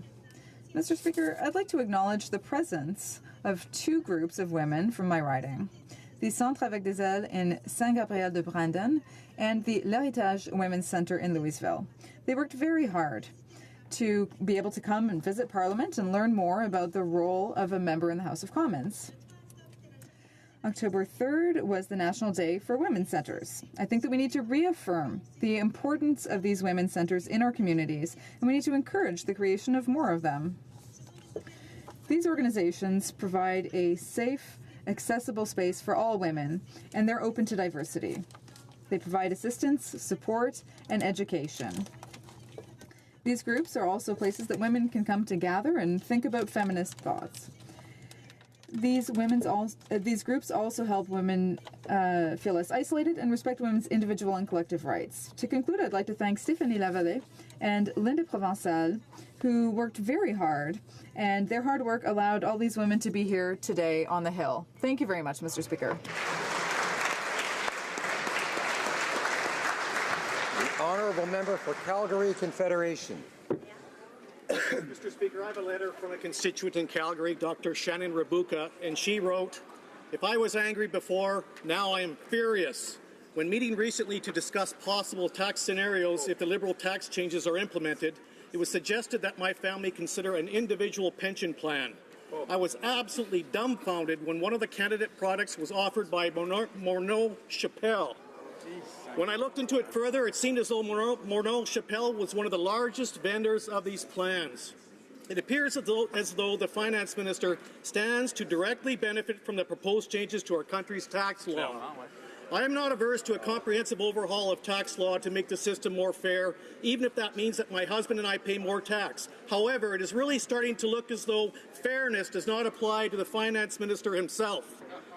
Mr. Speaker, the finance minister's company will benefit from these changes while small businesses will suffer. It doesn't look fair because it's not." There you go. The Honourable Member for Niagara Centre. Thank you, Mr. Speaker. Mr. Speaker, today begins the 5th annual Moose Hide campaign, a campaign that urges all men to speak out against violence towards Indigenous and non-Indigenous women and children. 5 years ago, an Indigenous man named Paul Lacerte was hunting moose with his daughter along the Highway of Tears in British Columbia, where far too many Indigenous women and children have gone missing or been found murdered. At that moment, Paul thought to engage men in the fight to end violence against women and children by using moose hide as a symbol of commitment to honor and respect women and children. Now, more than 500,000 squares of moose hide have been distributed across our great nation. I invite all Canadians to support the Moose Hide campaign by proudly wearing a moose hide square, promoting gender equality and healthy relationships, and speaking out against gender-based violence. Thank you, Mr. Speaker.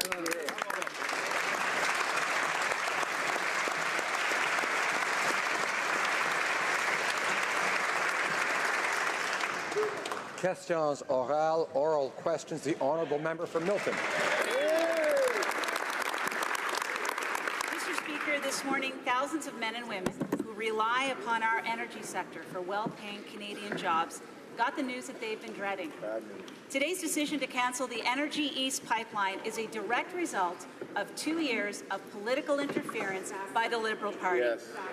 Failure is the only word that comes to mind. When will the Prime Minister recognize that his disastrous economic and energy policies are hurting Canadians and our economy? Honourable Prime Minister. Honourable Prime Minister. Mr. Speaker, TransCanada made a business decision based on market conditions. When they first proposed the Energy East pipeline, oil was up around $90 a barrel, and the Conservative government had been unable to approve any new pipelines. Since then, Mr. Speaker, oil is at around half that price, and we've approved 3 new pipelines, creating jobs for more than 31,000 Canadians in the energy industry. We will continue to stay focused on growing the economy and creating good jobs while protecting the environment right across the country. The honourable member for Milton. Mr. Speaker, the Prime Minister is dead wrong. The business decision was to invest $1 billion to start the process. The decision to not go ahead is a regulatory decision because of the double standard that this government is imposing upon Canadian projects. Mr. Speaker, they have cost 15,000 Canadians a job, and they have hurt our economy to the tune of $50 billion. The Liberals are putting the interests of Saudi Arabia, Venezuela, and Algeria before Canadian jobs. What does the Prime Minister have to say? Right Honourable Prime Minister. Mr. Speaker, it's obvious that the market conditions have changed fundamentally since Energy East pipeline was first proposed. Oil was up around $90 a barrel, and that Conservative government were unable to get any pipelines approved while they were in government. The fact is, since then, oil prices have dropped by half, and we have approved 3 different pipelines to get our oil resources, including to new markets. The fact is, we are continuing to stand up for Canadian jobs while we defend the environment, and the Conservatives are again just playing politics. Order. The honourable member for Milton. Thank you, Mr. Speaker. Mr. Speaker, obviously the Prime Minister doesn't realize that he is accountable for this dysfunctional regulatory process that they put in place. Mr. Speaker, 2 days ago, all the Atlantic MPs except for one voted against having a longer process for consultation on tax hikes to fishers, to farmers, and to local businesses. All but one. Mr. Speaker, with this morning's announcement, the Atlantic Canadians are forced with another economic blow. This is what I want to know. These are important sectors. They are vital to the East Coast economy. When will the Liberals stop stifling opportunity and stop taking us... The right honourable Prime Minister. Mr. Speaker, our government is proud of the Atlantic growth strategy that we've established with the premiers of the Atlantic provinces to invest in growth, in innovation, in immigration, in opportunities for the Atlantic provinces to thrive and succeed. After 10 long years of being ignored by the previous government, we are proud of our strong voices from Atlantic Canada that stand up every day to create good jobs and a good future for all Atlantic Canadians and all Canadians. The honourable member for Louis-Saint-Laurent. Mr. Speaker, it's a very sad day. A sad day for Canada, for Quebec, and all Canadian provinces. The abandonment of the Energy East pipeline by TransCanada is a result of Liberal decisions. They changed the environmental rules and destabilized an important project, a project representing $15 billion in investments that would have allowed many people in Quebec to build it during construction. And who would have been happy? And who's happy now? In fact, oil-producing countries, Venezuela, Algeria, and others. The Right Honourable the Prime Minister.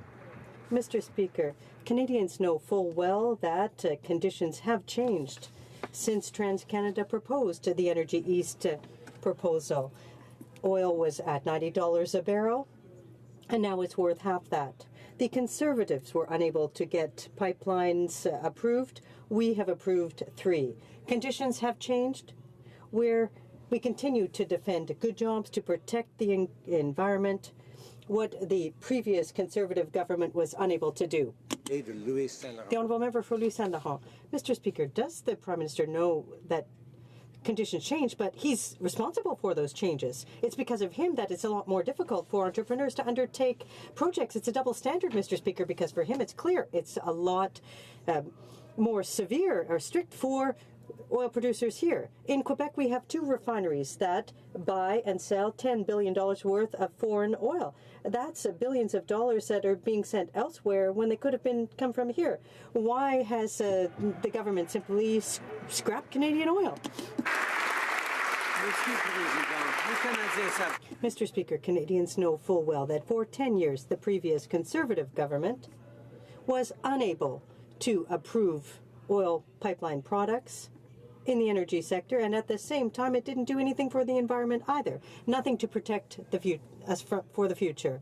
Our government has approved some projects, but at the same time we protected the environment by putting in place a price, a Canada-wide price for carbon, by going ahead with environmental protection. That is what Canadians expect us to do, and that is what we have done.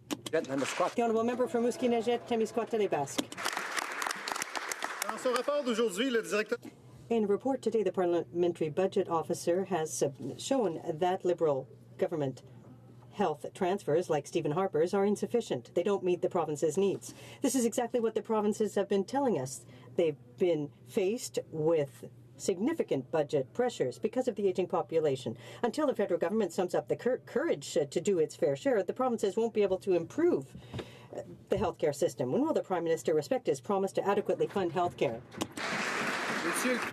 Right Honourable Prime Minister. Mr. Speaker, our government is very proud to have negotiated health agreements with the provinces for the years to come. We have created historic levels of investment in mental health because we acknowledge that it is a real need. We've also made historic investments in home care, for example, to help our seniors, to help the most vulnerable. Our government is very proud of having worked with the provinces in order to deliver for Canadians, and we will continue to deliver a healthcare system for Canadians, which is there for all Canadians. The Honourable Member for Rimouski-Nejet-Témiscouata-les-Basques. This is a Parliamentary Budget Officer, and the PBO predicts also that seniors will become even more dependent on government services in the years to come.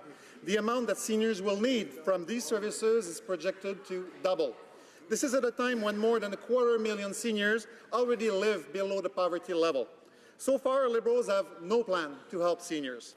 In fact, yesterday the Prime Minister mocked the NDP for calling for a national strategy. So when will the Liberals finally get serious about lifting seniors out of poverty? Right Honourable Prime Minister.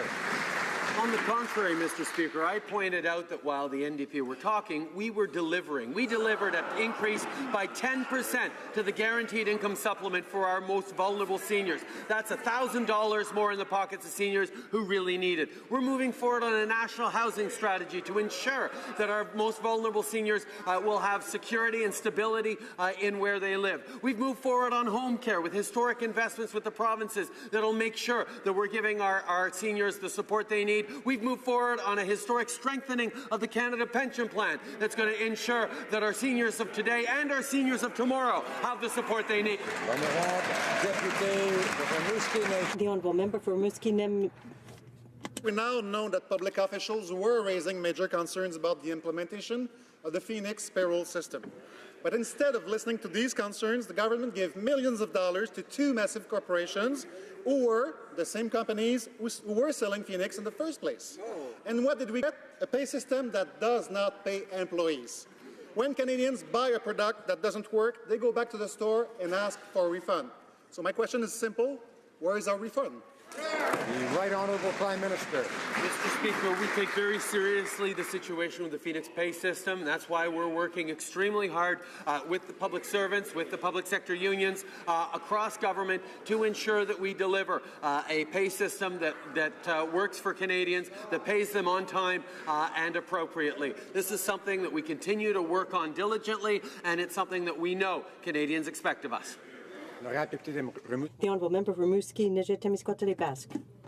It's always someone else's fault. The Liberals have never explained why they rushed the implementation of the Phoenix system. They're the ones who did it, not the Conservatives.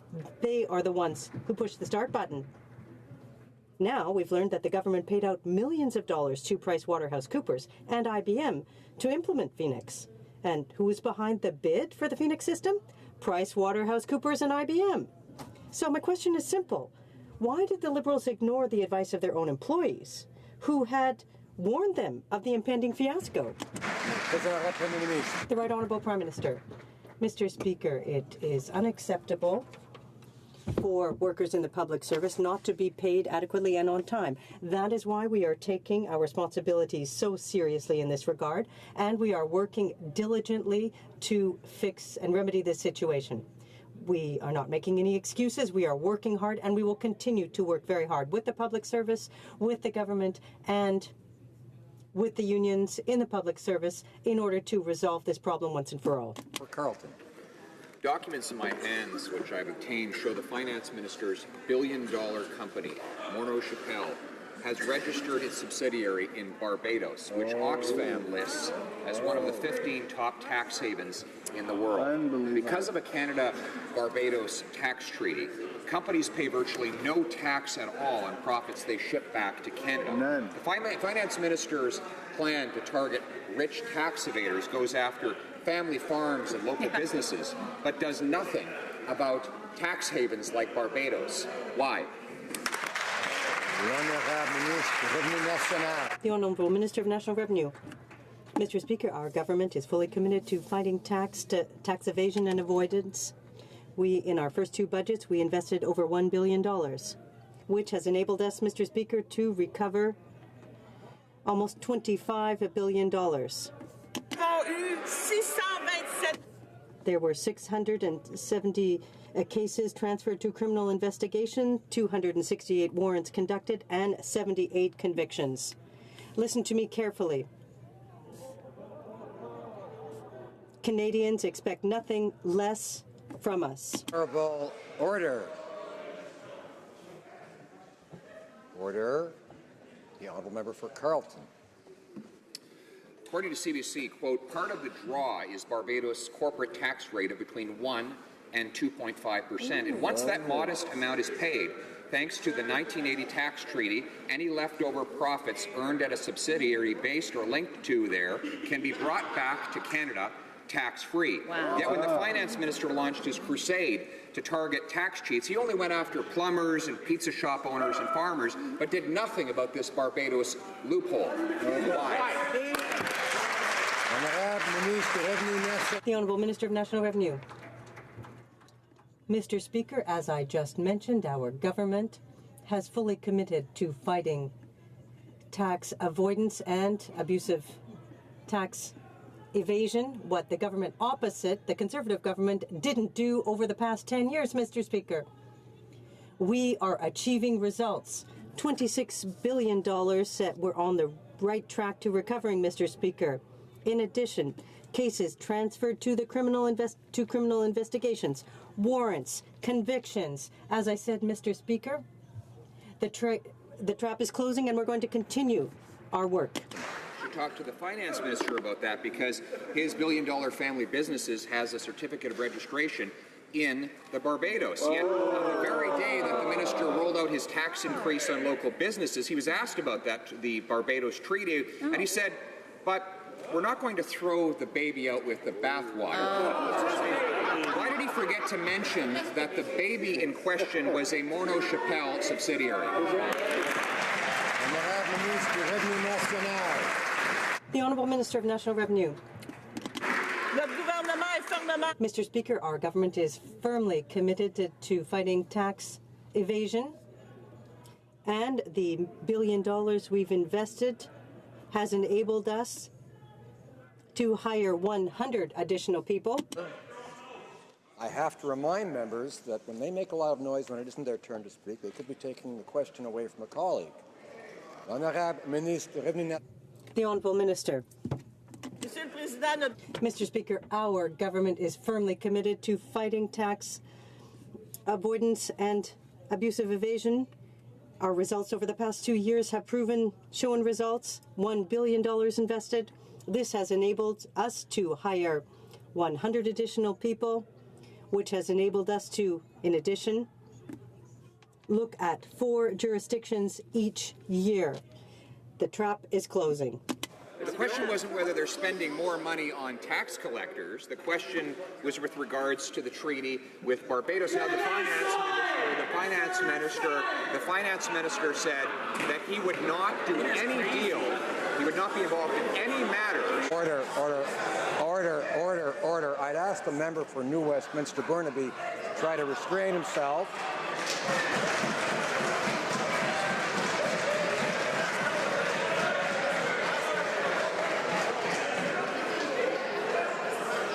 Order. And I don't want to hear that kind of outburst from him again. The honourable member for Carleton has the floor, and I'd invite him to restart his question. Thank you, Mr. Chair.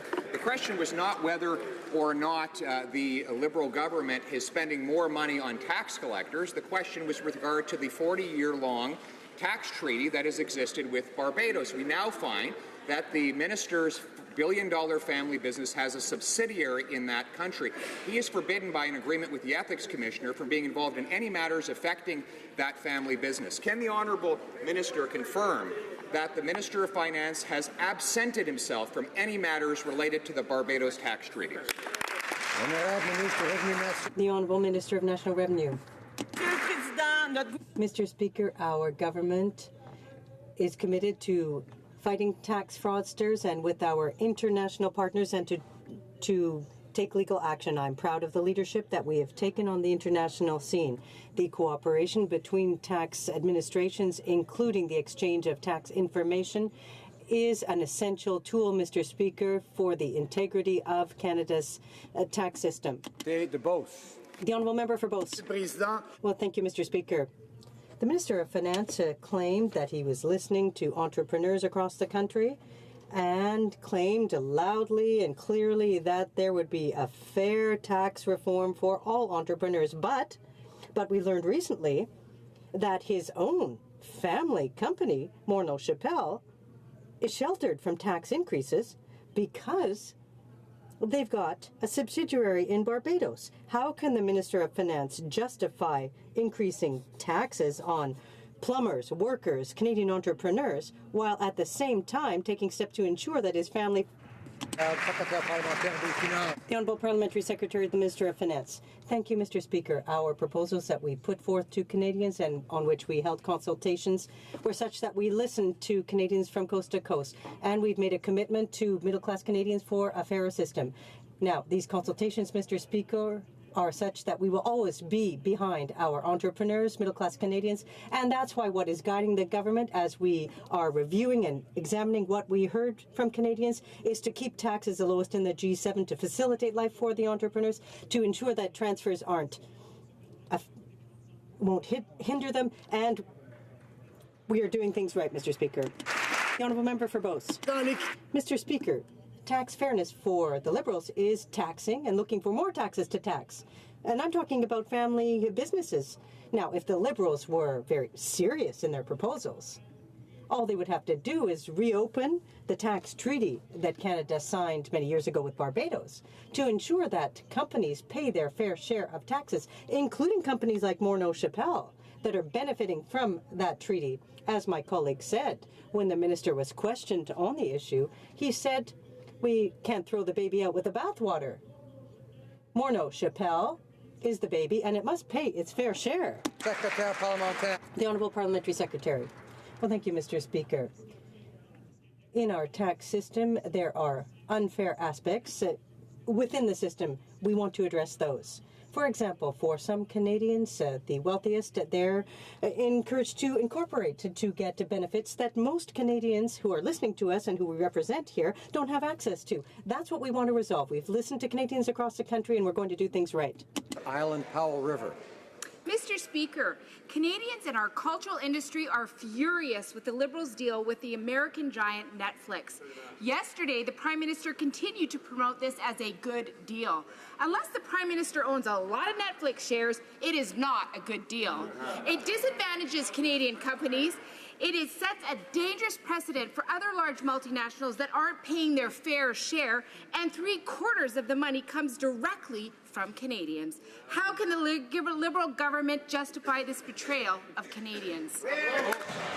Honourable Parliamentary Secretary to the Minister of Canadian Heritage. Mr. Speaker, our government is committed to growing the creative industries. This investment, which is the first of its kind in the world, guarantees at least $500 million in original productions made here in Canada in both official languages. This investment will create jobs and opportunities for creators and producers to make great content to share with Canada and the world. As part of our vision for a creative Canada, these investments will help ensure that the creative industries remain strong, and we're extremely proud of them. The Honourable Member for Longueuil Saint-Hubert. I think he thinks we're naive. Mr. Speaker, this special treatment for Netflix isn't going down well in Quebec. Everyone's denouncing it. The National Assembly, the Union des Artistes, and entrepreneurs like Peter Simons, who pointed out that enterprises in Quebec and Canada are doing their fair share. Everyone's denouncing it, yet there's something that's not working. And to quote Gérard Filion, it's like, I think she can't hear us. It's simple. Entrepreneurs are calling for real tax tax policy. Quebecers are asking for culture. How can the minister be so proud of such a failure? The Honourable Parliamentary Secretary.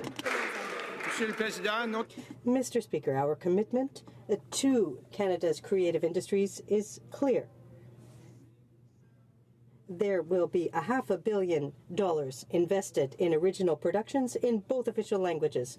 This investment will create jobs and enable creators and producers to produce content here in Canada and to protect it. Investments will help to ensure that our creative industry remains strong. The Honourable Member for Lévis-Lauvinière. Mr. Speaker, we've learned that the Minister of Finance's family company, Morneau Chappelle, may well have a subsidiary in Barbados. And this is while at the same time as they're putting forth a tax reform that's going to hit our local businesses hard and affect our future.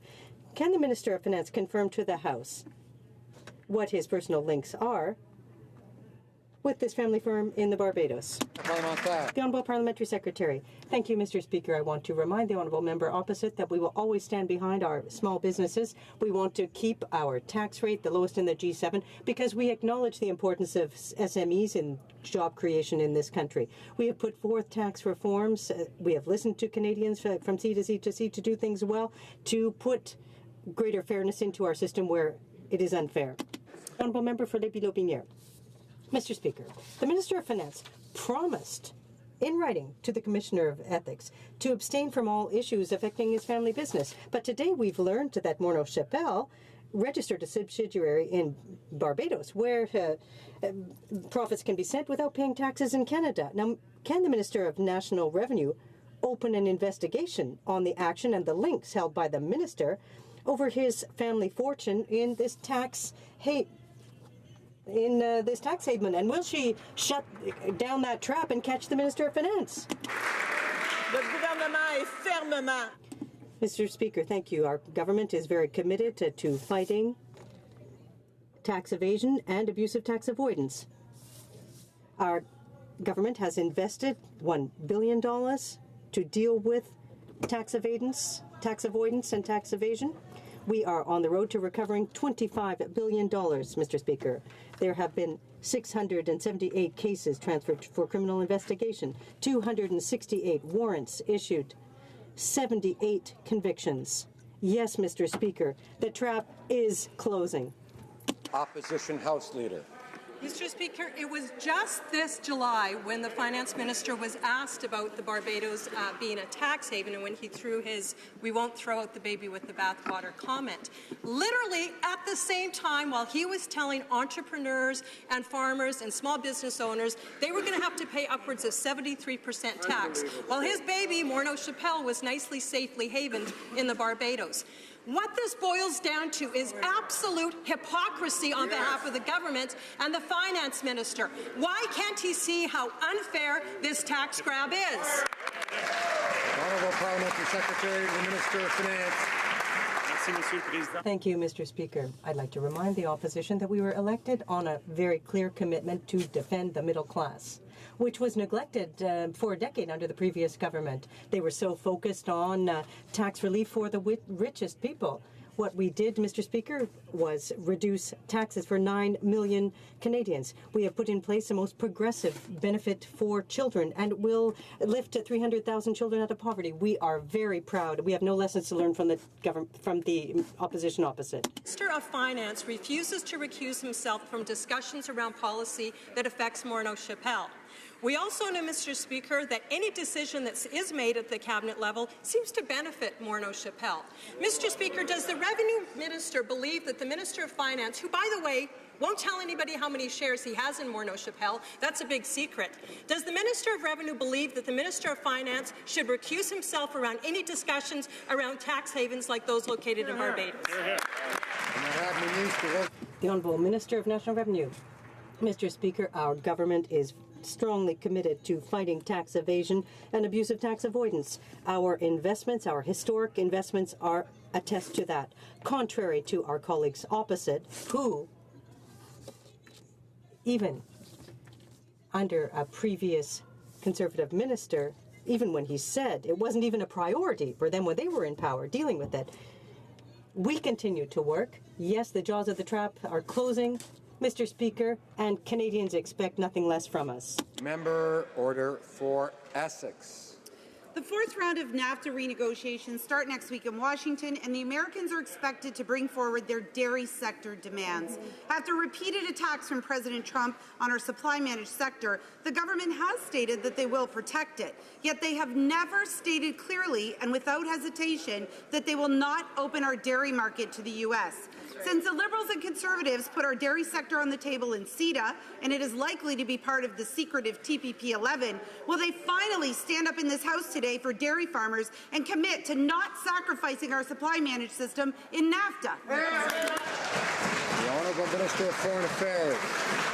Speaker, our government strongly supports Canada dairy farmers and the dairy industry.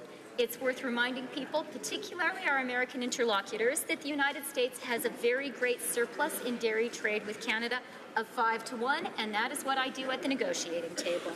We will fiercely defend our national interest at the NAFTA round, and we're going to stand up for our values. Thank you. The member for Berthier-Maskinongé. Dairy producers deserve a better answer than that. It's obvious that the United States want more access to our milk market. Supply management simply cannot be put on the negotiating table. Dairy producers must also know that the minister will not grant greater access to our milk market. I will repeat it again. Instead of repeating empty rhetoric, will the minister rise today and promise our industry that supply management and broader access to our milk market are not on the table? The Honourable Minister of Foreign Affairs. Mr. Speaker, we are here to help our dairy producers and the entire sector. I want to remind everyone that the United States have a surplus in their dairy production, a surplus of 5-1, and that's what I'm going to say at the negotiating table. We will vigorously defend our national interests and remain loyal to Canadian values. Thank you.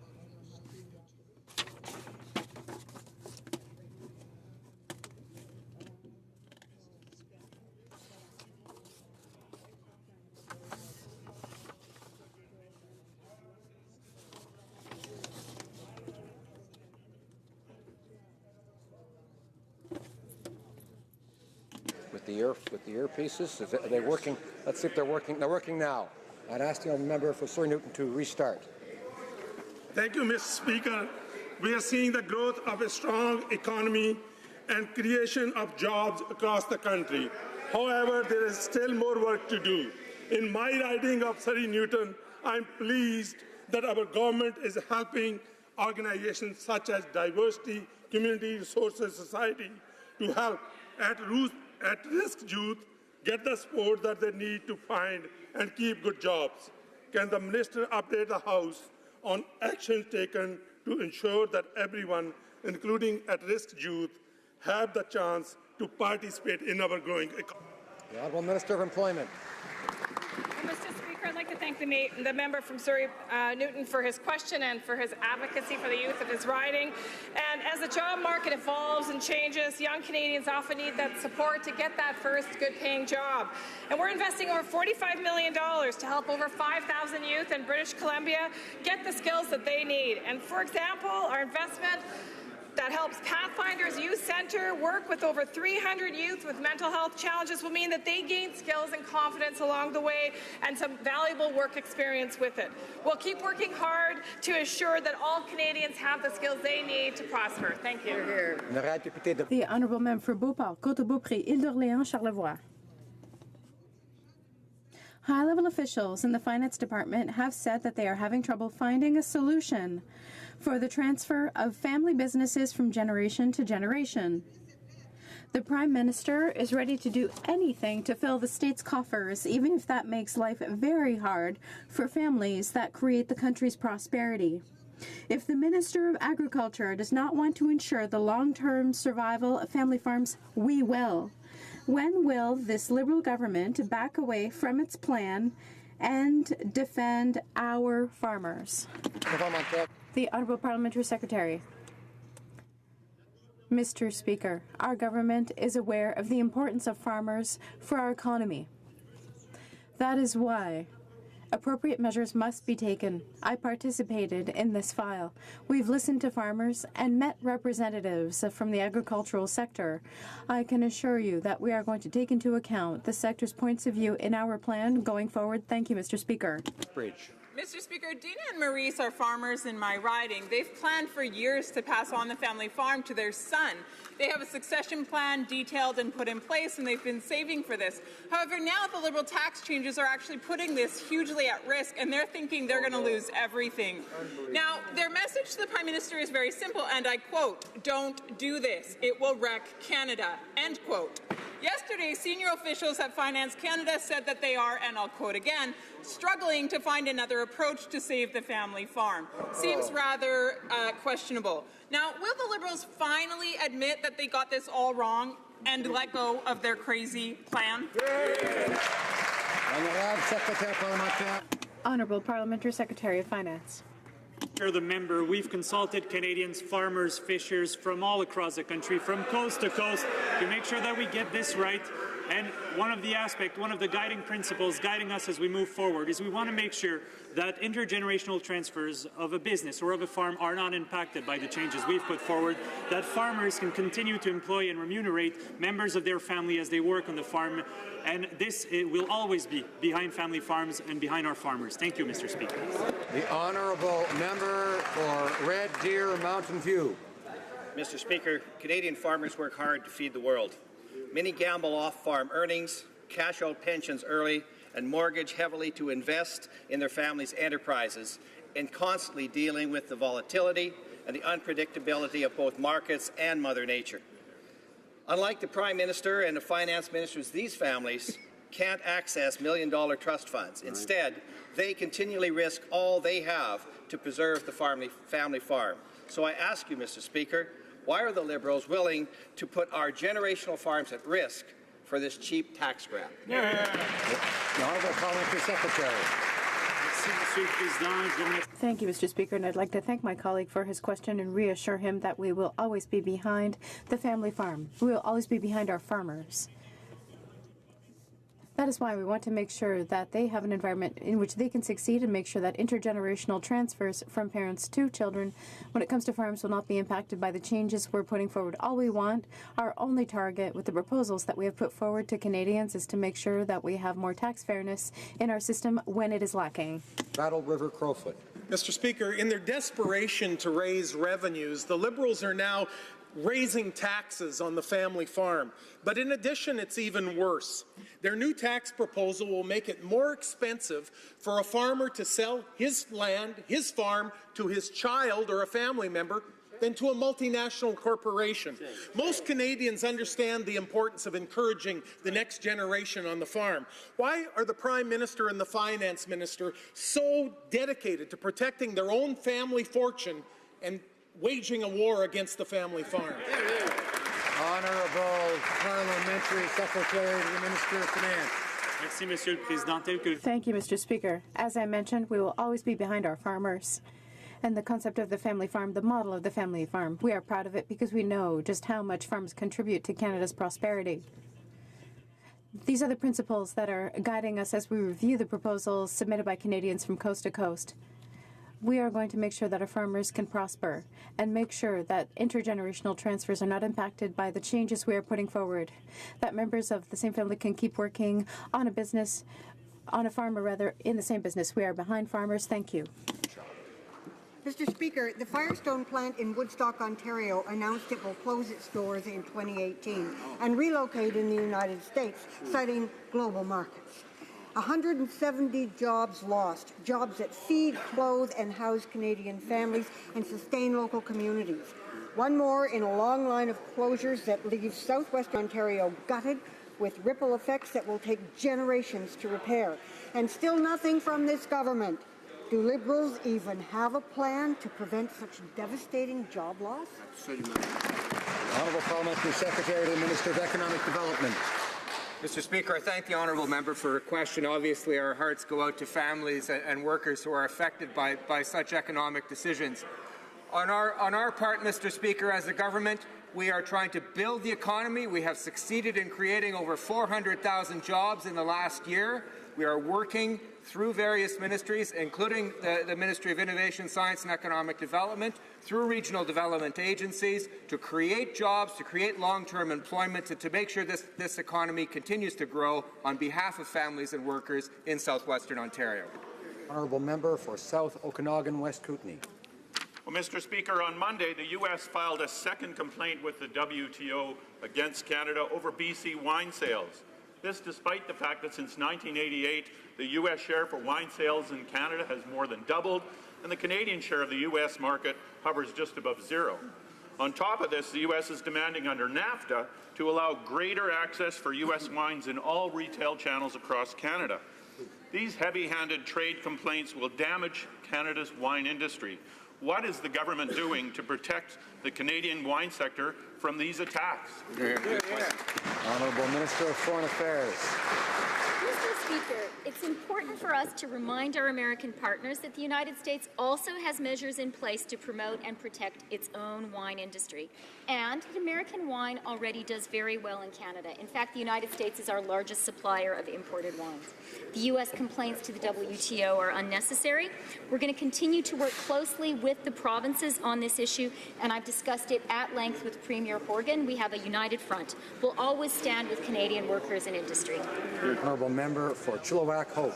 Mr. Speaker, Liberals across the country are elated today. Their plan to kill the Energy East pipeline has finally worked, but it wasn't easy. First, they set the project back several years by restarting the hearings. Then they changed the rules of the game at halftime, but they persevered, and today they finally got the result that they've always wanted. Energy East is dead. After living his whole life off of the avails of a family fortune created by an oil and gas empire, is the Prime Minister proud of the fact that he's killed this project and the thousands of jobs that go along with it? The Honourable Minister of Natural Resources. The Honourable Member is right. Some things have changed, and what has changed is that there have been 3 pipelines approved. That has changed the market conditions. What hasn't changed is the regulatory environment that would have governed this entire process, because exactly the same system that was in place that led to the approval of the Enbridge Line 3 replacement and the Trans Mountain expansion would have been in place for Energy East. Things have changed and things haven't changed. Our commitment with the energy sector is unwavering. Honourable Member for Chilliwack Hope. Order. Mr. Speaker, while Canadian energy workers woke up to the news that the Liberals have killed yet another energy project, Liberals are clinking their champagne glasses and toasting their success at killing the Energy East project. But they're not the only ones celebrating. The dictators and despots from foreign oil capitals who will continue to send thousands of oil tankers to Canada every year have just one message for this Liberal government. Well done, my good and faithful servants. How does it feel to have sold out Canadian energy workers in order to appease foreign oil dictators and Liberal politicians by killing this project? Honourable Honourable Minister of Natural Resources. As this government has been able to do what the Conservative government couldn't do. For example, 3,000 jobs with the Nova Gas pipeline, 7,000 jobs for Line 3, 15,000 jobs for the Trans Mountain expansion. We support the Keystone XL pipeline, another 6,400 jobs. This is a very significant job creation enhancement as a result of the regulatory practices that this government has accepted. Environmental stewardship, Indigenous engagement, and economic growth. They failed, we succeeded. The Honourable Member for Calgary Midnapore. The news of the devastating cancellation of Energy East means the loss of thousands of jobs and billions of dollars for Canada. After careful consideration, TransCanada came to the same conclusion that this side of the House has known for months. The Liberal government has done everything it can to limit the Canadian energy sector and kill the middle-class jobs that it creates. Will the Prime Minister stop playing political ideological games that are killing the economy and commit to projects that will create jobs for Canadians? Honourable Minister of Natural Resources. Mr. Speaker, just this morning, the C.D. Howe Institute is quoted as saying that basic economics, not regulation, ended the Energy East pipeline, not regulation. Why is that the case? It's the case because nothing has changed in the regulatory process. The same rules that applied and that led to the approval of billions of dollars of investment in the energy sector, tens of thousands of jobs still existed and would have to the Energy East pipeline. Honourable Member for Etobicoke Lakeshore. Mr. Speaker, on October 25, 2016, this House voted unanimously to provide protection to Yazidi women and children who are escaping genocide by Daesh. In many communities across Canada, such as London, Calgary, Winnipeg, and Toronto, families are being reunited with friends and loved ones. Our government made a commitment to this House to resettle Yazidi women and children and other survivors of Daesh. Can the Minister of Immigration, Refugees and Citizenship please update all Canadians on the government's progress on this important initiative, which was supported by all members of this House? Excellent question. Honourable Minister. Monsieur le Président, j'aimerais... Mr. Speaker, I'd like to thank the Honourable Member for Etobicoke Lakeshore for his question. This House unanimously voted to bring to safety survivors of Daesh, including Yazidi women and girls, to safety. And today I'm proud to update this House that almost 800 Yazidi women and girls and other survivors of Daesh have already arrived and have begun the process of rebuilding their lives with the assistance of private sponsors and community groups all across Canada. I continue to be amazed by the generosity and compassion extended to this highly vulnerable group by all Canadians. Honourable Member for Calgary Heritage. Mr. Speaker, the Energy East pipeline has been cancelled after the Liberals changed the rules for investors mid-process. Thousands of jobs and billions in revenue hinged on Energy East, and those benefits will now evaporate due to the Liberals' mismanagement. The Liberals' failure to champion the energy sector is driving away investment. Will the Minister now stop playing politics with this file and start supporting the Canadian energy sector? Honourable Minister of Natural Resources. Mr. Speaker, excuse me, playing politics? Whoa. I would be far more comfortable following a regulatory regime that leads to jobs and billions of dollars of investment in the Canadian economy, something that the Harper Conservatives couldn't do for 10 years. And the Minister is wrong. The rules did not change, not at the beginning, not in midstream, and not at the end. Order. The Honourable Member for Courtenay Alberni. Order. With respect, the Prime Minister inherited his wealth, and the Finance Minister made millions on Bay Street. Mr. Speaker, it's no wonder Liberals don't understand small business. By not going after big businesses, CEOs and tax havens, the Liberals are broadcasting that small businesses are the beginning and end of unfairness in our tax system. Small businesses feel targeted because they're being targeted.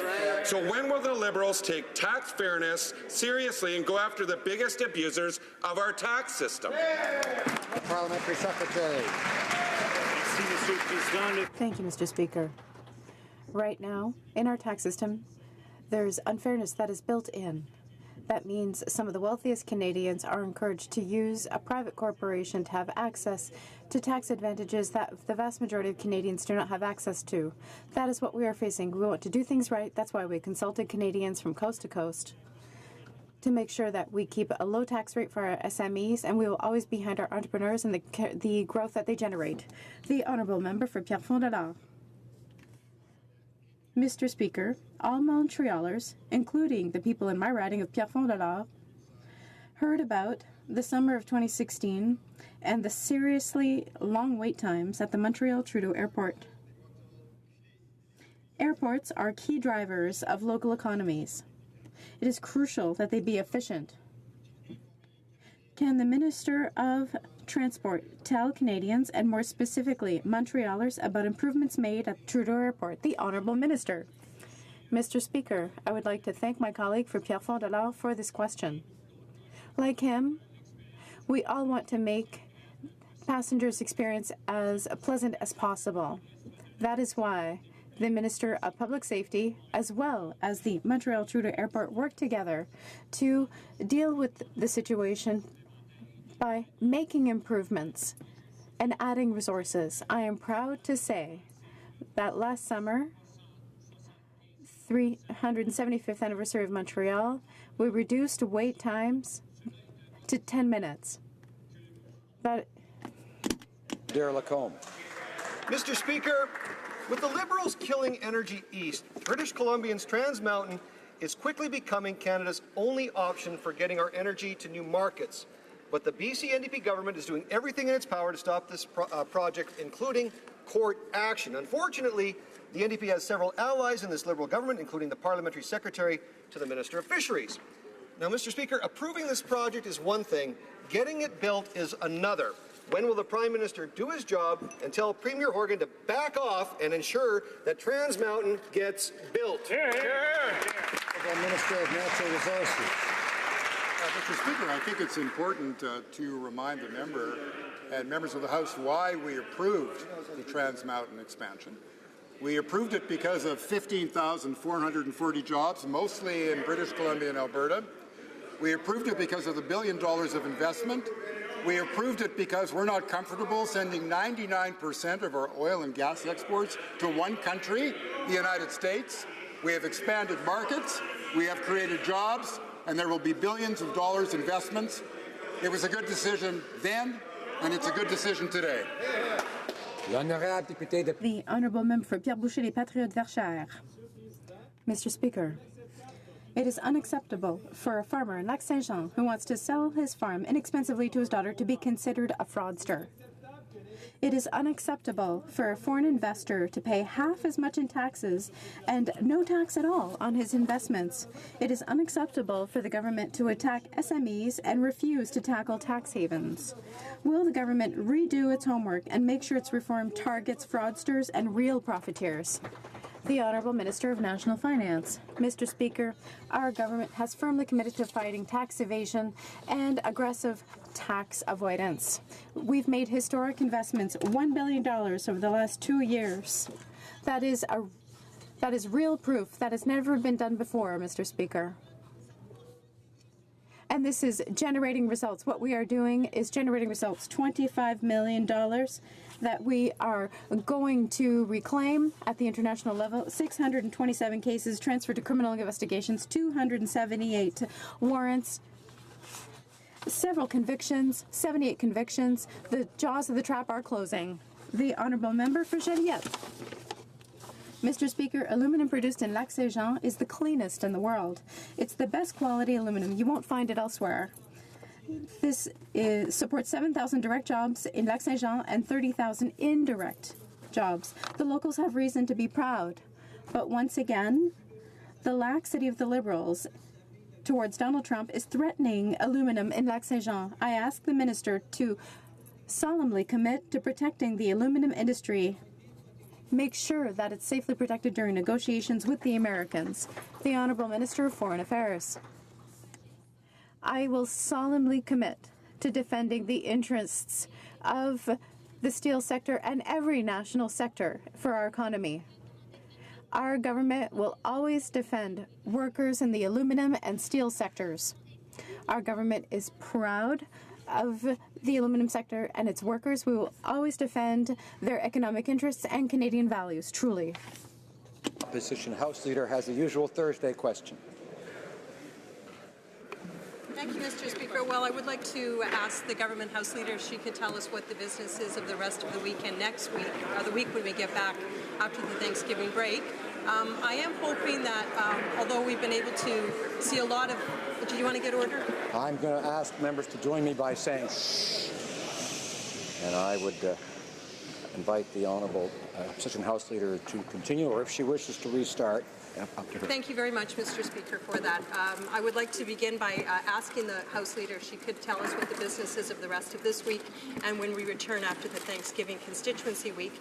I am hoping that, given that we've been very cooperative over the last 2.5, 3 weeks and seen a lot of government legislation move through, that she would be respectful of some of the bills that we really would like to have ample time to discuss. I know bills like C-48 was shut down basically after we had one speaker, which was disappointing. I'm hoping that moving forward, we would be able to press the reset button and that we would be allowed to speak on issues that are important to us. Honourable Government House Leader. Mr. President, Mr. Speaker, this afternoon we'll continue debate that began this morning on the NDP opposition motion. Tomorrow we'll begin debate on Bill C-57 on sustainable development. Next week, members will return to their ridings and work there. On our return, we will resume study of Bill C-55 on the protection of our oceans. 7. Lastly, Mr. Speaker, Tuesday and Thursday of that week shall be allotted days. Since we are in our constituencies next week, I wish everyone a happy Thanksgiving with friends, family, and loved ones. Thank you, Mr. Speaker. And let me extend my wishes to all members and all Canadians for a happy Thanksgiving as well. Orders of the day. Government orders, business of supply, resuming debate on the motion of Mr. Davies regarding implementation of a universal pharmacare program. There are 5 minutes remaining for questions and comments following the speech of the Honourable Member for Essex. Questions and comments. The Honourable Member for Laurentides-Labelle. Thank you, Mr. Speaker. Now, this spring at the Procedure and House Affairs Committee, there was a fairly large blow-up when a bill arrived in our lap that was related to a study that was currently underway at that time. I'm sure the member for Hamilton remembers that quite well. Now, the member for Vancouver Kingsway, whose name this motion stands under, has brought forward this motion on the pharmacare program, which in its own right is not a bad thing. But there's a study underway at the Health Committee that's seen 89 witnesses over 20 meetings to study this very issue. They're not finished that study. That study is ongoing. So I'm wondering if the NDP has respect for the process here after the biggest part of the blow-up came from that side on that bill, or if they're not really interested in the study actually continuing and just want the credit for the results. Thank you, Mr. Speaker. The Honourable Member for Essex. Thank you, Mr. Speaker. This question is quite surprising because, of course, the NDP has respect for the process of this House.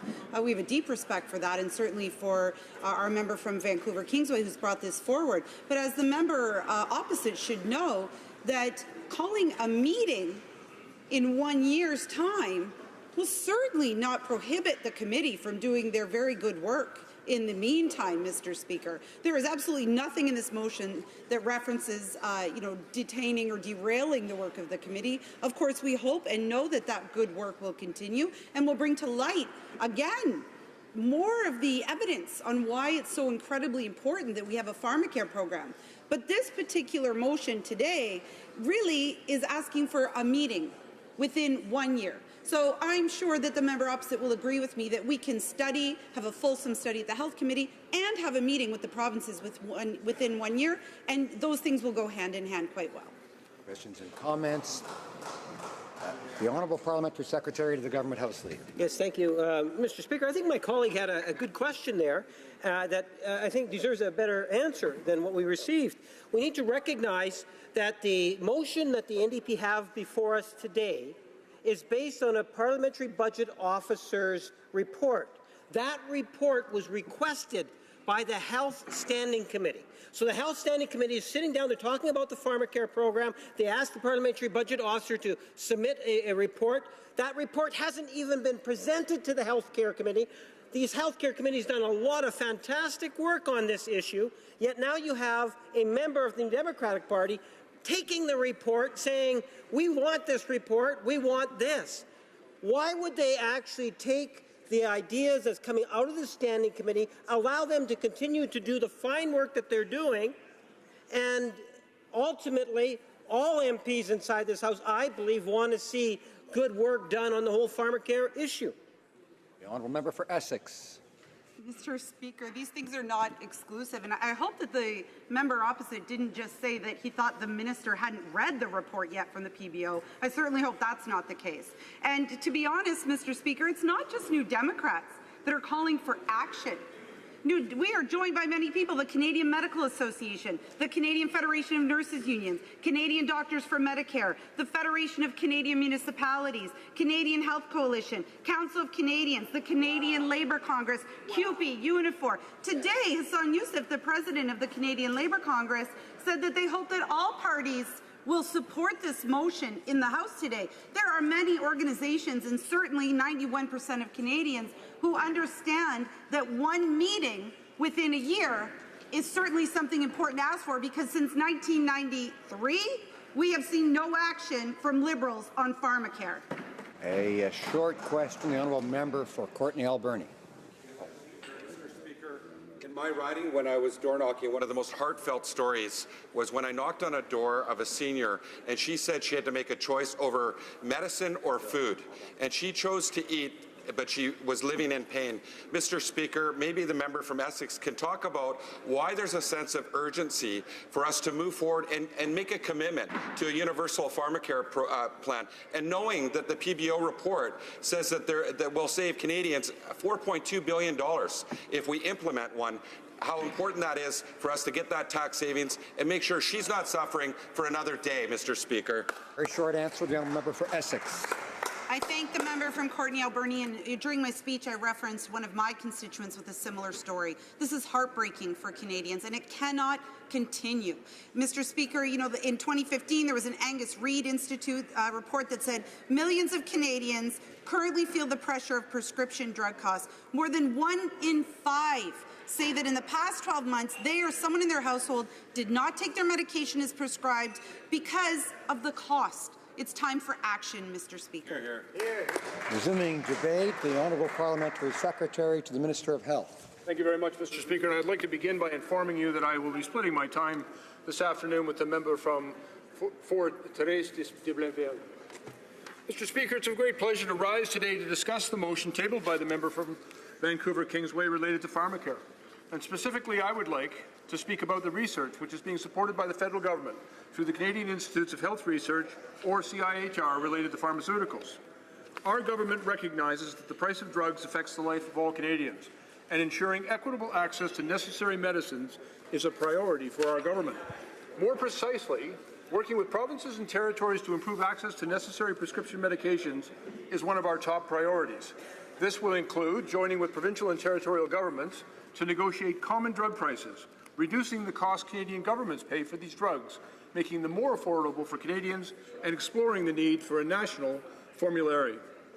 That is why, through CIHR, our government is investing approximately $1 billion in research initiatives that will generate new knowledge and evidence and lead to better and more affordable treatments for Canadians. Mr. Speaker, I'd like to discuss some important initiatives supported by these investments, which will lead to more affordable treatments and better health outcomes for Canadians. Clinical trials are the cornerstone of evidence-based practice, and they ensure timely access to new drugs and treatment for Canadians. For this reason, CIHR recently announced it will be investing $11.7 million annually in an initiative that will focus on the development and implementation of innovative methods in clinical research, the Innovative Clinical Trials Initiative. This specific initiative is part of the larger strategy for patient-oriented research, a national coalition of federal, provincial, and territorial partners dedicated to the integration of research into care. The Innovative Clinical Trials Initiative will contribute to increasing Canadian competitiveness in innovative clinical trial research and provide a stimulus for research to adopt new methodologies to conduct clinical trials. It will also encourage collaboration with various stakeholders, including patients, decision makers, and key stakeholders. Innovative clinical trials use designs that are alternatives to traditional trials methodologies. And these new methods can reduce the cost of conducting trials, thereby reducing the amount of time needed to answer research questions and increase the relevance of research findings for patients, healthcare providers, and policymakers. Mr. Speaker, the direct outcome of these new methods is an improved effectiveness of the trials while keeping the same high safety and effectiveness standards for the drugs. And this will result in lowering the cost of drug development, ensuring that new and affordable and effective drugs are available for Canadians. A priority for the federal government is to improve access to necessary prescription medications. It is important to note that as more people gain access to prescription medication, evidence-based information is required on the safety and effectiveness of pharmaceuticals. And that is why, Mr. Speaker, the federal government, through CIHR and Health Canada, created the Drug Safety and Effectiveness Network to give Canadian decision-makers the evidence that they need on a post-market drug safety and effectiveness. Launched in 2009, the Drug Safety and Effectiveness Network receives $10 million per year in ongoing funding from the Government of Canada to support its activities and represents a national network of over 150 researchers. CIHR's investment in the network is making a real-world difference. Since its inception, the Drug Safety and Effectiveness Network has funded over 125 research and capacity-building projects to help those setting policy and delivering health care make informed decisions. To facilitate this knowledge translation process, the Drug Safety and Effectiveness Network developed a collaborative agreement with the Canadian Agency for Drugs and Technologies in Health, also known as CADTH, an independent organization to disseminate its study results to provincial and territorial authorities. Mr. Speaker, this collaboration creates the capacity to respond in a timely manner to the drug safety and effectiveness queries of decision makers and ensures that the most effective drugs are accessible to Canadians. The federal government recognizes the importance of evidence-based policies, which is why, through CIHR, it has supported the research of Dr. Stephen Morgan from the University of British Columbia. Dr. Morgan is an expert in pharmaceutical policy, and his research focuses on examining the balance between providing equitable access to medicines and responsible healthcare spending. From 2009 to 2014, the federal government invested almost $1.5 million to support Dr. Morgan and other policy researchers who formed a pharmaceutical policy research collaboration. And in 2015, this research collaboration released a report to help foster evidence-informed conversations on the future of prescription drug coverage in Canada. To conclude, Mr. Speaker, I would like to reiterate that ensuring equitable access to necessary medicines is a priority for our government. We are confident that investments in health research, and in particularly the highlighted initiatives that I've spoken of, will lead to better and more affordable drugs for all Canadians. Outcomes from these initiatives will contribute to our government and our government's commitment to grow our economy, strengthen the middle class, and of course working hard for those working hard to join it. Our government will continue to work with the provinces and territories to advance a pan-Canadian collaboration on health innovation. Mr. Speaker, I'd like to also take this opportunity to wish all the members of this House a happy Thanksgiving. Thank you, Mr. Speaker. Questions and comments? The Honourable Député de Beauport. No. Portneuf-Jacques. No. No, excusez-moi. Questions, comments? The Honourable Parliamentary Secretary to the Government House Leader. Yes, thank you, Mr. Speaker. And I just wanted to compliment the Parliamentary Secretary in terms of the fine work, not only that he's doing on this particular file, but there's other files I know that we are following very, very closely. and I'm referring to, obviously, the cannabis file. Just outstanding work. And I'm wondering if my colleague can just provide some further thoughts in terms of just how important it is when we get that, when the committee gets the opportunity to review the Parliamentary Budget Officer's report, that the Standing Committee will be in a better position to be able to provide advice for all members of this House. Honourable Parliamentary Secretary. I thank my colleague for the question and the opportunity to speak a little bit about the outstanding work being done by our Health Committee. You know, Mr. Speaker, for the past several weeks, I've had the opportunity to work with our Health Committee as they've heard important testimony on another bill coming before this House.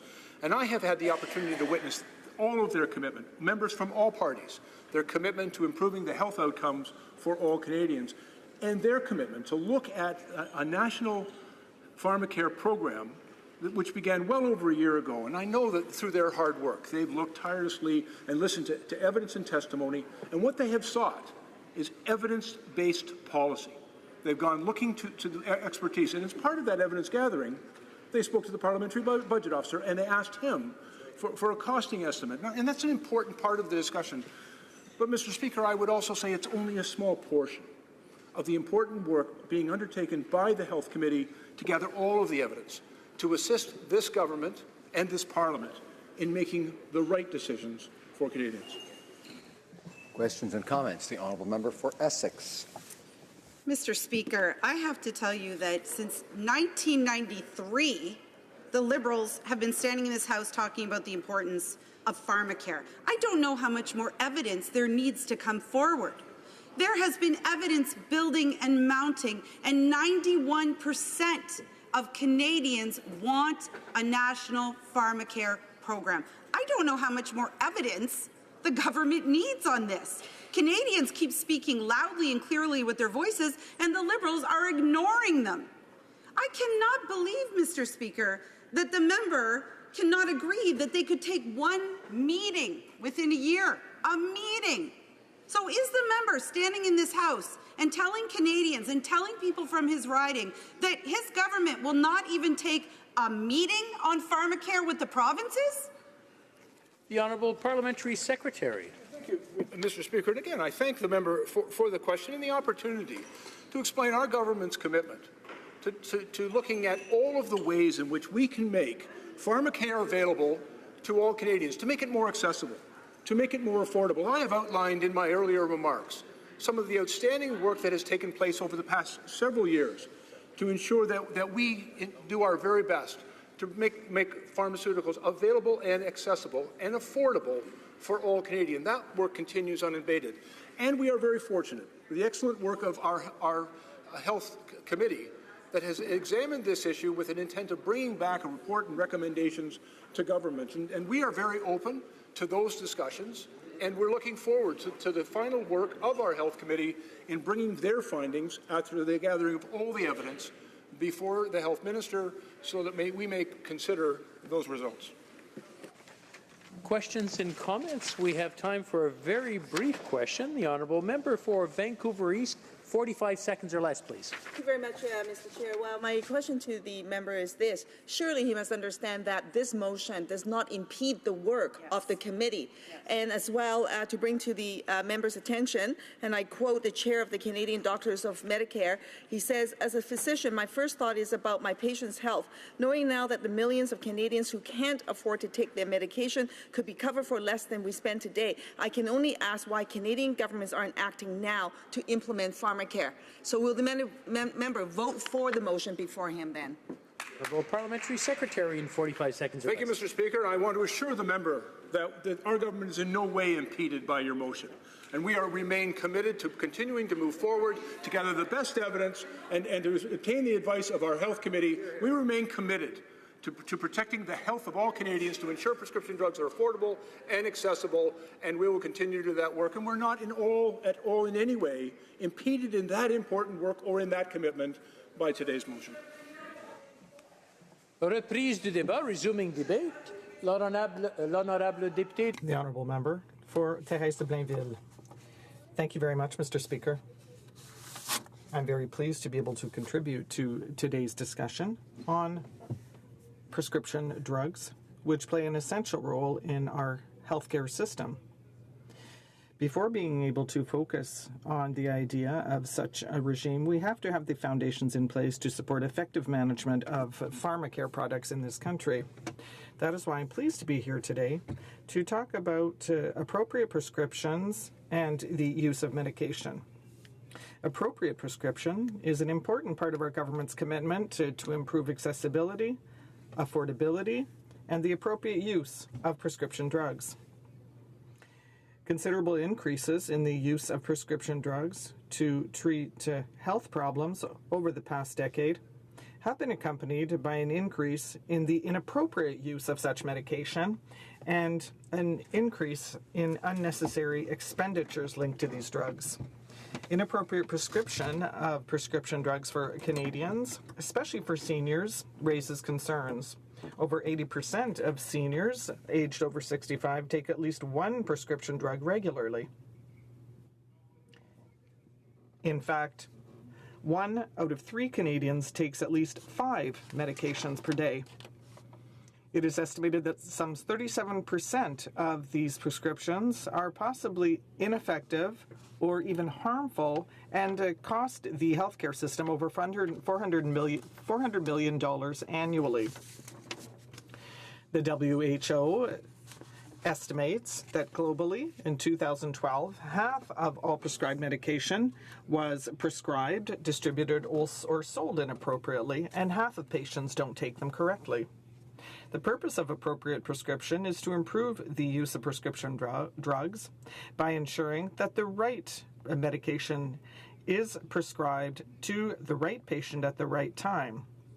Our government recognizes this is an important sector of our healthcare system. It needs to be improved if we want to reduce waste, protect patients against unnecessary harm, and have better health outcomes. Patients look for prescription drugs when they're sick, and those prescribing them use their expertise to choose the right treatment. When drugs are prescribed and used correctly, they can prevent disease, improve productivity and quality of life, reduce absenteeism, support the management of mental health, and even heal diseases. When they are prescribed and used in the right way, medication can be an essential part of clinical care. But 50% of Canadians don't take their prescription drugs exactly as they are prescribed. And questionable practices in terms of prescription can also lead to inefficiency and waste. If medication is not used correctly, it can lead to significant harm and exert additional pressure on other parts of the healthcare system. According to the Canadian Society of Hospital Pharmacists, each year, inappropriate use of prescription drugs causes 10% of all hospital admissions and 25% of hospital admissions for seniors. Each year, 200 medications are approved, and it is very difficult for those prescribing drugs to remain up to date. Much of the new drugs whose use is authorized in Canada every year come with higher prices, but fewer additional clinical benefits, compared to other drugs that are cheaper and already on the market. The appeal of such medication for both patients and prescribers can lead to their use instead of using medication that already exists that is more effective. Unfortunately, our healthcare system does not always support prescribers in their choice of the most appropriate medication for their patients. In Canada, the College of Physicians and medical associations develop directives on clinical practices for prescription, but many of these directives are developed with the help of industry and are not verified or are not subject to quality control. Our additional funding for the Canadian Agency for Drugs and Technologies in Health, announced in our 2017 budget, banks on intergovernmental efforts to help physicians prescribe and use medication appropriately. This includes the determination of best practices and the promotion of new implementation strategies for appropriate use. CADTH is meeting the need to obtain better directives in terms of prescription by adapting its products and services. In future, CADTH appropriate use projects will include guidance-based prescription guidelines based on evidence and will examine the effectiveness of different non-pharmacological treatment. For example, the review of pharmacological treatments for diabetes responds to the need for more evidence, and this will help prescribers choose not only the right medication, but also where it should be in the proper treatment sequence. In the past, our ability to treat inappropriate prescription was hindered by our limited access to reliable national data on prescribing behaviors and the use of prescription drugs. Without this type of data, our understanding of the problem and our ability to solve it is very limited. With no sound or objective evidence, programs that seek to promote appropriate prescription and to repair the harm caused by inappropriate use can't be designed in order to focus on the right areas. We have met this challenge thanks to federal investments in budgets 2016 and 2017 to allow the Canada Health Infoway to cooperate with the provinces and territories to develop a safe national electronic prescription system, which allows prescribers and pharmacists to exchange information electronically. This system is called Prescribe IT and will help reduce prescription errors, warn pharmacists about drug interactions that could be dangerous, and help patients to take their medication as prescribed. Since it will be integrated into information systems on existing provincial and territorial drugs, it will provide decision makers with an overview. Prescribe IT is now used in Ontario, where the first electronic prescription was sent to Huntsville in Ontario on August 30th of this year. Canada already has a certain number of organizations working on appropriate use and has shown its strength in developing tools and resources in order to implement effective programs. What we are now lacking is an active strategy to leverage the objectives and actions of existing programs and organizations. Such a strategy could help eliminate duplication in this area, fill major gaps, and allow for more effective action. In order to determine how international best practices could be adapted to develop such a strategy, Health Canada is calling on the Drug Safety and Effectiveness Network to undertake a review in depth of international organizations responsible for appropriate use. Now I'd like to speak to two leading organizations that are supported by the Drug Safety and Effectiveness Network, which were created over the past years to address the matter of appropriate use in Canada. Choosing Wisely Canada and Canadian De-Prescribing Network. Choosing Wisely is a campaign that seeks to help clinicians and patients talk about exams, treatments, and procedures that are not needed and to make intelligent choices. To date, over 40 medical specialties have provided recommendations on inappropriate care, including the use of prescription drugs. Recently, thanks to federal funding, they were able to broaden the scope of their messages across the country.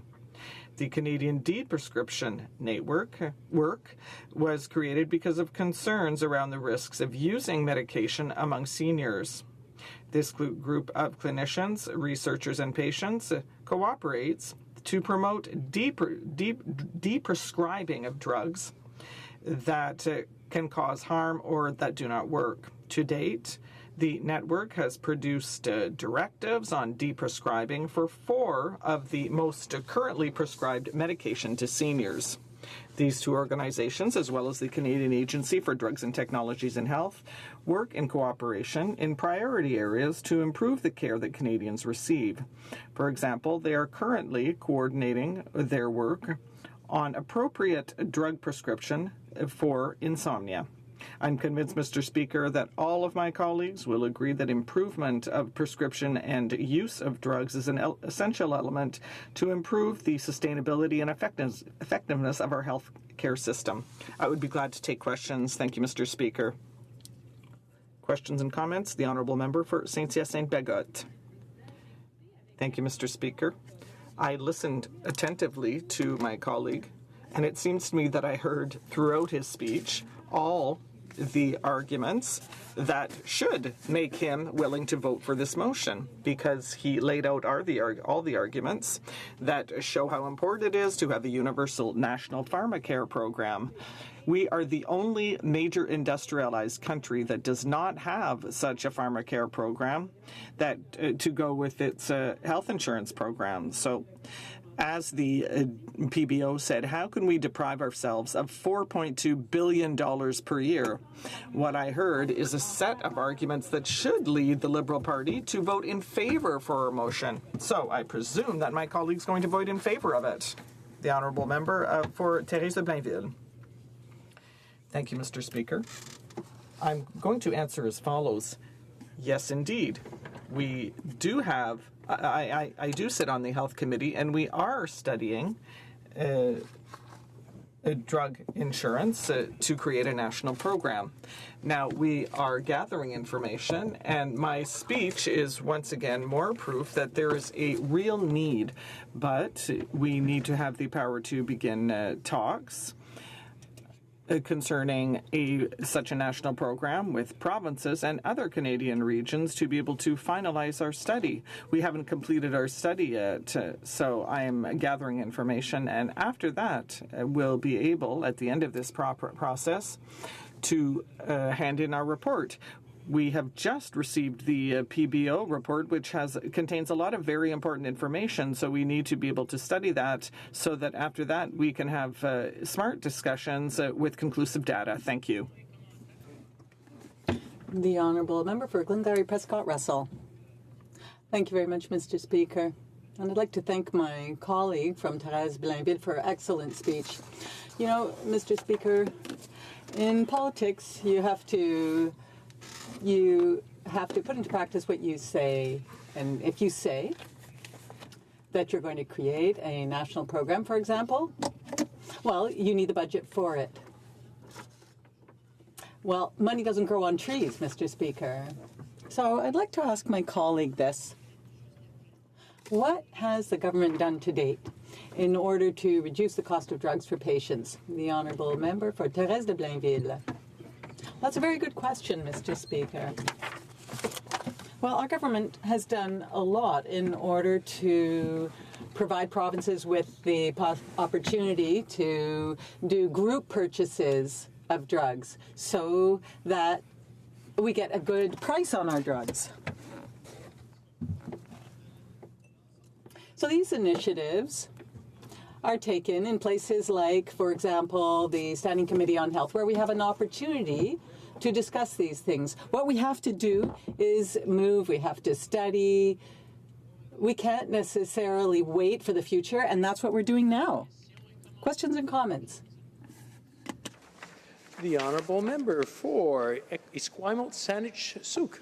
Well, thank you very much, Mr. Speaker. I listened with interest to the Honourable Member's comments, but I think what he's missing is, for what to me is the basic point here, is that we have gaps in our coverage. I represent a riding that starts in an urban area and extends out to a rural area. I represent retired people and working people. And I just want to give him two examples very quickly of the lack of coverage. I have a couple who wrote to me who live in the rural area of my riding saying, since we retired, we haven't been able to afford all of our medications.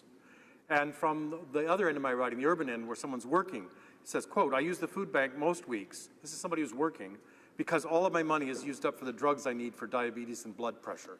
So wouldn't the member agree to me that all the good things he's talked about haven't solved this problem? What we need is a universal pharmacare program to make sure all Canadians get the full benefit of our healthcare system.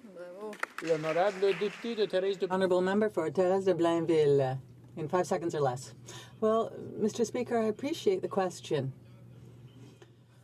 You know, the more research I do, and the more we look at the facts, yes, I see the need for a national program. I agree with the principle. However, we have to determine on the process to get there and to get the best health care possible so that these drugs are given to the right people at the lowest cost possible, and that's what we're doing. Resuming debate. Honourable Member for New Westminster, Burnaby. Thank you very much, Mr. Speaker. Et j'aimerais dire juste I'd just like to say from the outset that I'll be sharing my time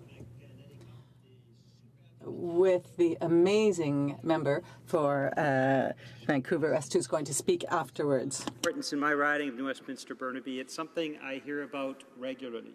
Seniors who don't have access to the medication because they can't afford to pay for it.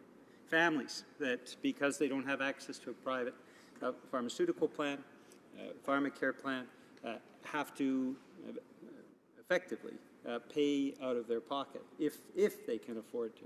And so this is not an issue that is just a sterile debate in the House of Commons. This really touches the heart and soul of how Canadians live their quality of life.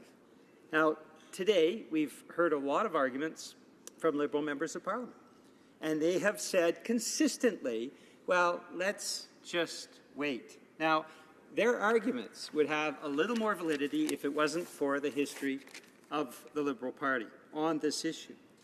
1964, the Royal Commission on Health Services recommended that we have national pharmacare. And Liberals said, well, it's not ready yet, let's wait. If we fast forward even to 1997, the National Forum on Health. 2002, the Royal Commission on the Future of Healthcare. 2004, the Premier's consensus around pharmacare. In each of those periods, Mr. Speaker, we had Liberal governments that said, oh yeah, we support the principle of pharmacare, but we need to wait. It's just not the right time to do it, for whatever reason. Now, today, the Liberal arguments are so similar to the way they were years ago, decades ago. Yet again, we're having Liberal MPs standing in the House of Commons, and they are saying, hey, this isn't important, let's wait. Now, their excuse, Mr. Speaker, unbelievably, is that we have to wait for a committee report, that somehow Canadians should put aside that priority of putting in place a pharmacare plan that the vast majority of Canadians support because Liberals on some committee want to wait to produce a report. Now, there would be credibility in that argument, Mr. Speaker. There would be credibility if it hadn't been decades and decades of time that Liberal MPs have stood in this same House and said exactly the same thing. Oh, in principle, we support pharmacare, but gosh, we have to wait for a Royal Commission or another Royal Commission. Gosh, we have to wait for a committee or another committee. Oh gosh, we have to wait for a budget or another budget. For decades, Canadians have been forced to wait. It would be almost humorous, Mr. Speaker, if it didn't have such a profound impact on Canadians. And if anyone here doubts how important this issue is to Canadian families and to Canadians, they should step out of this House, just go right across the lawn, now to Wellington Street, turn left, and they go down over the bridge towards the Chateau Laurier in this same city, Mr. Speaker. And most days, not every day, but most days, they will find on the bridge between Parliament, the East Block, and Chateau Laurier, a man named Jim. Jim sits in his wheelchair, and he has to beg for money to pay for the drugs that will keep him healthy and in life. Mr. Speaker, I've spoken to Jim many times. I've dropped some money in his cup. He's agreed that I could share his story, and I know that many of my colleagues, other New Democrats, have stopped and spoken to Jim as well. Jim looks like a robust guy, and he was. He worked hard all of his life. And then some injuries and some sickness meant that he had to go and purchase drugs to keep him alive. He had to just go to the pharmacy and get those drugs, but those drugs are pretty expensive. It's about $400 a month for Jim. And so, in the absence of a national pharmacare program, in the absence of a pharmacare plan that we're debating today and that we could make a reality if Liberals supported the NDP motion, we could start to make that a reality within a year. Now, that's not going to help Jim over the next 12 months. He's still going to have to beg. He's still going to have to talk to passers-by. But My goodness, Mr. Speaker, what a difference that would make in his life to know that in a year the federal government is actually sitting down with the provinces and actually starting to put into place, negotiate a national pharmacare plan. Now, that's what we're called upon to do today, Mr. Speaker. We're not called upon to have a sterile debate. We're not called upon to say, well, gosh, let's wait for this particular committee report, and then we'll talk some more, and then we'll rag the puck, as we say in hockey, some more, and then in 5 years or 10 years, we come back and have the same debate, the same debates that we've had after the Premier's consensus of 2004, Royal Commission on the Future of Healthcare in 2002, the National Forum on Health in 1997, even the Royal Commission on Health Services in 1964, Mr. Speaker. Canadians have been waiting long enough. It is time to have pharmacare in Canada. There is no doubt. Now, if Jim could come here, or the Jims or Tracys or Randeeps or Lee Mays, or the hundreds of thousands of other Canadians that don't have access to pharmacare right now, if they could come into this House, or if they could come to the galleries, if we gave them a microphone, and we could tell them to speak and tell us about what life is like without a pharmacare plan, they would tell us some pretty sad stories, Mr. Speaker.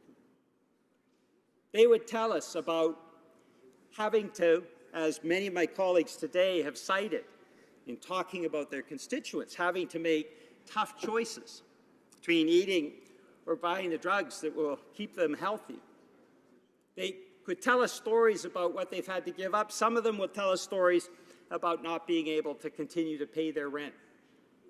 And if there's somebody like Jim, they'll tell us about what they have to do every day, rain or shine, whether the sun is beating down in Ottawa or whether it's pouring rain, and I've seen him even in the snow. He has to come here to beg to get enough money to get through the month. What is wrong with that picture, Mr. Speaker? This cannot be a sterile debate. It can't be simply Liberals saying, well, gosh, let's get a committee report together and let's wait a few more months or a few more years or a few more decades. It has to happen now. I believe all members of the House come to this House with the intent to do good. I believe every member of this House is elected to serve and believes profoundly in actually making Canada better. We know the horror stories that are out there. We know how much people are suffering now. And we have the ability to change it. And the good news, Mr. Speaker, is that as the Parliamentary Budget Officer has told us, it is even cost-effective. We end up saving, as Canadians, $4 billion a year by by voting yes over the next few days to the NDP proposal to start negotiations. We actually will save money for Canadians. So cost is not an issue. The motion very clearly talks about sitting down with the provinces, so negotiations aren't an issue. And we know that it'll still take a year or two to put this together.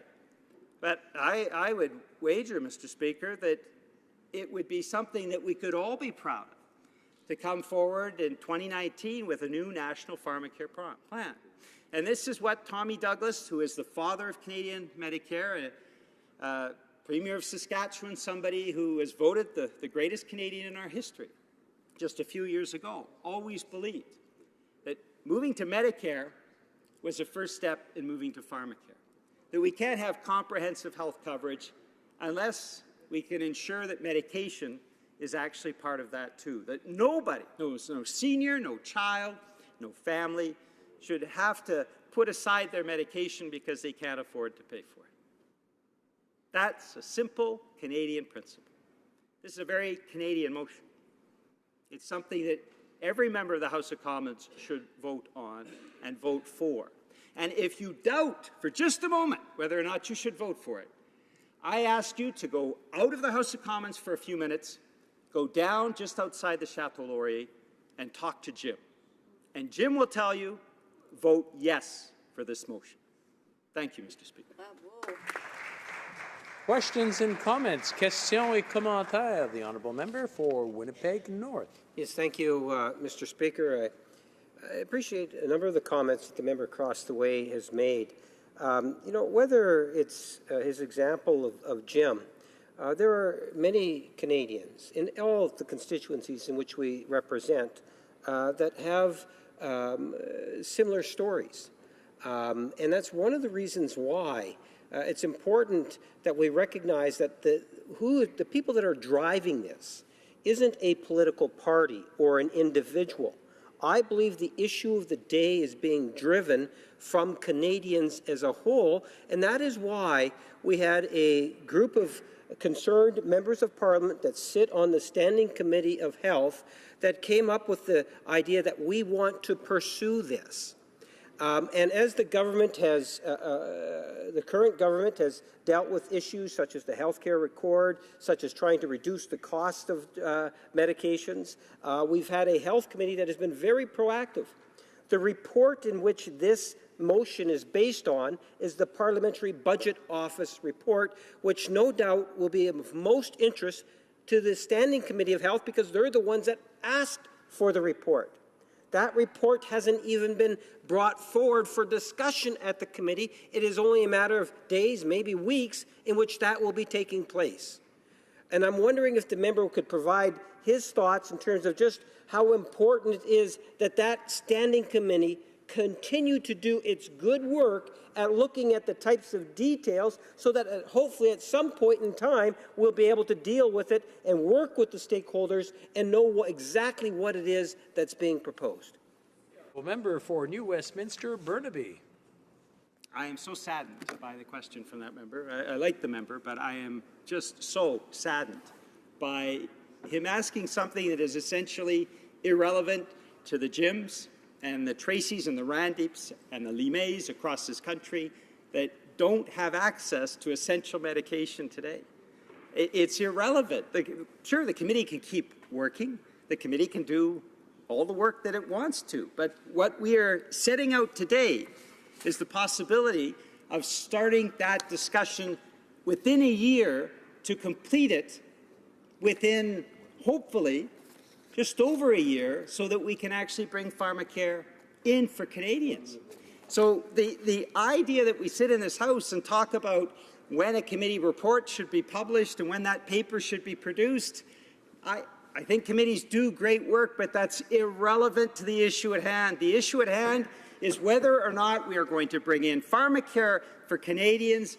They need it. Some families are desperate in needing it. Many seniors are desperate in needing it. So let's just get it done, and let's vote yes on the motion to bring pharmacare into Canada. Questions and comments. The honourable member for Vancouver East. Well, thank you very much, Mr. Chair, and I thank the member for his very passionate and very real story about why we need to pass this motion. The question that we heard from the Liberal government side seems to indicate that somehow this motion is a partisan motion.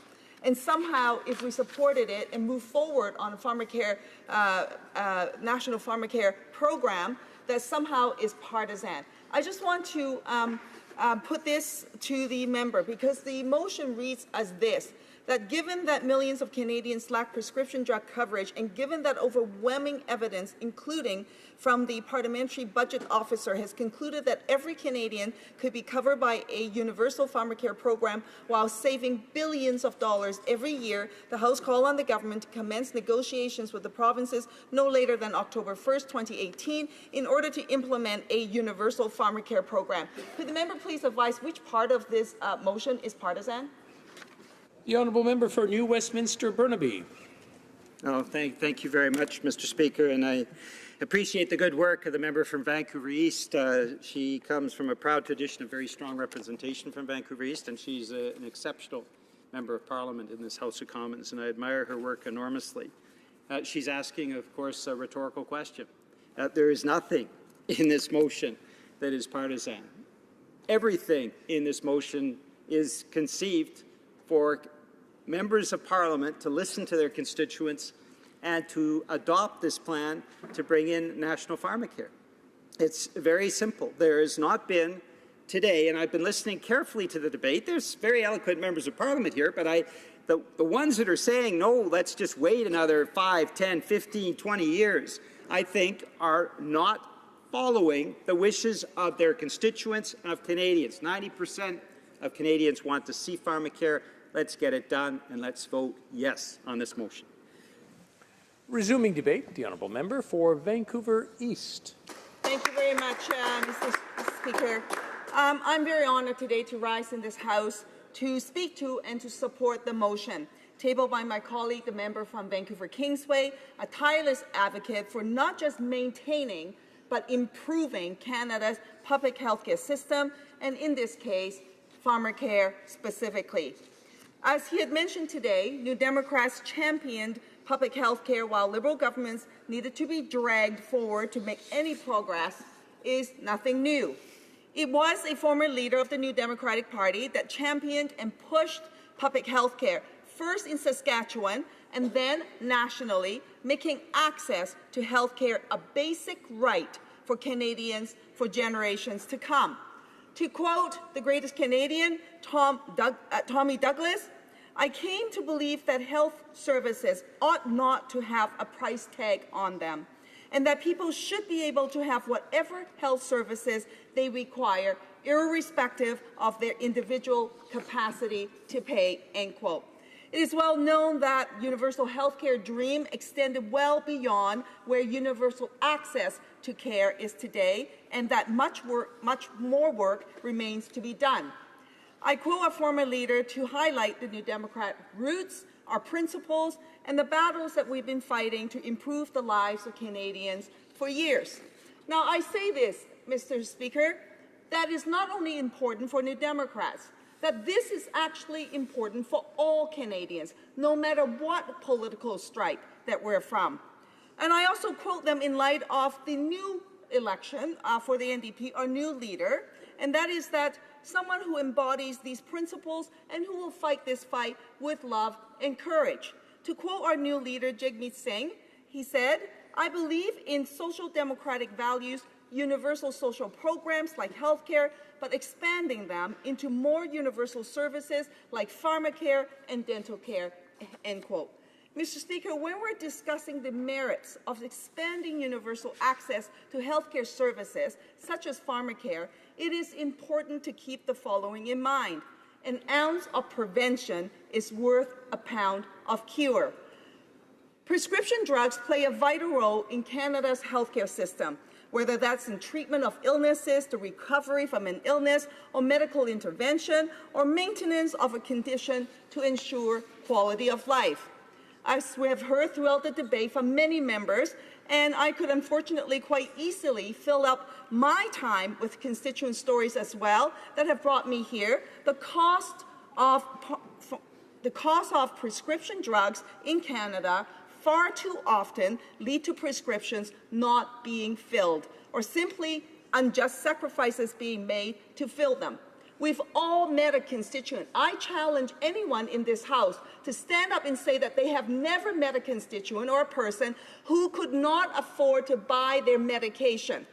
Or challenge someone or anyone in this House to stand up and say that they haven't heard the story of someone who says, a senior most particularly, to say that they could not afford to buy this medication and that they had to cut the pills in half or skip a day in order to think that they can stretch their medication. I have even met seniors who've said to me that they were eating cat food in order that they can save the money to buy medication. The Parliamentary Budget Officer's report cited data that shows costs related to people not following their prescription regime ranged from 7 to 17% across the province. Just imagine that for a moment. How many thousands of Canadians are not taking their medication because they can't afford to do it? A 2015 Angus Reid Institute poll found that some 29% of BC households reported that they did not take medications as directed because of cost. Now, that's from my home province of British Columbia. Not taking medicine because you can't afford it, let's be clear, it is a very big deal. People die from not being able to afford medication.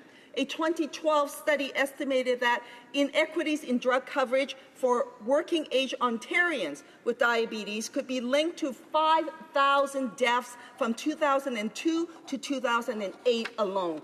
This problem is not restricted to any one province, it's across the board, across the country. It is important to keep in mind that it has an impact on the healthcare system as well. A 2014 paper by the Canadian Centre for Policy Alternatives found that studies suggested that some 6.5% of hospital admissions are the result of people not following their medication regime. And it estimates that this represents a price tag to Canada of some $7 to $9 billion per year. For all our Conservative friends who says that we can afford to do this, I say this to you. We absolutely need to do this. What we cannot afford is not to do this and bring forward a universal pharmacare program. An ounce of prevention is worth a pound of cure.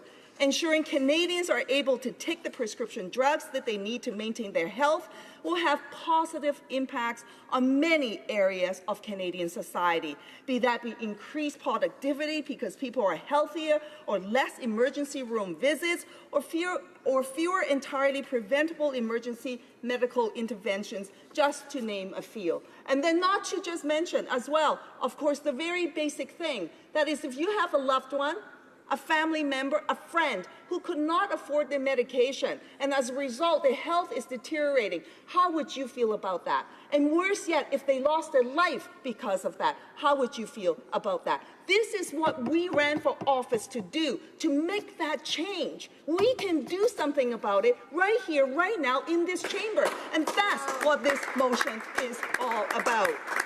According to the World Health Organization, Canada continues to remain the only high-income country with a universal healthcare system that does not provide for universal coverage of prescription drugs. What is wrong with this picture? Instead, Canada currently has over 100 private and public drug programs that's fragmented and, frankly, limits our negotiating power.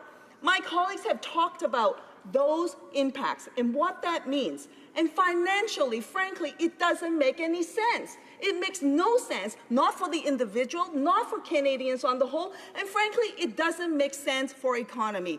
I have heard the Liberal members who try to say that somehow we can't do this because there's a study going on. Well, I'm telling you, I hope that the government can walk and chew gum at the same time. I hope that the minister has actually had the wherewithal to pick up the Parliamentary Budget Officer's report and read it and understood that what it means and send their staff to go and do the analysis around it. I hope that the minister will have the forward thinking to say that to negotiate a deal with the province and the territories is going to take more than the time that the government seems to think that it's going to take, that we need to get on with it yesterday. My colleague from Burnaby New West has said that there's been reports done on this. Even before I was born, back in 1964, there's been a report done, and successively there has been royal commissions done. How much more studies do we need? How much more evidence do we need? So I put this to the government side. Have the courage.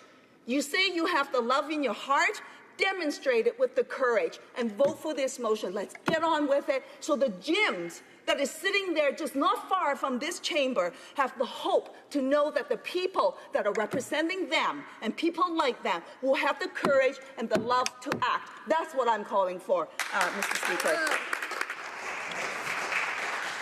Questions and comments. The honourable member for Red Deer Lacombe. Thank you very much, Mr. Speaker. I really do appreciate my honourable colleague's speech. It was very impassioned.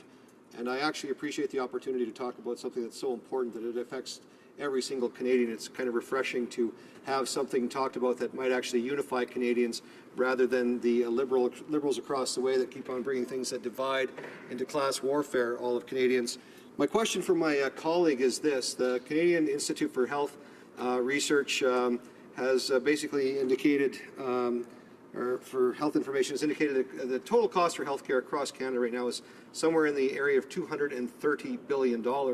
My colleague has said in her speech that it didn't start out that way. It started out small, and it's grown. It's grown actually into the largest line item of government spending across the board. And the plan that she's talking about for a national pharmacare plan would start out small, but we would have no assurances that it wouldn't grow into the second largest government spending program. So my question for her is, if she were government, what would she either cut or make less of a priority in order to pay for this? Or what would she do to in terms of being able to pay for this? Would she raise taxes on Canadians? And how much would that cost the average taxpayer who's already paying between $6,000 and $7,000 a year per Canadian for health care?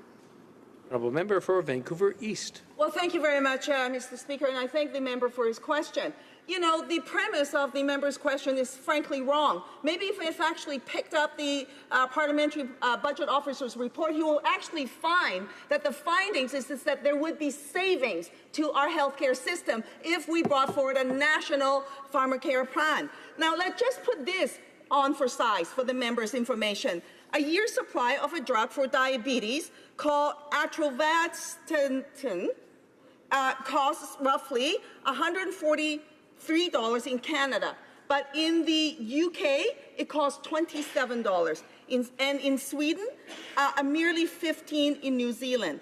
So the number of prescription drugs in Canada that cost more than 10,000 per year has grown almost tenfold in the last decade. So if you think about it for just a minute, where the savings could be found, that we can actually do this. To fearmonger, to somehow say that we can't afford to do this is the wrong thing to do. Report after report after report, and now the Parliamentary Budget Office says that this is the right thing to do, and this is the economic thing to do.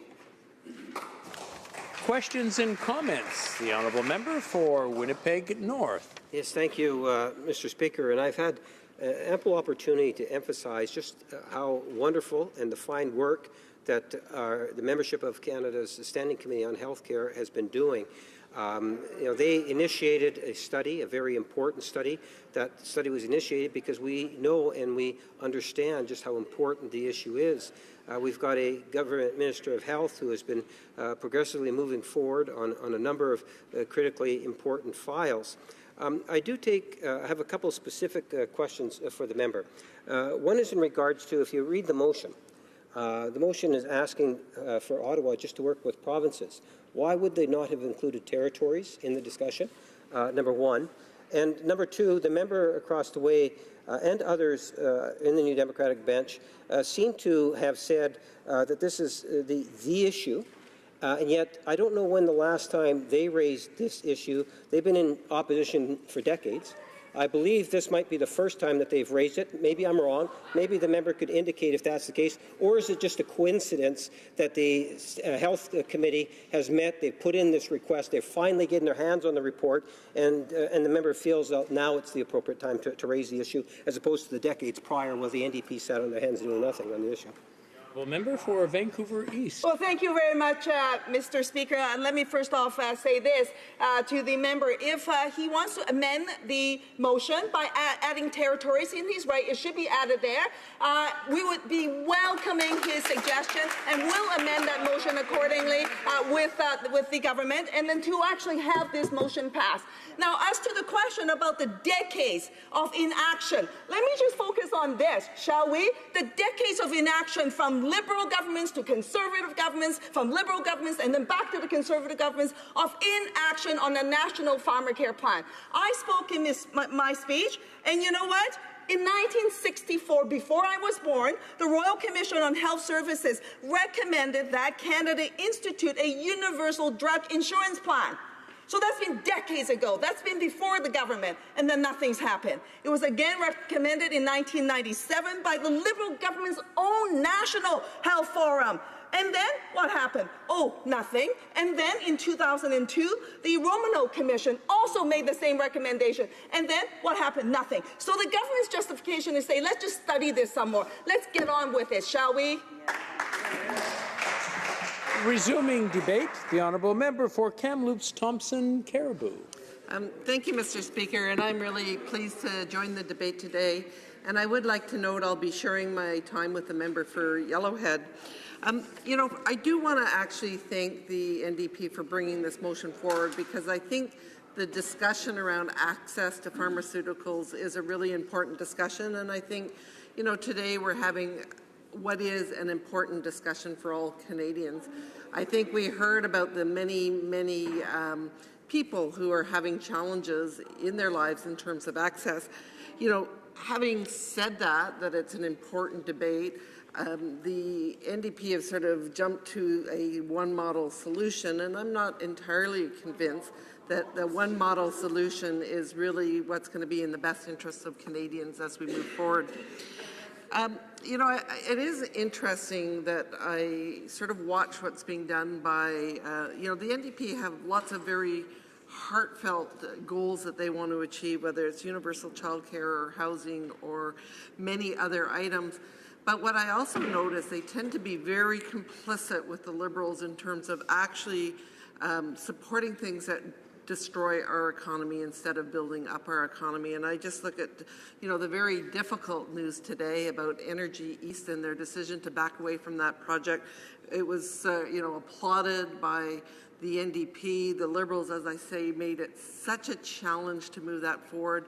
So what's happening is they're complicit with the Liberals in terms of creating an economic environment that is, over time and over the next few years, I predict, is going to make it more and more challenging to actually do the projects that they want to do for Canadians. So, I think there should be some careful reflection by both the Liberals and the NDP in terms of how we create an economy that will allow us to do these things that I think that all Canadians want us to do, whether it's pharmaceuticals or really giving a hand up for those that are in need. So I think that's number one.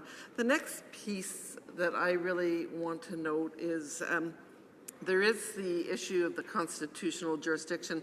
I remember being on the Health Committee, and back at the time, the Bloc had official party status, and I can remember whenever we talked anything national for health, they regularly reminded us that health is our jurisdiction, it is ours.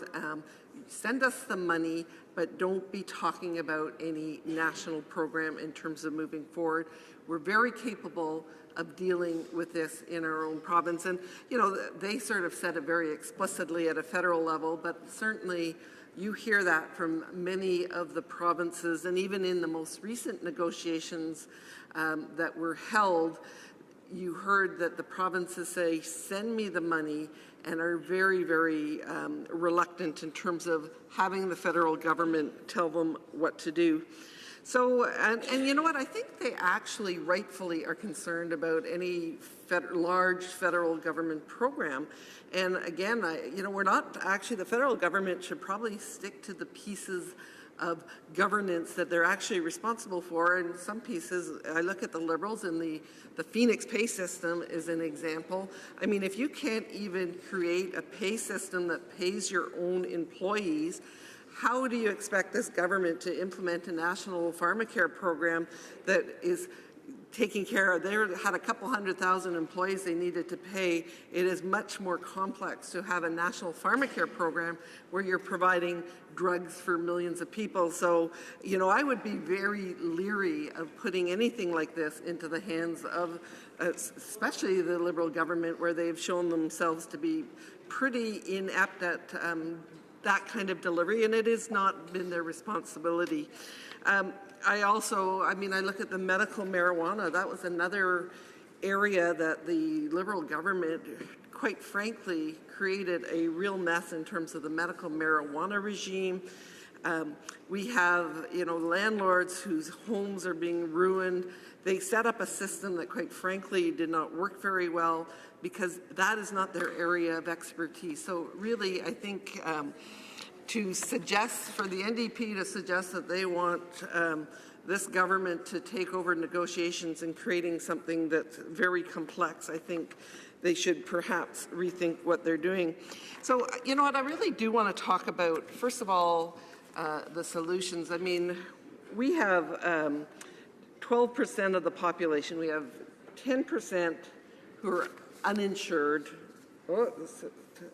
underinsured, sorry, and 2% that are not covered by a plan. I think every one of us agree that, you know, the examples that have been given today, we need to find a way to deal with them effectively. We need to make sure that someone has their diabetic medication, especially those that are low income. But in the same sense that I always said, you know, the government should not be paying for my child care when I can afford it. We should be focusing in on the people that cannot afford their child care in order to work. I also believe that there is a role and an opportunity for those of us that, quite frankly, have advantages in this life to pay our fair share and save those valuable dollars for the people that perhaps need it. So I think, you know, that's that whole universal versus really having people support themselves, and when the opportunities arise to make sure those have something. So I want to talk in British Columbia, and I think this is an area that we haven't really talked so much about yet. You know, some provinces have actually moved forward, and again, this is about the nimbleness of the provinces and their ability to create a system and solutions that work for their province, because what might work in Prince Edward Island, which is a small island, is not going to be the same thing that's going to work in British Columbia, which is much larger, much more diverse, much more, many more issues in terms of your rural and remote communities. So this universal one-size-fits-all is probably not going to be your most effective way to deal with it. So BC, a number of years ago, put in the Fair Farmer Care, and it's a provincial income-based program designed to provide fair access to coverage for prescription drugs. The lower your income, the more assistance the government will provide you towards eligible drug costs. It's available to single people or to families. And for example, if your net income from 2 years ago was $15,000 or less, and you've registered for Fair Farmer Care, you'll have 70% of your eligible prescription drug costs immediately with no deductible. So, you know, I think that's a good example where perhaps if there was some additional money that was provided for the pharmaceutical system, they might be able to look and be more responsive, because there might be a few gaps that they still have, but they have set up a system, and they have set up a system that works, that recognizes income. Actually, British Columbia has also done something very interesting in the last little while that I think we should actually, perhaps some of the other provinces can learn from, and I think we should be actually very proud that what they've done is the First Nations Health Benefit Plan is now under BC Pharmacare. So as of October 1st, and this was in partnership with the First Nations Health Authority in BC, they joined with the drug insurance program, Pharmacare, and with this change, the drug benefit services for First Nations clients move from Canada's long-standing federal system to a new made-in BC Pharmacare plan designed specifically for First Nations clients. Previously, they received them through the non-insured health benefits. So they put in some regulations so that they were able to change and they were able to integrate the system. I had the opportunity to talk this week to some pharmacists, and I said, okay, is this going to work? And they said it is going to be so much better in terms of their ability to provide prescriptions to the First Nations communities that they serve, or the First Nations or Indigenous people that come in for medication. They said they were having real challenges before, and that this is an amazing change. So, you know, I think what I'm getting at is provinces are good, they're more nimble, they're more flexible, they can create best practices. So, you know, the NDP, I have listened to a lot of the debate today. I haven't listened to it all, but they have not yet convinced me that their motion and their plan is going to be the best way forward in terms of really making sure that those that need coverage for their drugs, the ones that need the support the most, are the ones that are going to get it. Thank you, Mr. Speaker. Questions and comments? The honourable member for Saskatoon Grasswood. Thank you, Mr. Speaker, and I'd like to thank my colleague from Kamloops, Thompson, Caribou, and I want to thank her for What's that? Go ahead. Yep, I want to thank her also for bringing up the Indigenous aspect of medical needs in this country. As we know, most of the Indigenous people are on reserves and they live various places, and most of it is the far north where they don't have a lot of access. So I believe our colleague is a former nurse, and I just want her to maybe give us that perspective about the pharmacies that are involved, maybe the overprescription at times, because we have seen that in northern areas of this country where we prescribe a lot of prescriptions that maybe don't need to be prescribed. But just because they're in the far north, they seem to get that little extra attention that others in this country don't get. Kamloops, Thompson, Caribou.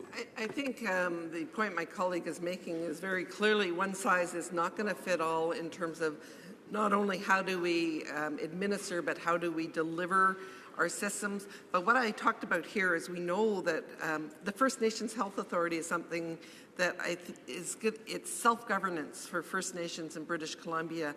They have chosen a way to create access to medication that is going to be much more seamless. Instead of going through the very central bureaucratic system that is the First Nations non-insured health benefits, they are going to have, they'll be able to bring their status card in, they'll be able to see a pharmacist, and they'll have a very seamless provision and delivery of pharmaceuticals. And, obviously the issue around appropriate prescriptions, I think we all know about the opioid crisis, not only in the north, but across this country, certainly in Vancouver and British Columbia. Huge issue, although perhaps, I guess, that's a bigger debate and another day. Questions and comments? The Honourable Member for Esquimalt Saanich Sooke. Thank you very much, Mr. Speaker, and I listened with interest to the member for Kamloops Thompson Caribou, who I both like and respect, and I know that she and her party like to be seen as strong advocates for small business. So I'd like to ask her about the impact of a universal pharmacare plan on small business. Wouldn't she agree with me that this would help out small business in a very big way? It would reduce the unnecessary time off from small business employees who can't afford their prescriptions. It would make small businesses more competitive in terms of hiring and retaining workers in competition with large corporations that have better benefit plans. It would help out entrepreneurs who might want to leave a large company and start their own business, but they might be afraid to give up the health care benefits for their family and their children. And of course, those small businesses which do go to the expense of providing benefit plans could reduce that unnecessary cost. So doesn't she see a universal pharma plan, in addition to its health benefits, as a big benefit for small business in this country? For Kamloops, Thompson, Caribou. You know what? That is a very important point. What my issue is that we don't necessarily need to look at a one-size-fits-all universal program. I think there's many opportunities to be flexible, to be creative, to make sure that those most in need get support. And there's other ways to actually support small businesses. And I look at, how the Liberal government reduced the tax burden like they had promised to do. Had they not been threatening our small businesses with extraordinary changes in how they're taxed, then perhaps our small businesses would have more opportunity to actually invest in their employees and invest in their business. Questions and comments? The Honourable Member for Windsor-Tecumseh. We have about a 30-second question and a 30-second answer. Okay, thank you very much, Mr. Speaker. I just wanted to ask my honourable colleague if she does understand the research that shows us that Canadian employers waste between $3 billion and $5 billion a year because of employment-related private insurance that's ill-equipped to handle the pharmaceutical costs effectively. Would the member not agree that this inefficiency creates unnecessary drag on the Canadian economy and those businesses that were alluded to earlier? The Honourable Member for Kamloops Thompson Caribou, in 30 seconds or less, please.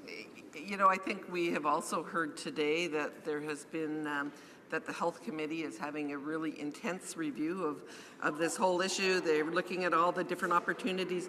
But what the NDP have done, which is typical of the NDP, they go to the straight universal for everyone, and they don't actually do the analysis of the different opportunities that could present itself. So, I agree that perhaps there is opportunities, but But most importantly, we don't want the federal government with their big bureaucracy taking over something like the Liberals did with the Phoenix system and making a huge mess of something so important. Resuming debate, the honourable member for Yellowhead. Thank you, Mr. Speaker. I'm pleased to rise today to speak on the NDP opposition motion on pharmacare. The motion states that millions of Canadians lack prescription drug coverage, and goes on to say the Parliamentary Budget Officer has conducted that every Canadian could be covered by a universal pharmacare program while saving billions of dollars every year. The motion ends by calling on the House to commence negotiations with the provinces no later than October 1st, 2018, in order to implement a universal pharmacare program. One must ask, do the provinces and territories in Canada want this, and has there been a discussion between the governments? Mr. Speaker, we all know that the federal government's role is to provide health care funding via Canadian health transfers to the provinces and territories to support the principles of Canada Health Act. Federal and provincial and territorial governments all offer drug insurance plans, providing some coverage to approximately 53% of the Canadian population. Each jurisdiction stipulates the specific eligibility requirements for its population and the specific drugs it will cover, as well as any cost-sharing measures required.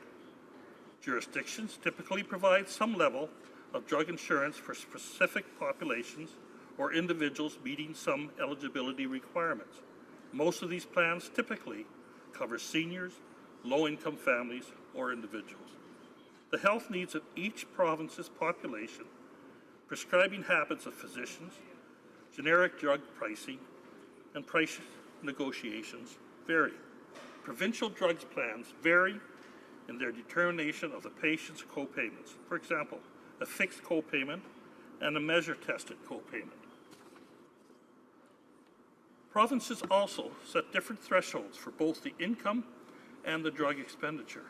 Thus, a patient's out-of-pocket expenditures can vary, depending on which province or territory they live in. We must also take into consideration, Mr. Speaker, private plans that individuals have across this country that may exceed the provincial coverage. How will this proposed motion affect those plans? According to a study by Commonwealth Fund, 8% of Canadians with below average income said they had not filled a prescription or had skipped doses in the previous year because of costs. Although there is room for improvement, this is on par with Germany, who also had 8% of their people not fill prescription, and is notably better than France, which is at 11%, Australia at 14%, and New Zealand at 18%. And I would like to just stress, Mr. Speaker, that the last three countries had national pharmacare programs. So it's obvious people are more concerned with not taking the medication with the national pharmacare program. Canadians should be wary of replacing our mixed system with something like what exists in the UK or New Zealand. Socializing a large part of drug spending through a single-payer pharmacare plan would give more power to government and its bureaucrats to make decisions on behalf of the insured. Policies that restrict access to new medicines would be applied across the board and would penalize all Canadians in the same way. But replacing our current mixed public-private plans administered by the provinces with a national drug insurance monopoly is definitely not the solution. I believe it would harm Canadians, putting patients at risk and increasing the cost of our health care system in the long run, Mr. Speaker. Would one plan fit all segments of this country? I do not think so. Due to provincial and territorial jurisdictions, as well as the private health plans negotiated individually for the best prices and for our prescription drugs. If there is only one buyer and our federal government is in control, common sense tells me, Mr. Speaker, the cost for prescriptions would be much higher. A 2002 study estimated that 11% of Canadians face the risk of high prescription drug costs because they lack coverage.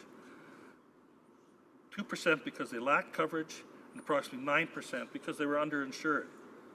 Prescription drug expenditures in Canada was $28.8 billion in 2014, Mr. Speaker. When adjusted for inflation, out-of-pocket expenditures on prescription drugs per capita amounted to $179. Well, let's round it off to $180 in 2014. Prescription drugs expenditures have three components: the drug cost, the dispensing fees charged by the pharmacists, and the pharmacy markup where applicable. In 2012 and 2013, drug costs made up 74.4% of prescription drug expenditures in the public drug plans in Canada, whereas dispensing fees accounted for 21.4% and wholesale markup accounted for 4.2% of expenditures. The motion before us today begs the question, Mr. Speaker, how do we pay for a national pharmacare program when the Parliamentary Budget Officer says it would cost $22.6 billion annually? And that's just an estimate. We only have to look at what took place today. Energy East Pipeline failed because of government bureaucracy, government red tape, government restrictions. This is 15,000 jobs that will not exist. This is revenue that will not come into our country.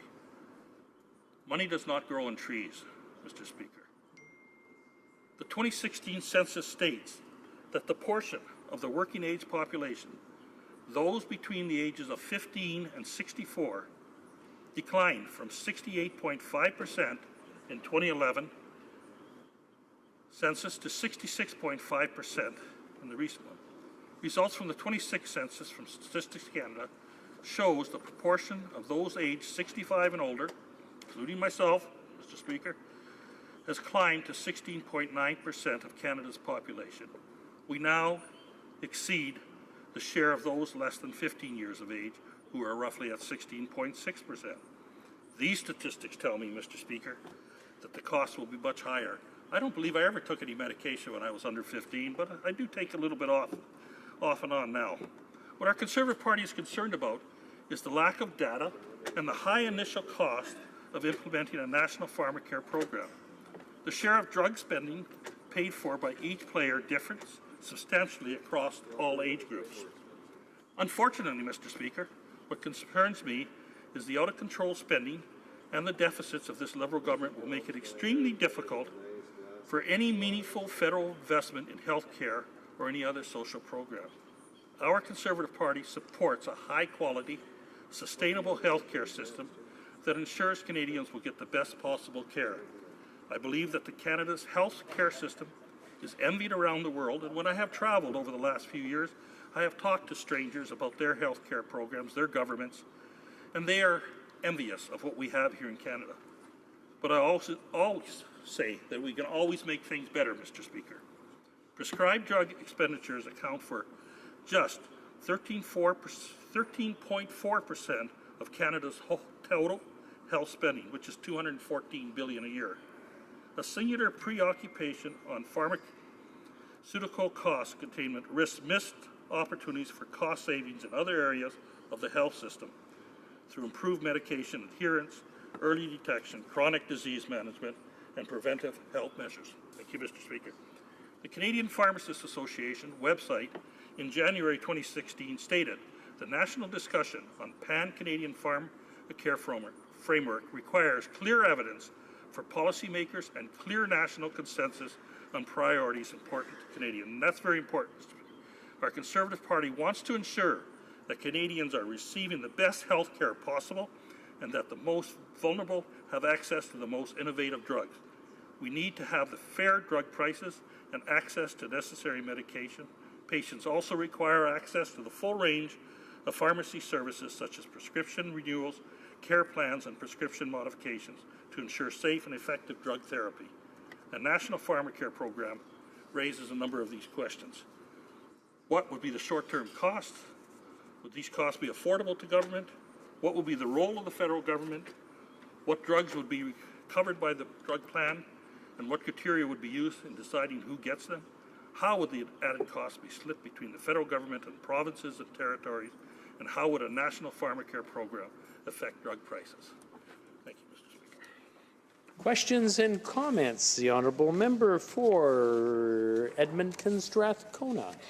Speaker, and it's always a pleasure to hear my colleague from Alberta speak. But I'm a little bit surprised at the member's comment saying that it would not be common sense to institute pharmacare. I know that he comes from a party that believes that we should be fiscally responsible, and the Standing Committee on Health actually commissioned a study through the Parliamentary Budget Officer who said that Canadians would save up to $4 billion a year if they instituted pharmacare. So surely the member, if he believes in being fiscally responsible and in making sure that all of his constituents have equal access to the medicines that they need, does he not believe that it is best to take the most fiscally responsible route to providing medicines to Canadians? Well, member for Yellowhead. I'd like to thank the member for her question, Mr. Speaker. And yes, as I stated earlier, our government believes that health care should be available to everybody. But I think it does not have to be done through a motion forcing the government to meet with the provinces. We have a committee that is formed to study the program, to look at best ways, to make recommendations to the current government with all three parties involved in that committee. We need to have negotiations with the provinces, with the territories, and we shouldn't have a bill before this House forcing us to start those negotiations before the committee has reasonable time to study all parameters around it. Thank you, Mr. Speaker. Questions and comments. The Honourable Member for Winnipeg North. Yes, thank you, Mr. Speaker. And I find myself inclined to agree with most of the things in which the member across the way is talking about. Yeah, it is somewhat unbelievable, you know, but anyway, my question is related to the fact that there's no individual or party that should stake claim to owning the issue of pharmacare and how important it is for all Canadians. We understand the many complications and the many issues surrounding it. And I guess it's more so of a statement and just looking for affirmation from the member, and he already has in one sense, that the Standing Committee and the membership of that Standing Committee has done a fantastic job in terms of bringing many of the stakeholders together over the last while. And I guess looking to the member, would he not agree?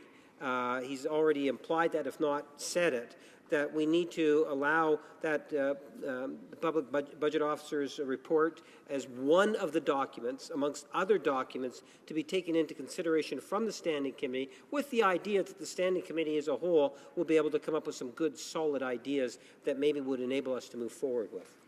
The Honourable Member for Yellowhead. And thank you for the Secretary of State for that question. Yes, I believe that we need to rely on the committee, and I believe that the budgetary officer's report is just one tool that we should be looking at. We need to bring the appropriate witnesses, whether they're the provinces one by one or provinces in a group together, to see. I don't believe that one plan will fit all. I believe that we have to provide the best health care that we possibly can for all Canadians, but it's not going to eliminate the problem of some people not getting proper care. Some people may not register properly. Some people may not go through the proper channels, and they're going to be stopped, whether it's a federal plan, whether it's a private plan, whether it's a provincial plan. But I think that we need to work together to ensure that we provide the best services we can for all Canadians. It's my duty, pursuant to Standing Order 38, to inform the House that the questions to be raised tonight at the time of adjournment are as follows. The Honourable Member for Regina Louvain, Canada Post. The Honourable Member for Windsor West, Government Appointments. Resuming debate, reprise du débat, l'Honourable... The Honourable Member for Saint-Hyacinthe-Bagotte. Thank you, Mr. Speaker. I'll start out by saying that I will be sharing my time with my Admiral colleague from Edmonton, Strathcona, and it is an honour to share my time with her. Approximately 8 million Canadian men and women do not have drug coverage because Canada is one of the only major countries to have a universal healthcare system that does not include drug coverage. Without these kinds of drugs, one cannot treat oneself. It's not possible to imagine. On a daily basis, one sees concrete examples of this. We see them in our constituencies. There are people who cannot afford to pay for the drugs that they need. And it is time that the government find a solution to resolve this issue. Quebecers buy their prescription drugs through a hybrid public-private insurance system. We have to have our employer's one or a public one. Now, while this system is mandatory and it provides better access to drugs, it is ineffective when it comes to containing the cost. What the NDP is proposing today is a solution. We want a universal pharmacare system. Numbers given, for example, by the PBO have showed that a universal program will provide Canadians with better access to drugs and will lead to savings of billions of dollars every year. The PBO's report is very clear. His report was called the Federal Cost of National Pharmacare Program, and it was published the 28th of September 2017. In that report, he says that a national pharmacare program would lead to savings of $4.2 billion per year for Canadians. The Professor Marc-André Gagnon, a specialist in public policy at Carleton University in Ottawa, estimates that the government would cut its expenditures in half. And that's why we were calling on the government to start negotiations with the provinces at the very latest on the 1st of October 2018 in order to establish a universal pharmacare program. I cannot understand why the government does not understand what the benefits of a national pharmacare program would be. Why are we waiting when today people are suffering because they don't have access to drugs? I'm going to give you all the reasons why this system is much more advantageous for Canadian men and women. According to a brief presented to the Standing Committee on Health in November 2015, a universal pharmacare system would lead to a reduction in the price of drugs by about $1 billion because of evidence-based therapeutic solutions. Many Liberals have said this even today. There would be savings of more than $1 billion thanks to the elimination of administrative costs of managing private insurance. Do you know, Mr. Speaker, that there are about 100 generic drugs in Canada that cost 54% more than in the United Kingdom, France, and the United States? Why is it so expensive to get treatment in Canada? Besides potential savings, these drugs could be better reimbursed, and there could be a simplified process. Private programs cover millions of people in different ways. Each program has its own conditions, restrictions, deductibles, and every time an individual requires a prescribed drug, that individual has to check to see whether or not they are covered. In 2015, more than a fifth of Canadian households were not taking their drugs as prescribed because of the cost. With a public and universal pharmacare program, the price of prescription drugs would go down and there would be better reimbursement for all. The process would be simplified because there wouldn't be hundreds of private insurers bringing forward different programs that prevent the consumer to make an enlightened choice. Furthermore, in the brief brought to the committee, it states that a national pharmacare program would improve safety of drugs because there would be a restricted list of insured drugs based on the health and safety of patients. Currently, Canada does not have a national strategy to integrate the safe and adequate use of drugs, prescription drugs, into our healthcare culture. Patients and prescribers have limited access to impartial information, which leads to disparities and to confusion. One list One evidence-based list would lead to the appropriate use of drugs while taking into account its therapeutic value for patients. It's estimated that currently 80% of new drugs on the market have no therapeutic benefit compared to existing drugs that are less costly. In countries with universal public health care programs, or pharmacare programs rather, prices are negotiated with pharmaceutical companies for both brand name and generic drugs. Buying drugs for the whole population represents bargaining power for those countries. Depending on the program, they negotiate bulk prices, set budgets, require competitive tenders from companies, and then they group drugs. Most of the spending on drugs comes from thousands of private programs and individuals who have no power to negotiate less costly drugs or are not interested in that. It is the workers and the employers who are paying for the drugs and not the insurance companies.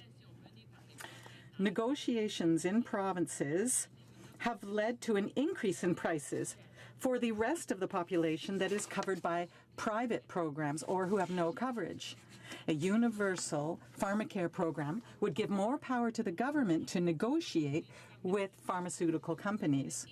It would also spell the end of a dead-end research and development strategy which is dictated by big pharmaceutical companies. The price of newly approved drugs is set by a federal organization, the Patented Medicine Prices Review Board. This organization considers the price of drugs in other countries and then chooses an average price in order to be able to set the price in Canada. However, the countries that are chosen for that comparison are those with the highest prices in the world, and therefore the price that is set here is unnecessarily high. This approach was intentionally adopted, and it is an industrial policy whose purpose is to increase investment on the part of pharmaceutical companies in research and development and to create jobs. However, and now we understand why Liberals were talking about research and development. However, this policy has been an abject failure because from 1998 to 2013, investment in R&D crumbled compared to sales. It is high time that we put an end to the powers of Big Pharma in Canada. Currently, there are 3 provinces, Quebec, Alberta, and New Brunswick, that have pharmacare programs. However, these provinces are the only ones doing their fair share. We need leadership from the federal government because they are lagging. Even though Quebec has been a leader in drug coverage, it is not normal that they be obliged to carry the full burden of this on their shoulders when we have the means to establish a national pharmacare program. The federal government has to do more for all. It is estimated that with the public and universal drug coverage program, the government of Quebec would save $1 billion per year alone. Currently in Quebec, citizens have to use the private program that is proposed by their employer. And the problem is that for some categories of employees, the cost of this drug coverage is out of proportion compared to their salary. So once they've paid the cost, they no longer have the means to pay for the drugs. Besides the savings that Quebec could make, a universal pharmacare program would eliminate a high cost for employers and would allow them to be more competitive, provide better salaries, and new benefits. Finally, a universal pharmacare program would be fairer for all Canadian men and women. It would allow them to provide drugs. It would allow us to provide drugs to those who are most underprivileged. There are people, and we've heard about this today, who do not have the means to pay for their medication. Mr. Speaker, we have to find a way in order to ensure that no one in Canada is in a situation where they have to choose between the drugs that they need or feed their families. We can't wait. It's been for too many times that we have heard Liberals say that they're going to be voting against opposition motions. Questions and comments? Comments. The honourable member for Winnipeg North. Yes, thank you, Mr. Speaker. I like to believe that whether it's in this House or in the Manitoba Legislature, that I've been a strong advocate on the healthcare file.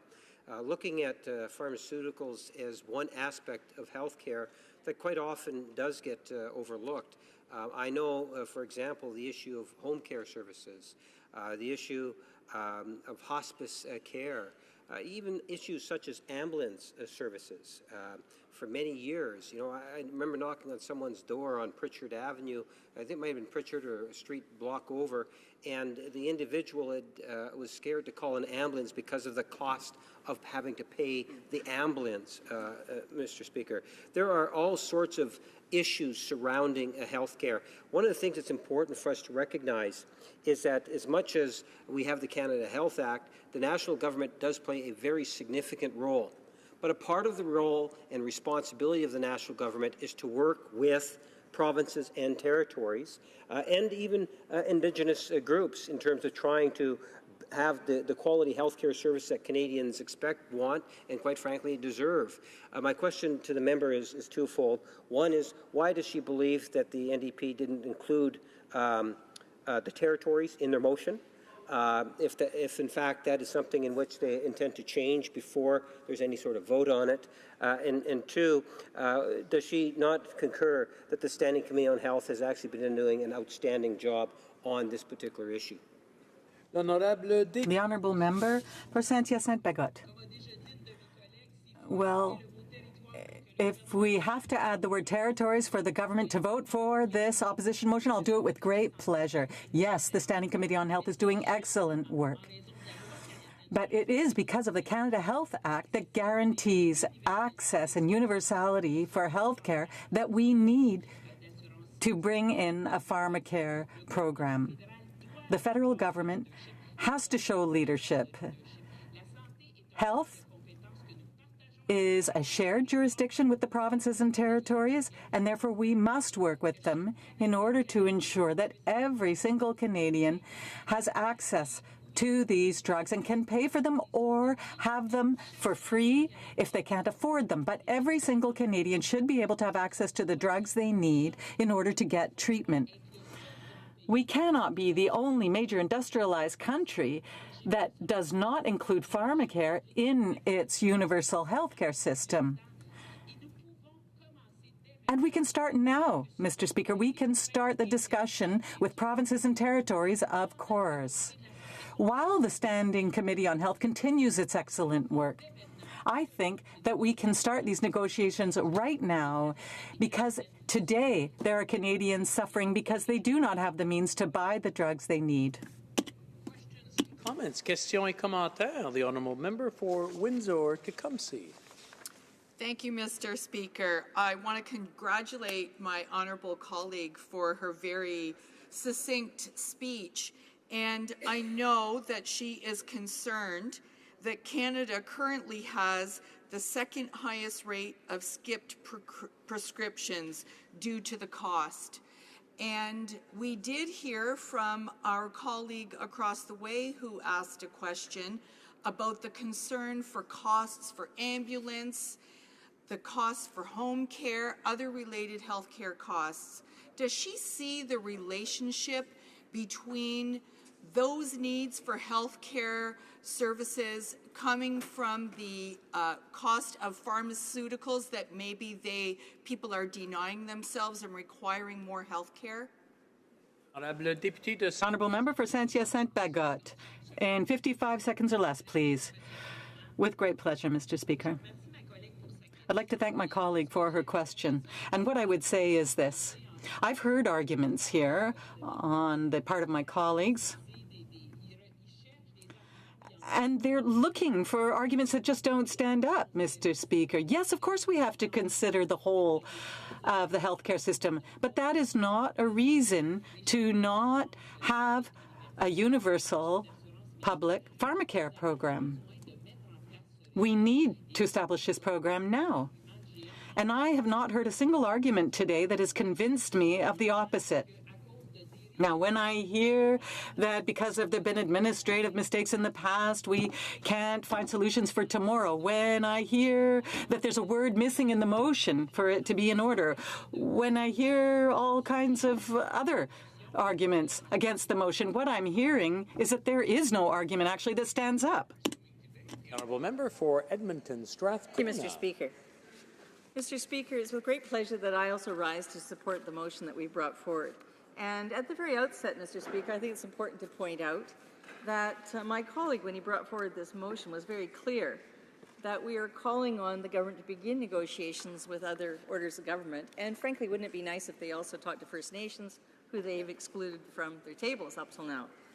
He has been very reasonable in saying that in order that this should begin in October a year from now. So we're not saying immediately, wouldn't that be nice if we had pharmacare today, but he has given a reasonable time frame, a very reasonable proposition to this government.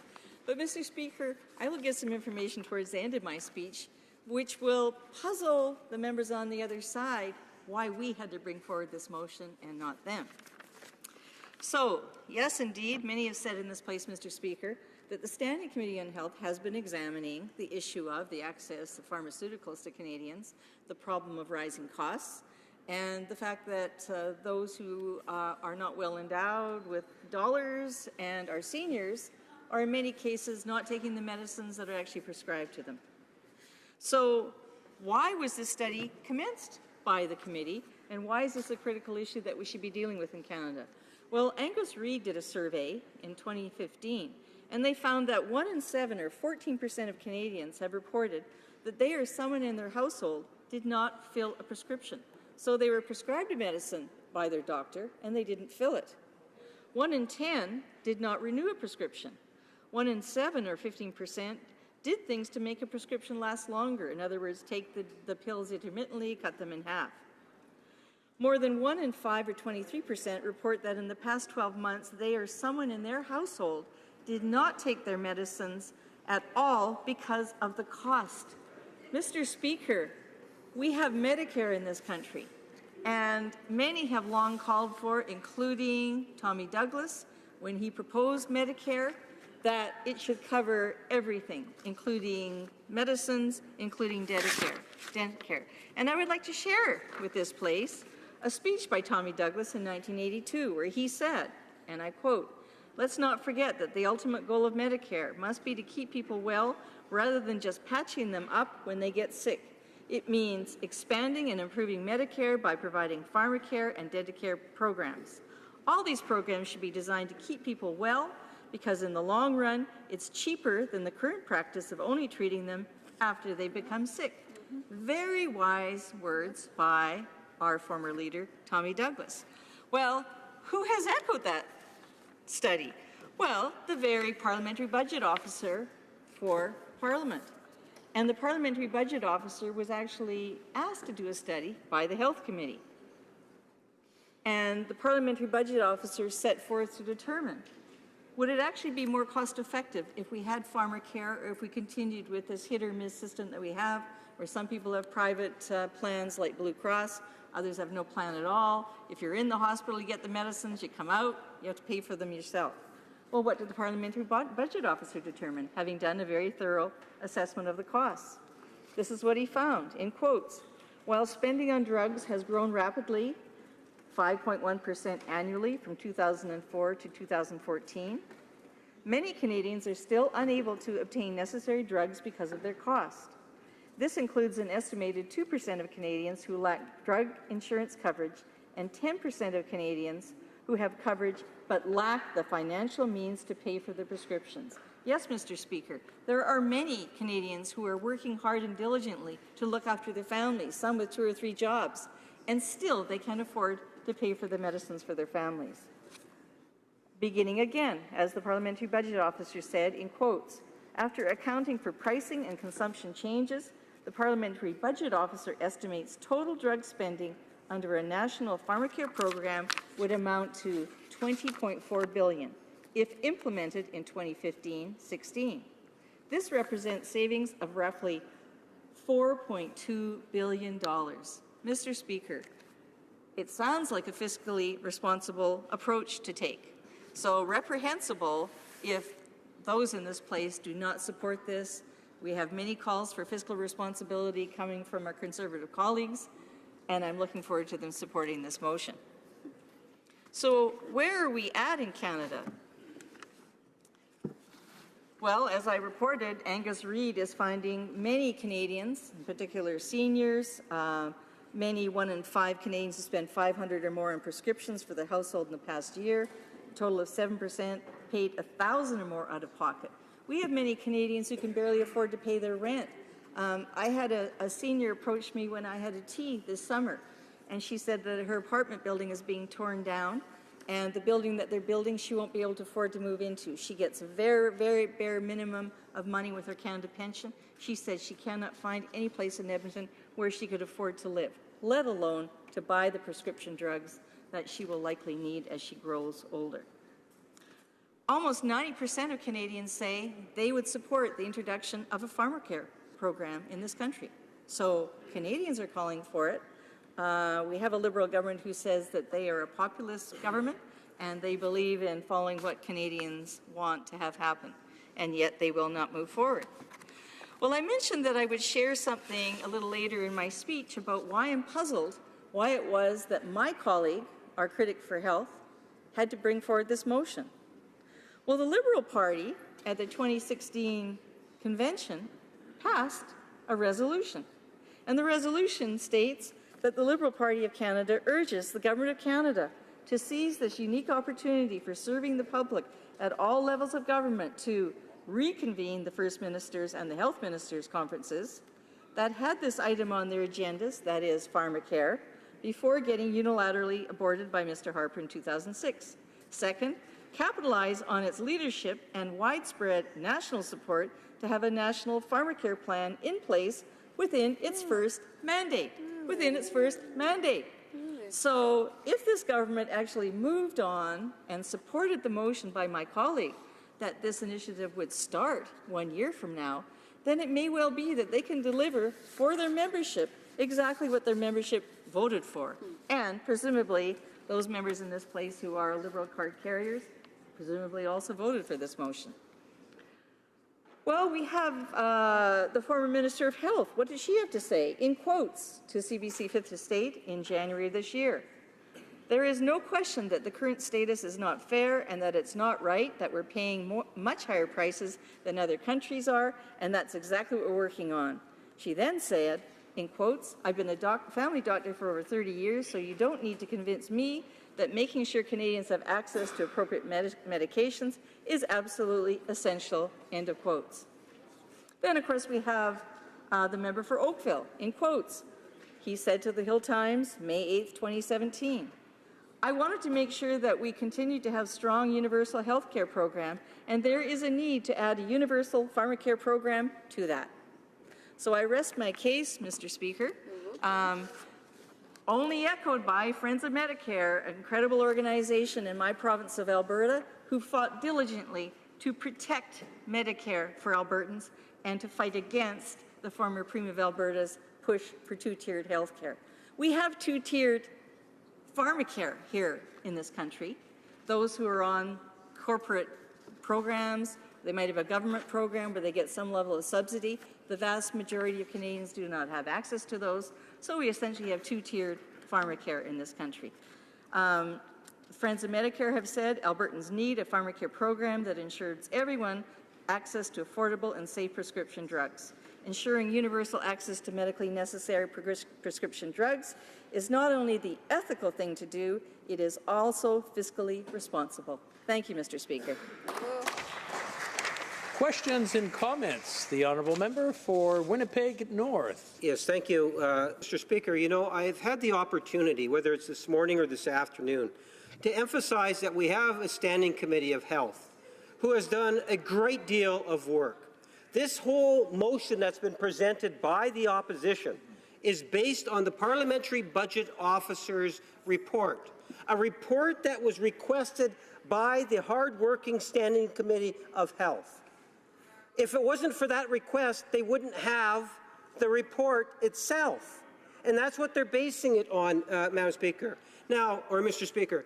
at the end of the day, all Canadians recognize, and it's Canadians that are driving the issue. We are listening to what Canadians have to say.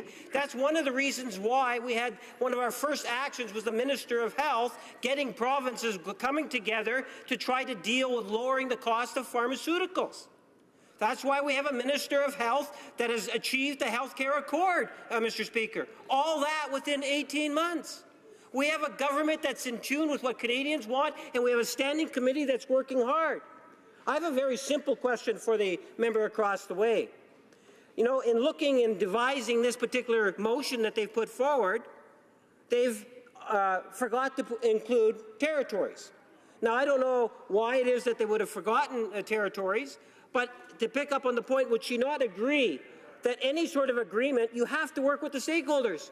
You have to get the provinces and the territories and Indigenous people also engaged on this very important issue. Would she not agree with that? The honourable member for Edmonton Strathcona. Mr. Speaker, I think that what's come clear to me is the circumstance that we've witnessed in this House over and over again in the 2 years of this session of Parliament. I'm beginning to suspect that the reasons why the Liberal members won't vote for this motion is because they didn't think of raising it themselves. Time after time, we have had motions that we have presented that were really good ideas, and they voted them down. And then a few weeks later, a month later, they table exactly the same motion, and then guess what? We have a majority in favour. So we're glad that the Liberal members, and I'm assured the Liberal members of the committee are very enthusiastic about pursuing better options. Simply bringing down the cost of drugs is not enough. We need to make sure that every Canadian, no matter how well-to-do they are, no matter where they live in this country, territories, provinces, whether they are Indigenous, whether they are non-Indigenous, whether they are refugee, should have access to drugs so that they can have a good health and not raise the cost of them having to go to the hospital. Questions and comments. The honourable member for Yellowhead. Thank you, Mr. Speaker. And through you, Mr. Speaker, I'd like to ask the honourable member from Edmonton Strathcona. As she mentioned Alberta's healthcare plan, and I think we're very fortunate that both of us live in the same province and that we benefit from one of the best programs I think you will find anywhere. And I think she's fully aware of that. And I think I do agree with her that we need to involve all parties if such a thing was to come forward as national health care. But, you know, I look back a number of years ago when the Liberal government said that they were going to start a long gun registry. And they said it was only going to cost a couple $1 million, and it blew up to about $1 billion. And we see the fiasco that happened here just the last few years with the Phoenix. They rushed it in. It was told not to rush it in. That evidence came forward from the NDP party this morning. Through you, Mr. Speaker, does that member really think it would be cheaper if we relied on the federal government to take this over and get it working? I think it's much cheaper if we leave it in the hands of the provinces. The honourable member for Edmonton Strathcona. Thank you, Mr. Speaker, and I welcome the question from the member. Mr. Speaker, it's my understanding that the issue of how pharmacare would be delivered, it's not determined at this point whether it would be delivered singularly through a federal system or it would be through the individual provinces and territories, through First Nation health authorities, whether that would be coordinated. We're fully open to that being discussed and looking at the most cost-effective and, frankly, the most effective way to get those medicines to people as expeditiously as possible. So, indeed, I similarly feel fortunate to live in Alberta. We have a good health system, but we also need to make sure that all our fellow citizens have access to medicines when they need them. Reprise du débat, resuming debate. The honourable member for Esquimalt Saanich-Sooke. I just want to remind the honourable member that he'll only have about 3 minutes before we have to come Thank you very much, Mr. Speaker. I'm quite pleased to rise at the end of this debate today. We've heard a lot from the Liberals about process. And we've heard a lot from the Conservatives about fear of bureaucracy. But I think, for me, this debate comes down to a simple question. Whose side are you on? Are you on the side of ordinary Canadians? You're on the side of big pharmacare. In this country, we pay the second highest drug prices in the entire world, second only to the United States. So whose side are we on here? Are we on the side of big pharma or retired couples like those I've heard from in my riding who skip or reduce their medications because they can't afford those costs? Are we on the side of Big Pharma, or are we on the side of working families whose incomes might just be above the income limits for getting assistance, and then they skip or reduce their medications in order that they can feed their kids, clothe their kids, keep a roof over their heads? Are we on the side of Big Pharma, or are we on the side of veterans who often have limits on their coverage and the kind of things they need? They've served their country. We limit the amount of medication, in particular those who have pain problems and PSD problems. Whose side are we on if they can't afford to buy more medication? We know that in this country that there's a cholesterol drug that's most commonly prescribed. It costs $143 a year in Canada, but only $15 a year in New Zealand. Why is that? Because we have a mix of private programs that don't give us the purchasing power to get the best deal on drugs in this country. We know that employers waste between $3 and $5 billion annually because of inefficiencies in managing drug costs in their private plans.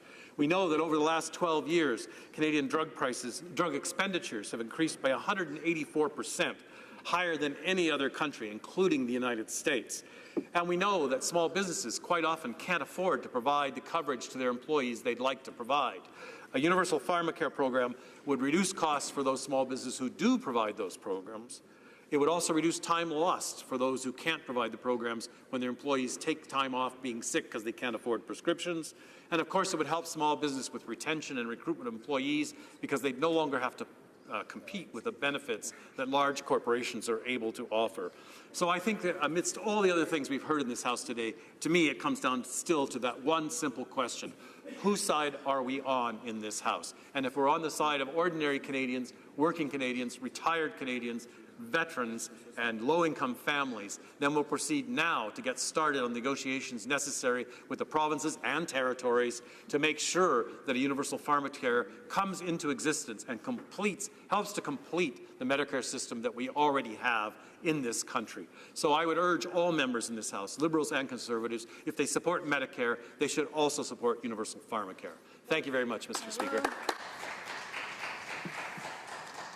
Comme il est 17h15, conformément. It being 5:15, pursuant to the order adopted earlier today, all questions necessary to dispose of the opposition motion are deemed to have been put, and the deferred recorded division is deemed adopted and deferred until Tuesday, October 17th, at the end of the time set aside for government orders. L'honorable député de Laurentides. The honourable member for Laurentides-Labelle. Does the honourable member have unanimous consent of the House to move this motion? Agreed? The House has heard the terms of the motion. Is it the pleasure of the House to adopt the motion? Carried. Perfect. La Chambre abordera maintenant. Then the House will now undertake the study of private members' business according to the order paper. Resuming debate at second reading of Bill C-349, an act to amend the criminal code, standing in the name of Mr. Fortin. The honourable member for Joliette will have 7 minutes remaining for his speech. Thank you, Mr. Speaker. Mr. Speaker, all summer there was a huge PR operation launched by the Hells Angels called Support 81. 81, 8 is the 8th letter of the alphabet. It stands for H, and the first letter of the alphabet for A. So it's code for Hells Angels. They've set up kiosks at agricultural fairs all over Quebec. They've been walking around like rock stars in Quebec City, Saint-Hyacinthe, Joliette, and other places in their leather jackets and reflecto glasses, playing Born to be Wild. But they're not stars, they're criminals, drug dealers, pimps, protection racketeers. The Hells Angels are back, and they're threatening public safety once again. They're setting up shop in Mirabel, a boutique, like they were florists. The only flowers that the Hells Angels collect is to make funeral wreaths. When the biker war was raging in Quebec in the 90s, it rapidly became clear that new legislation was necessary to fight organized crime. From the very beginning, the Bloc stood up in the House of Commons and pressured the Liberal government of the day. In 1997, Bill C-59 was passed. It was the first step in the fight against organized crime. Changes were made to the criminal code, but they were too complicated to get convictions in the courts. Police quickly demanded changes. Once again, the Bloc was the first to stand up and bring pressure on the government to change the legislation. In 2000, the Bloc Québécois led the charge to amend the anti-gang legislation and broaden its scope. Gilles Duceppe was the target of threats and bullying from organized crime to get him to shut up. Gilles Duceppe stood his ground. He stood his ground, and the Bloc showed its determination. That's why our efforts bore fruit in 2002 with the passage of Bill C-24, which created 2 new offenses to better fight organized crime: participation in the activities of an organized crime and the commission of a crime for the benefit of an organized gang became 2 distinct offenses. It was now possible to get a conviction for the crime of gangsterism or organized crime. In order to better protect the public and fight against organized crime, this legislation included provisions to fight against intimidation against journalists, federal and provincial and municipal politicians, as well as people involved in the court system. In 2009, the Bloc Québécois returned to the charge with a motion that would make organized groups like biker gangs illegal. In 2009, the Bloc supported Bill C-14 on organized crime so that any murder committed for the benefit of a gang would be considered premeditated and punishable by a life sentence. At the same time, the Bloc Québécois took the initiative to amend the criminal code to reverse the onus of proof, to force criminal gangs to prove the provenance of their income or revenues. After an international conference on money laundering held in Montreal in 1998, the Bloc Québécois convinced the government to get rid of $1,000 bills, which were being used by organized crime for money laundering. The Bloc Québécois has always been a thorn in the side of organized crime, but we have to admit that criminal bikers are indeed back again. Mr. Speaker, we have a responsibility to take action. The last biker war from 1994 to 2002 was particularly bloody. In 8 years, there were over 150 deaths, over 9 disappearances, and 181 attempted murders. And things might get even worse now. Since the summer of 2016, experts and observers of organized crime have seen that the bikers are back. After Operation Shark in 2009, most accused bikers have now been released because some trials came to an end. They were suspended or stayed, and many individuals had their sentences reduced. And now we're seeing more and more visible signs that the bikers are back. In recent months, bikers have started gathering and displaying their colors with full impunity. Against this backdrop, we're proposing first the creation, as is in the case of terrorist organizations, of a list of criminal organizations, and secondly, a ban on wearing symbols like patches with the names of those organizations on them. The biker war cost over 150 lives in Quebec alone, including an 11-year-old child. Organized crime is very costly in terms of human life. We can't just stand idly by. With the Jordan decision, we agree with that. Things have to be sped up in the courts, and that's why we're coming back with these 2 new proposals. First of all, to allow the Governor and Council to create a list of criminal organizations, and secondly, to make it criminal to wear the colors or insignia of an organized gang, including bikers' patches. My colleague from Rivière-du-Nord's bill, on behalf of the Bloc Québécois, is yet another step in the fight against organized crime. Mr. Speaker, I am aware of the fact that elected officials here in the House will have to have some courage to pass this bill. It will take a lot of courage, but I'm convinced that in this House there is some courage. Let's be strong. Let's be firm. Let's be worthy of the confidence that Canadians have placed in us. Let's pass this bill to strike a blow at organized crime. Thank you, Mr. Speaker.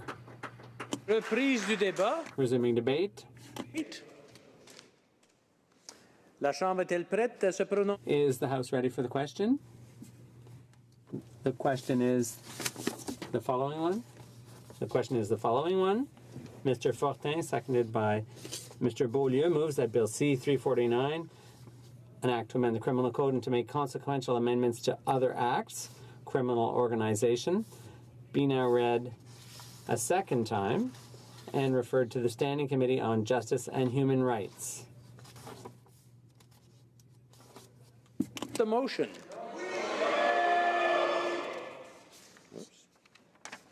Tous ceux qui appuient la motion. All those in favor of the motion, please say yay. Tous ceux qui s'opposent. All those opposed to the motion will please say nay. À mon avis, les non là. In my opinion, the nays have it. 1, 2, 3, 4, 5, OK. Celui-ci.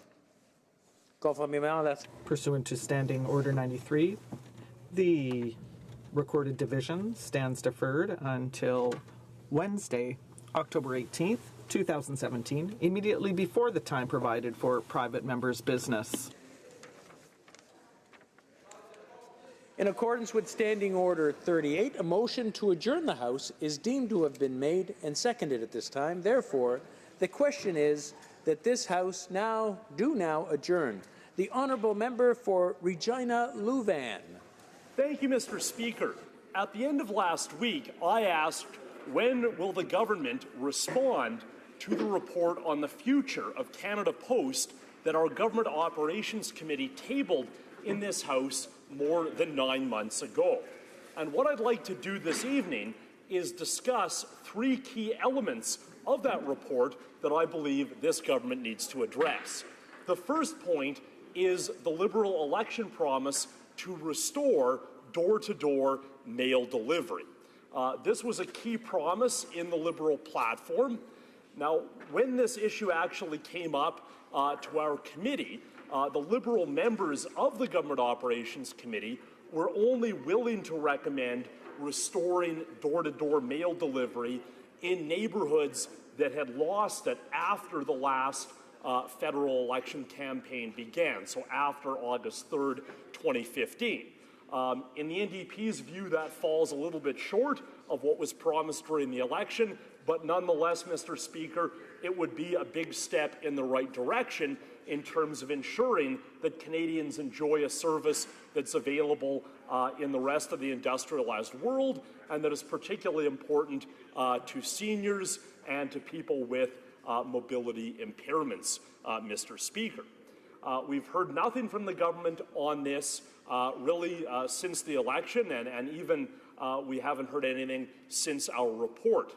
It's been brought to my attention that at various places in Regina, Canada Post has established new community mailboxes in neighborhoods that still have door-to-door delivery. Ostensibly, they're to provide service to businesses or multi-unit buildings, but it seems like in some cases these community box installations are far larger than are actually warranted by the number of businesses nearby, and it makes citizens wonder whether Canada Post management might still be committed to the idea of converting neighborhoods away from door-to-door service and onto community boxes. So we need clarity from the government on that point. The second point I want to mention, Mr. Speaker, is the Canada Post pension plan, because of course there's a notion that Canada Post has this huge unfunded pension liability and therefore it can't do anything. The government has used that for a justification to demand concessions from employees.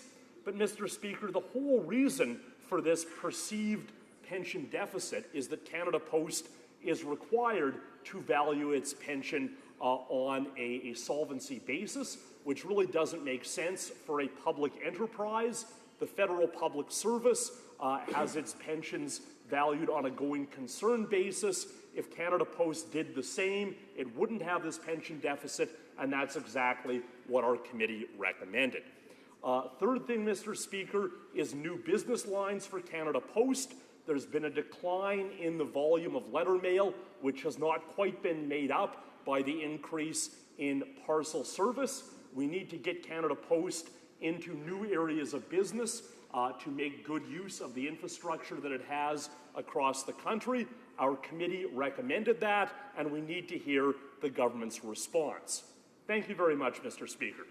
Honourable Parliamentary Secretary to the Minister of Public Services. Well, thank you very much, Mr. Speaker, and thank you to my colleague from Regina Louvain, who I know has spent a great deal of time and energy on this file and on Canada Post as a member of the Government Operations Committee, and I always respect and thank him for his constructive interventions in this and other debates.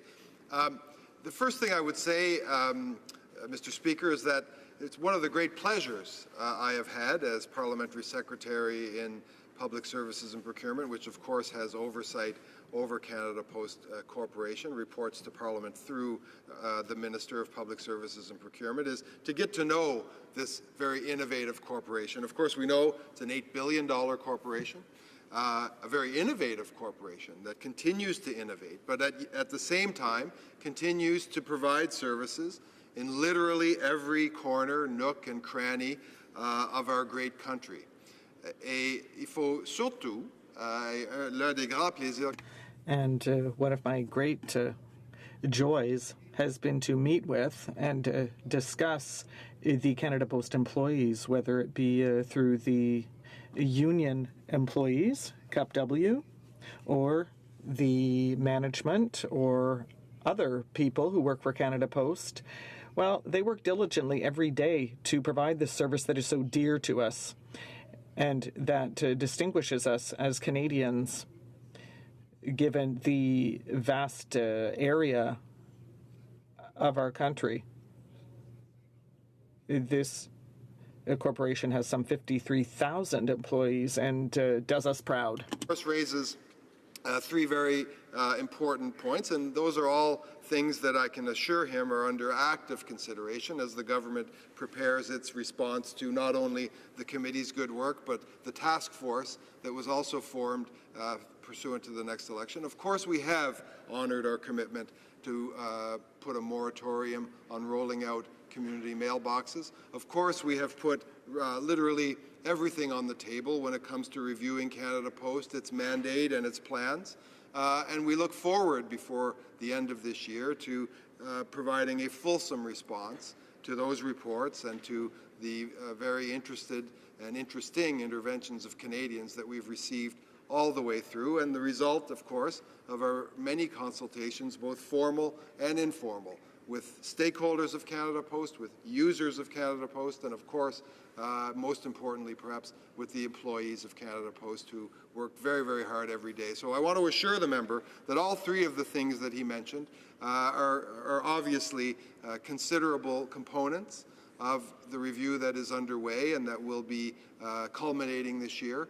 And I want to assure him that his good work and that of other members and the committee that he was a part of and that furnished such interesting reflections to the government will be taken under very active consideration. Merci, Monsieur le Président. Member for Thank you, Mr. Speaker. Thank you, Mr. Speaker. And I really do want to thank the member across the way for his kind words. However, I have to say that when he suggests the government has kept its commitment to put a moratorium on community mailboxes, that isn't very reassuring because, in fact, the Liberal Party committed to much more than that, to returning to door-to-door delivery.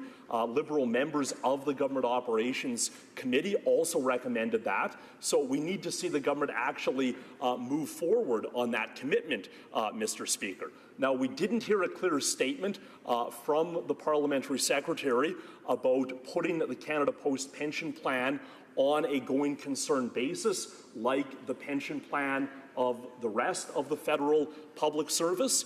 And we really haven't heard a lot of specifics about what new business lines this government sees Canada Post taking on, particularly given that the Liberals seem to have ruled out postal banking, which I would suggest was the most.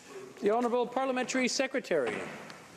Well, Mr. Speaker, I will urge my honourable friend to bear with us as we prepare this very fulsome, I know, and forward-looking position with respect to Canada Post. I do direct him to our platform commitments with respect to Canada Post, and would point out once again that we have respected and honoured our commitment to Canadians to suspend the rollout of community mailboxes and to review the mandate and the business plans of Canada Post.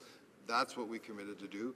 That's what we are doing, Mr. Speaker. So I can assure him that if he will, and I know he will, stay very interested and stay tuned in this debate, keep furnishing his reflections on the issue and stay engaged with those stakeholders that I know we are all currently engaged with respect to Canada Post, that by the end of this year, the government will come forward with a very exciting plan, I think, for Canada Post Corporation. Merci, Monsieur le Président. The Honourable Member for Windsor West. Thank you, Mr. Speaker. I stand today to follow up with a question I had in the House of Commons once we resumed this parliamentary session related to a surprise announcement that was made in my community with regards to allowing the Ambassador Bridge and the Canada Transit Company a new border crossing between Canada and the United States. Mr. Speaker, the crossing that we currently have right now in my region, one of a few, is significant because it has around 25 to 30% of Canada's daily trade with the United States. Now, the crossing is owned by a private American billionaire who has had financial interests, obviously, at the most important aspect, and there has been a overwhelmingly long-standing frustration with the community that has been disrespected on both sides of the border. The government decided to issue an order in council to grant them this new border crossing. And they did so, Mr. Speaker, which is important for the public to know, is they did so behind closed doors where there is no accountability, there is little information that is shared, and most importantly, Mr. Speaker, they allowed the Ambassador Bridge and the Canadian Transit Company to announce this expansion at the expense of our community and some of the members there without even coming down to our community. In fact, Mr. Speaker, it was announced in the United States before it was in Canada. And right now, Mr. Speaker, we have seen over the last number of days, I stand in solidarity with my community of concern as the Ambassador Bridge has been blockbusting, buying up homes adjacent to its properties. It's cost us schools, it's cost us businesses, it's cost us a local post office, it's cost us a number of different things, and there's been nothing but anxiety, nothing but hurt, nothing but pain for decades. In fact, I guess the background of this company, this American institution in our community, can be summarized in one of their communication statements at one point in time, said this: when someone says no, we just look for another way to make it happen. Do we ruffle feathers? Damn right. And, Mr. Speaker, that attitude has progressed over a long period of time, has now been rewarded for a brand new crossing for a bridge that is less than 100 years old. Just last year, Mr. Speaker, it was this government that had to put work orders because of the danger of using this crossing in this facility that was not sufficient for the trade, commerce, and safety of citizens in my local community and across this country and the American side of going forth. And they did this through a cabinet order, no announcement. And Mr. Speaker, I've been this place enough to know, and I've seen it in my community many, many times, often not even invited, for re-announcements where the government will come down and send members time after time again. Not a single thing to answer questions, Mr. Speaker, that we have. Questions like expropriation, will residents be treated fairly? Noise and traffic, closures, air quality, dust mitigation, what is going to happen with that? The Ambassador Bridge doesn't have a history of complying. In fact, Mr. Speaker, in the United States, the owner and management was incarcerated for not following the process in the United States with regards to a public project over there. So this government has refused to come to our community, has refused to answer these questions, And I would ask the parliamentary secretary, because I can't say whether or not the minister is here, but I can tell you that it's likely going to be the parliamentary secretary, sadly today, no disrespect, that will have to follow up on these very pertinent questions. That is 30% of our daily trade with the United States and is at the heart of my city and the residents that I represent. The Honorary Parliamentary Secretary to the Minister of Transport. Mr. Speaker, I'd like to thank the member for Windsor West for his question. And indeed, our government recognizes the importance of ensuring a continued flow of trade and travellers between Windsor and Detroit. It is one of Canada's most important Canada-USA border crossings, and I know the honourable member shares that same priority. But I do welcome this opportunity to provide Canadians with further information about the application by the owners of the Ambassador Bridge to build a replacement bridge and expanded Customs Plaza, and on our government's decision to approve the construction subject to terms and conditions. This border crossing is important to the economic well-being of the local community, particularly to the automotive industry, and for daily commuter traffic between Windsor and Detroit. The International Bridges and Tunnels Act enables the Government of Canada to help protect the safety, security, and efficiency of these vital trade links. Under the International Bridges and Tunnels Act, an application must be submitted to the Minister of Transport to request approval for the alteration, construction, and operation of an international bridge. Our review and assessment of the application for the construction of a replacement bridge included significant consultations, including a 60-day public consultation undertaken by Transport Canada. Over 400 submissions were received, and the results of these consultations were published on Transport Canada's website. All information gathered as part of this process informed our government's decision. Indeed, the terms and conditions attached to the approval were established to, among other things, mitigate the safety and security risks and the impacts on the local community and the environment that could be caused by the construction and operation of the project. The conditions of the approval include dismantling the existing bridge when the replacement bridge is open, improving local infrastructure, creating new public green spaces, protecting the environment, and considering Indigenous interests. Our government has always maintained this critical trade corridor needs two viable commercial bridge border crossings to provide sufficient capacity and redundancy to support the safe and efficient movement of people and goods through the Windsor-Detroit corridor. We are committed to moving forward expeditiously with the Gordie Howe International Bridge project. Having the Gordie Howe International Bridge and a fully functioning Ambassador Bridge will enhance capacity and reliability at Canada's busiest commercial crossing. Thank you, Mr. Speaker. The honourable member for Windsor West. Thank you, Mr. Speaker, and I appreciate the exchange here, but it doesn't get to the root of what's taking place and what accountability we received from the Cabinet. Why, for example, was one of the questions that was raised, were there no community benefits? When the new Gordie Howe Bridge is being built, we have a community benefit program. There's no community benefits happening with the Canada Transit Company and the replacement span that they are getting here. Do they know, and what is the response from the American government? We are asking, this Cabinet, this Prime Minister and Cabinet has asked or demanded that the U.S. to actually tear down this bridge because obviously it connects to both sides and it is heritage on the United States. What has been the response, and is the President of the United States in support of tearing down that bridge? Most importantly, Mr. Speaker, is how is this government going to enforce the terms and conditions when this company has... The Honourable Parliamentary Secretary to the Minister of Transport.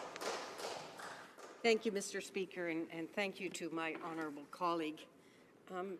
I'm just going to reiterate that the importance of ensuring this continued flow of trade and travellers between Windsor and Detroit, one of the most important Canada-U.S. border crossings.